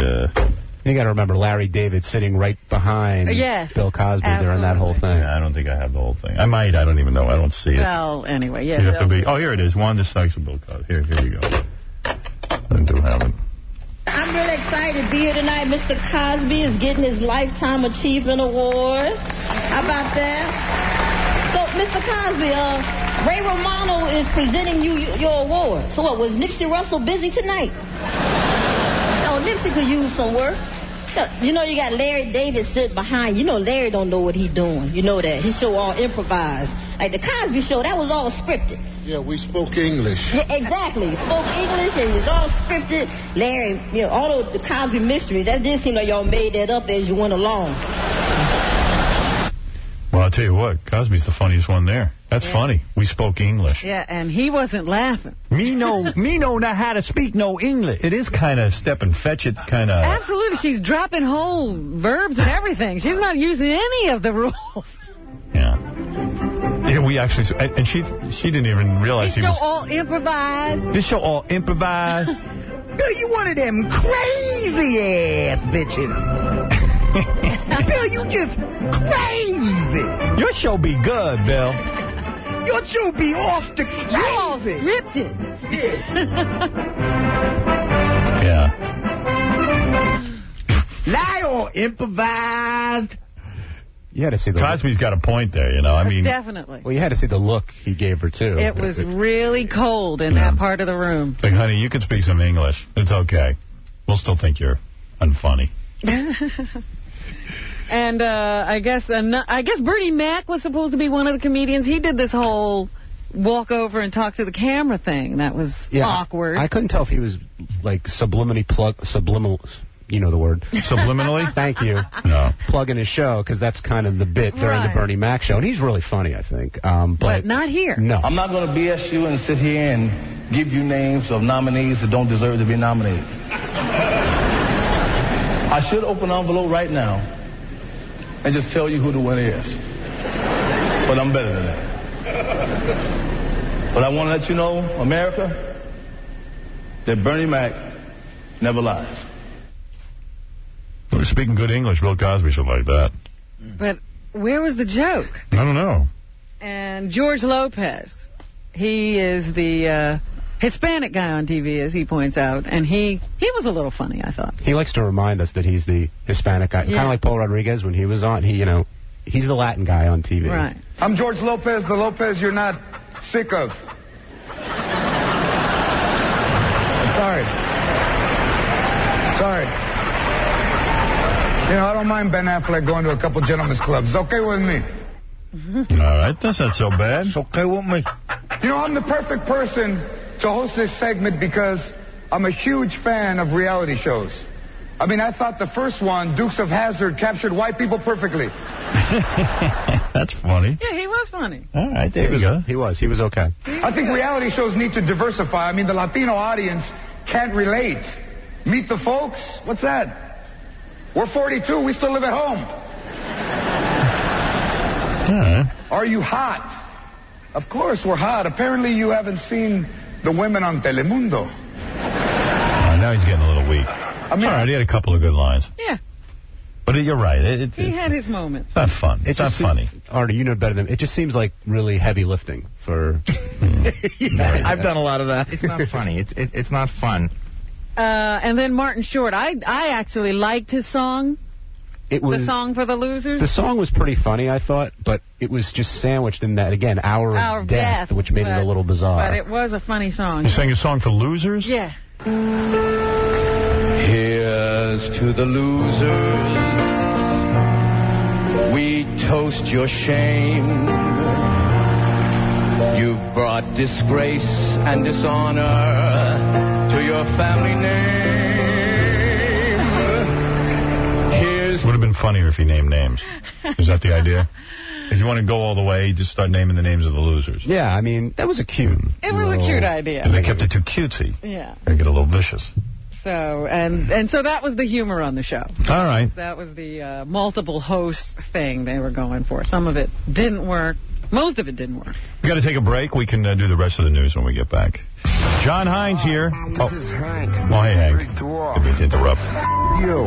Why am I so angry? What goddamn business is it of yours? I think all of you people listen to Howard Stern and go take a flying You people mean nothing to me. I miss him. You're crap. If only I could reach you from the top of the Howard Stern building. Oh, there he is. You listening to the Howard Stern show, climb to the top of the building and jump off. And hopefully all of you will die. John Hines' paperback edition of Jump the Shark is available in stores now, and jumptheshark.com. That's what I was trying to say. King of all media, Howard Stern. The Howard Stern Show. Of course it is. And John Hine joined us from jumptheshark.com and his paperback edition of Jump the Shark available in stores now. All new material. Is that correct? Updated. Updated material. Hey-oh. Anybody want to talk to Joe Rogan's sister who wants to set some record straight? What record are you setting straight, Bridget? Hi. Well, basically, I just wanted to let you know that my name is Bridget Rogan. I am his sister. Good. I have a twin sister, Rose Rogan. Oh, now I know what you mean. You're talking about Joe's dad. Joe hasn't been in touch with his dad because he abandoned him, he claims. That's so false, Howard. Go ahead. Tell me your side of it, That's Bridget. so false, Howard. Me and my sister, we've lived a wonderful life. And my father's the greatest person ever. He's a lieutenant, retired from the police department. He was for 30 years. And, whatever relationship his mother had with my father, he was young. And I guess maybe he didn't know about it, but we tried to contact him as our brother. I know he doesn't believe in that gene thing, but it's unfortunate because, we're two good people and we just want to meet him. And that's it.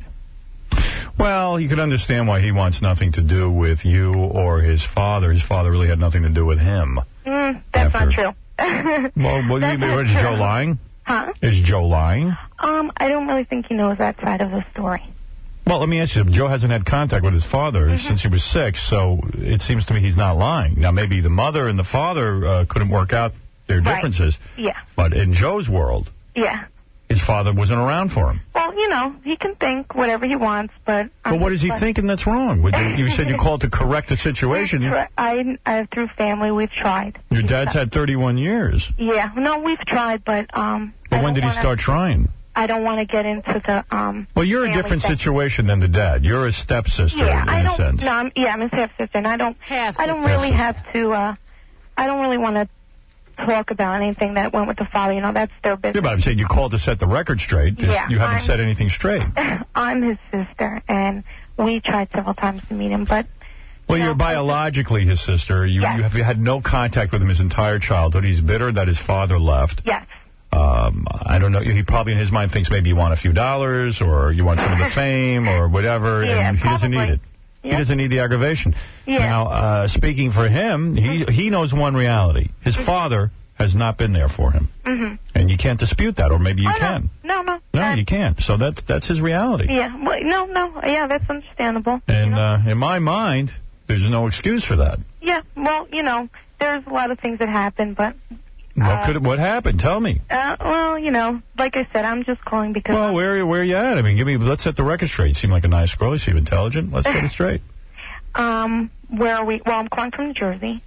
Right now I'm at work, so I'm just... Okay. All right, Bridget. Thank you very much. Thank you. That's Bridget Rogan. Yes. Who Joe has never met. No. We know her better than he does. This is Joe's Fear Factor. All right, Bridget, we know you better than Joe does. Okay. Thank you, Bridget. Thank you. Here it is. Exclusive, setting the record straight. I don't know what record was out of whack. I don't know, but John Hines says he was in the middle of his plug. And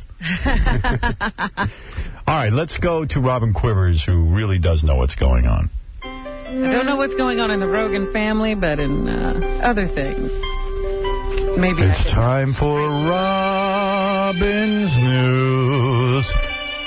It's time for Robin's News. It's Robin's News. All right, just a couple of the... It's time for... Oh, no! You already sang it. This is my old buddy. Robin's News. It's Robin's News. Stop the life. He sang it with so much feeling. A couple of the notable acceptance speeches from the awards, Joey Pants won for Best Supporting Actor, I guess, in a dramatic series for his role in The Sopranos, and he was a little emotional. Sound like crackhead Joey Pants. Thank you very much. Is that the speech? Gee. Look at this. Is he breaking down? A little bit. A little bit. My stepfather, Florio Isabella, who saw in me the future. I don't know. I think it's really funny that these guys take themselves all so seriously. They're getting an award for their acting. I mean, it's just ridiculous. That I never dreamt of and encouraged me. Also my mother, my father, my kids, Daniela, Melody, Marco, Isabella, my wife, Nancy, David Chase, the writers, the greatest actors I've ever worked with. Nick Stevens and Lisa Hallman always got me a job when I had to pay the rent. At my first day on The Sopranos, Jimmy Gandolfini leaned over to me and said, "You're a big crybaby." "It's an honor and a pleasure to be working with you. And the last 2 years have really been an honor and a pleasure for me, so thank you very much." All right, Joey Pants. We've had him on the show. Nice guy. Good guy. There you go. That's it. Deborah Messing.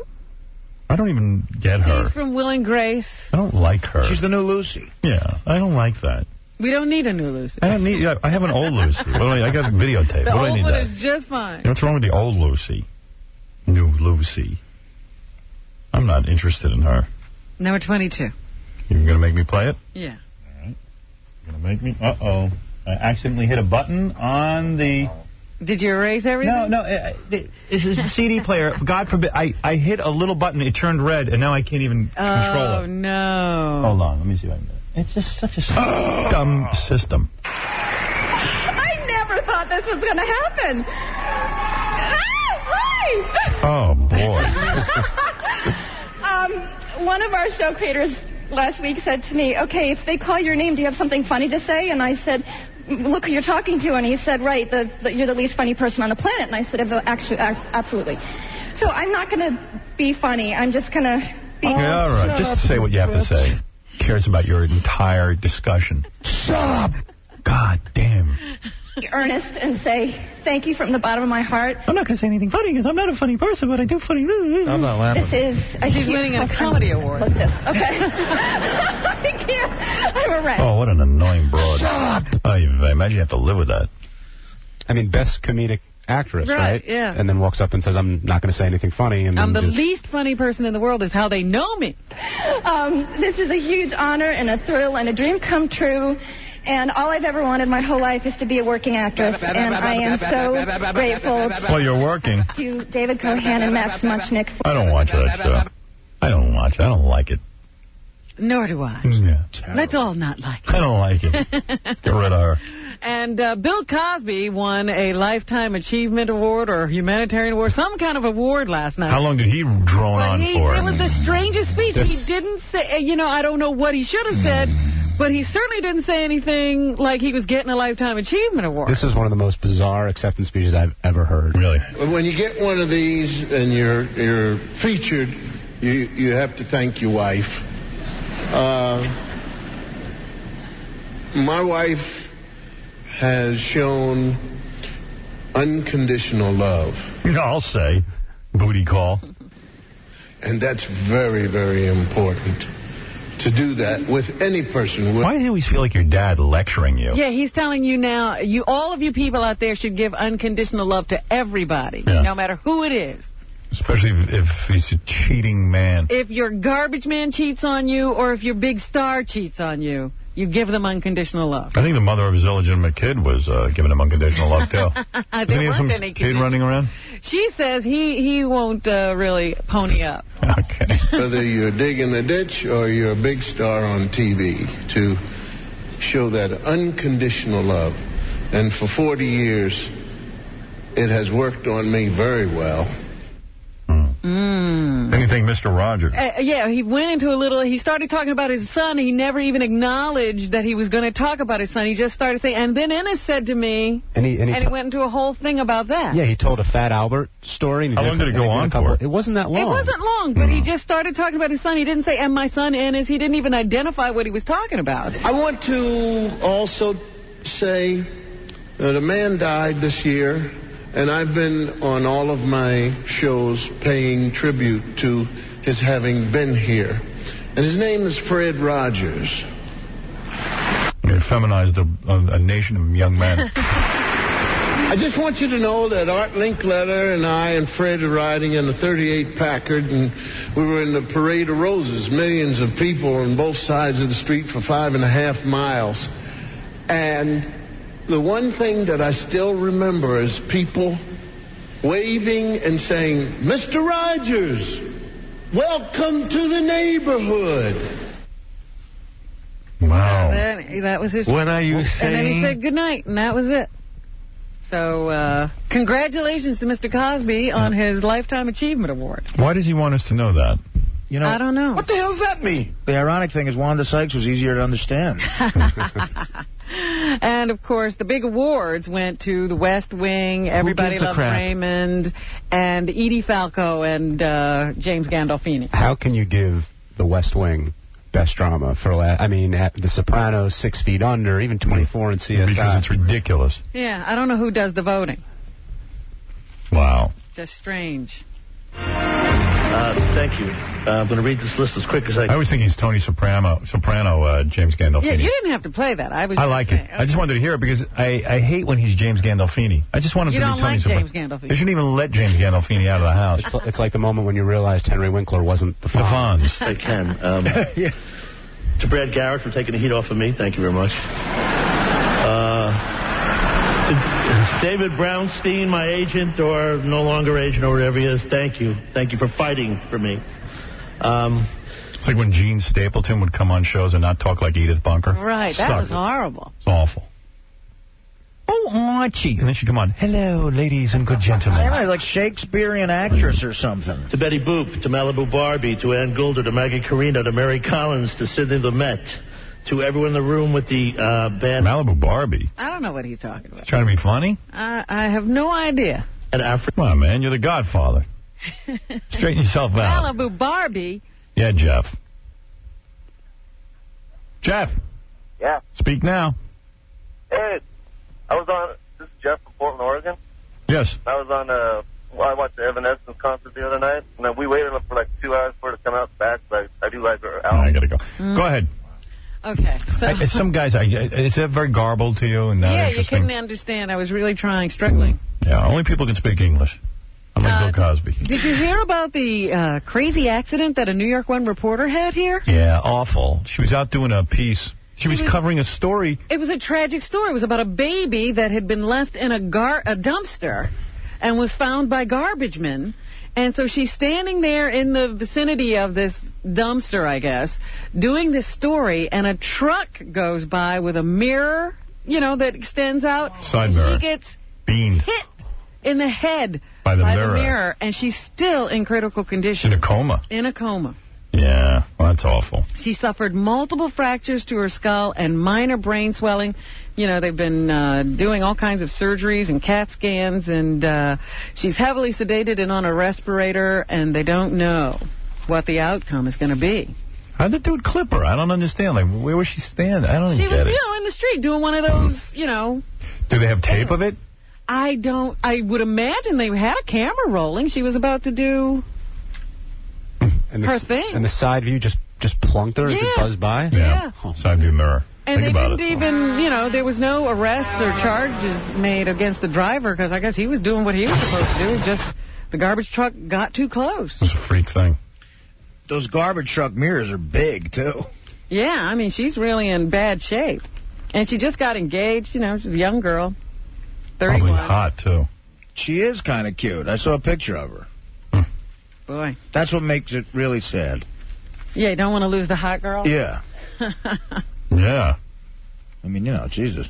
Anything else? Absolutely. There was an article written yesterday about the interrogation of this head terrorist who planned the September 11th attacks. And apparently it was supposed to be even bigger and more catastrophic than it turned out to be. He had originally proposed 5 years ago that 10 planes, 5 on each coast, be sent to various targets. And several hijackers aboard each plane would cause havoc in the United States. He presented this to Osama bin Laden 5 years ago, and in that 5 years, bin Laden kept refining the plan until it became what it was that knocked down the World Trade Centers. But they say that these interrogations are showing that Al-Qaeda continues to be very patient, and they will wait as long as it takes to continue to strike at the United States. They're not deterred by the current attacks on them. They expect that they're still planning to attack the United States and will continue to do so as long as they exist. Yes, Evelyn. Hi. I had an idea about turning tragedy into triumph. I thought that 8 Simple Rules, John Ritter could be replaced by Christopher Reeve. There's a good idea. John Ritter gets into an accident. They write that in. The next week he shows up as Christopher Reeve. He could also have been, struck blind in the accident and has to wear glasses, sunglasses. That's fabulous. So he could look just Christopher Reeve could replace John Ritter. Well, somebody get over to ABC right now and get that in the works. I don't want to sound like I'm sort of ruining your day, but I said that last Tuesday. Oh, you did? Yes. I agree with you. Did you suggest Christopher Reeve? I did. I thought he'd be terrific. Did you really promote it? No, I said it once, that's all. No, don't be sorry. I think great minds think alike. Nothing wrong with that. Henry Winkler, Tony Danza, Christopher Reeve. Fabulous. Bill Cosby. Do you really think that Christopher Reeve could keep up with that schedule and performing before a live audience? Yeah, I told you. He only had 8 lines per show, John Ritter. It's all about the chick with the boobs. But you have to do it live, so I don't know if Christopher Reeve is up to that. Oh, that's nice. What? Give him a vote of confidence. Of course he's up to it. Not live. You did it, you mess up, you do it again. How about Joe Piscopo has did that? Joe Piscopo, there you go. Can body build. Yeah, he's always in the gym. Yeah. What else is in the news, And Robin? smelling his food. A chaplain who's working in Guantanamo has been arrested for carrying classified documents. There's going to be an investigation. They think he may have been spying and bringing, either bringing out information from the prisoners who were interred after they were taken out of Afghanistan, or maybe bringing them some information. So they've arrested him. He is a Muslim and had lived in Syria and changed his name before coming back here and joining the Army as a chaplain.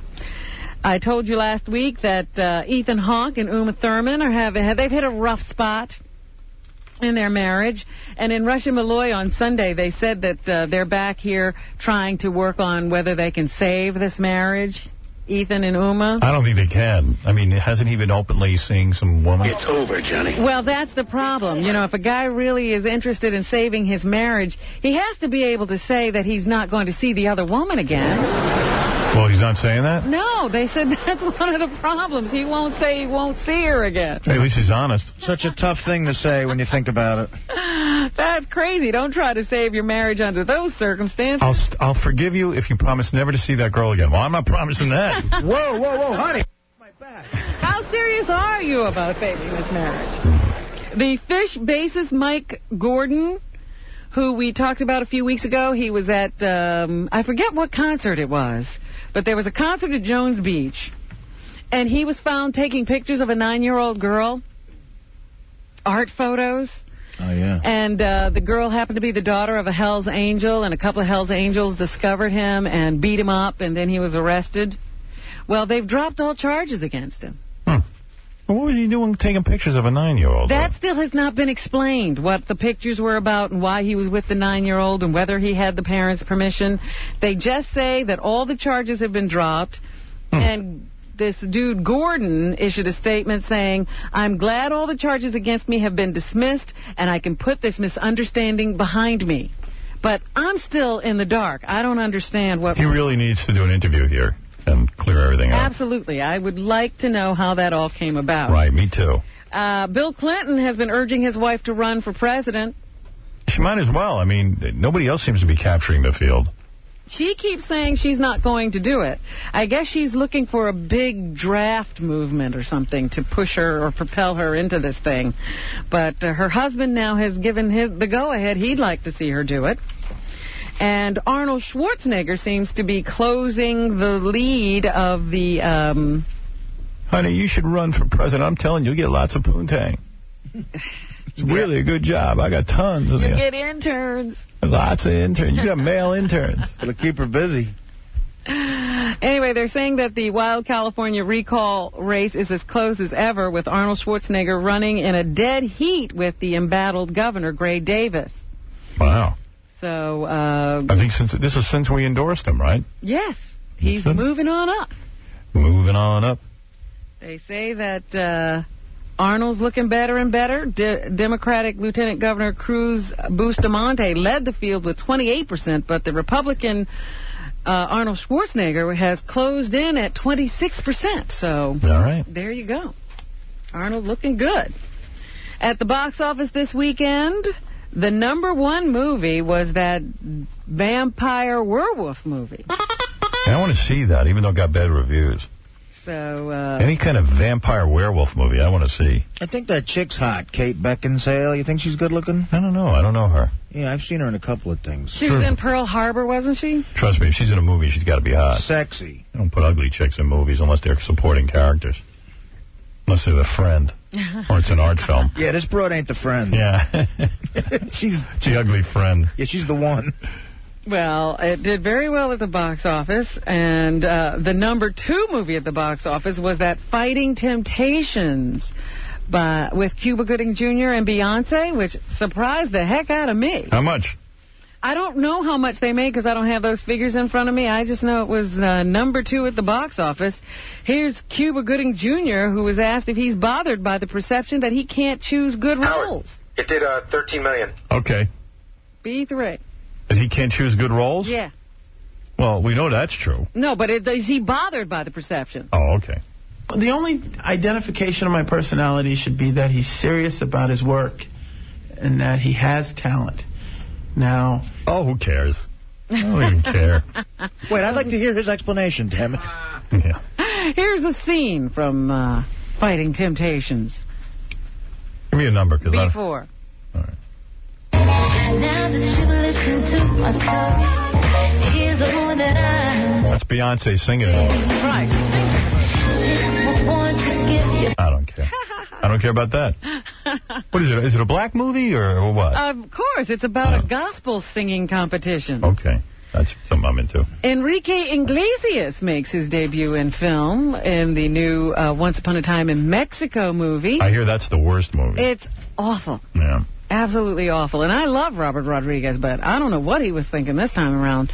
Here's Enrique on why he said yes to this role. B1. The first reason is because Robert, I just felt safe. I knew that he was going to make it worth it, and I wasn't going to look like a fool. Well, how many roles are there for guys who are unintelligible? And just working with Antonio, and... You guys rate movies on Jump the Shark? Yeah, I love when singers become movie actors. Stars, That's always a good career move. Yeah, I'm sure he's a terrific actor. That's a singer jumping the shark, I would imagine. Haley Joel Osment is in Secondhand Lions. Wow, have you seen that kid? Boy, if he isn't Leave It to Beaver Jr. Yeah, he's looking a little rough. He's Jerry Mathers, man. The kid's not aging well. No. And the voice. The face is going. Puberty will vault you over the shark every time. Yeah. Going all wrong. Sure will. Here's Haley Joel, who says the theme of learning to believe in something when there's no proof helped him become more of a man, actually, is what he's saying. Eh? The literal truth of that, it was, Whoa. just exploring in this film, and then playing a character who grows up in... Hey. Oh, man. I don't want to get older. To being who learns how to grow into being a real man. Oh, I don't want to grow up. I won't grow up. I don't want to go to school. I don't want to go to school. I don't want All right, anything else, Robin? And Sharon Stone is back. I miss her vag. She's in a movie called Cold Creek Manor. And here's how she got back into or how she feels about being back in the acting game. Well, I met this fantastic woman, Nina Jacobson, at Disney, who runs this part of Disney, and we got along great. And we've been talking two powerful women about working together. And then she called me one day and said, I have this great movie for you. Yeah. I'm still waiting for my call from Sherry Lansing for the great movie for me. And I read it, and then she said, and Mike Figgis is going to direct it. And, of course, I've known him, and I'm friends with him. And she said, of course, you're going to have to show your vag. You're going to have to cross and uncross your legs. Wow. Big talent. And then she said, who cares? And this is why she enjoys being back at work. Well, you know, I've been up in San Francisco in my PJs for a few years. PJs. So coming back down to L.A. and your PJs. Into some of the fashion thing is fun again for a while. Okay.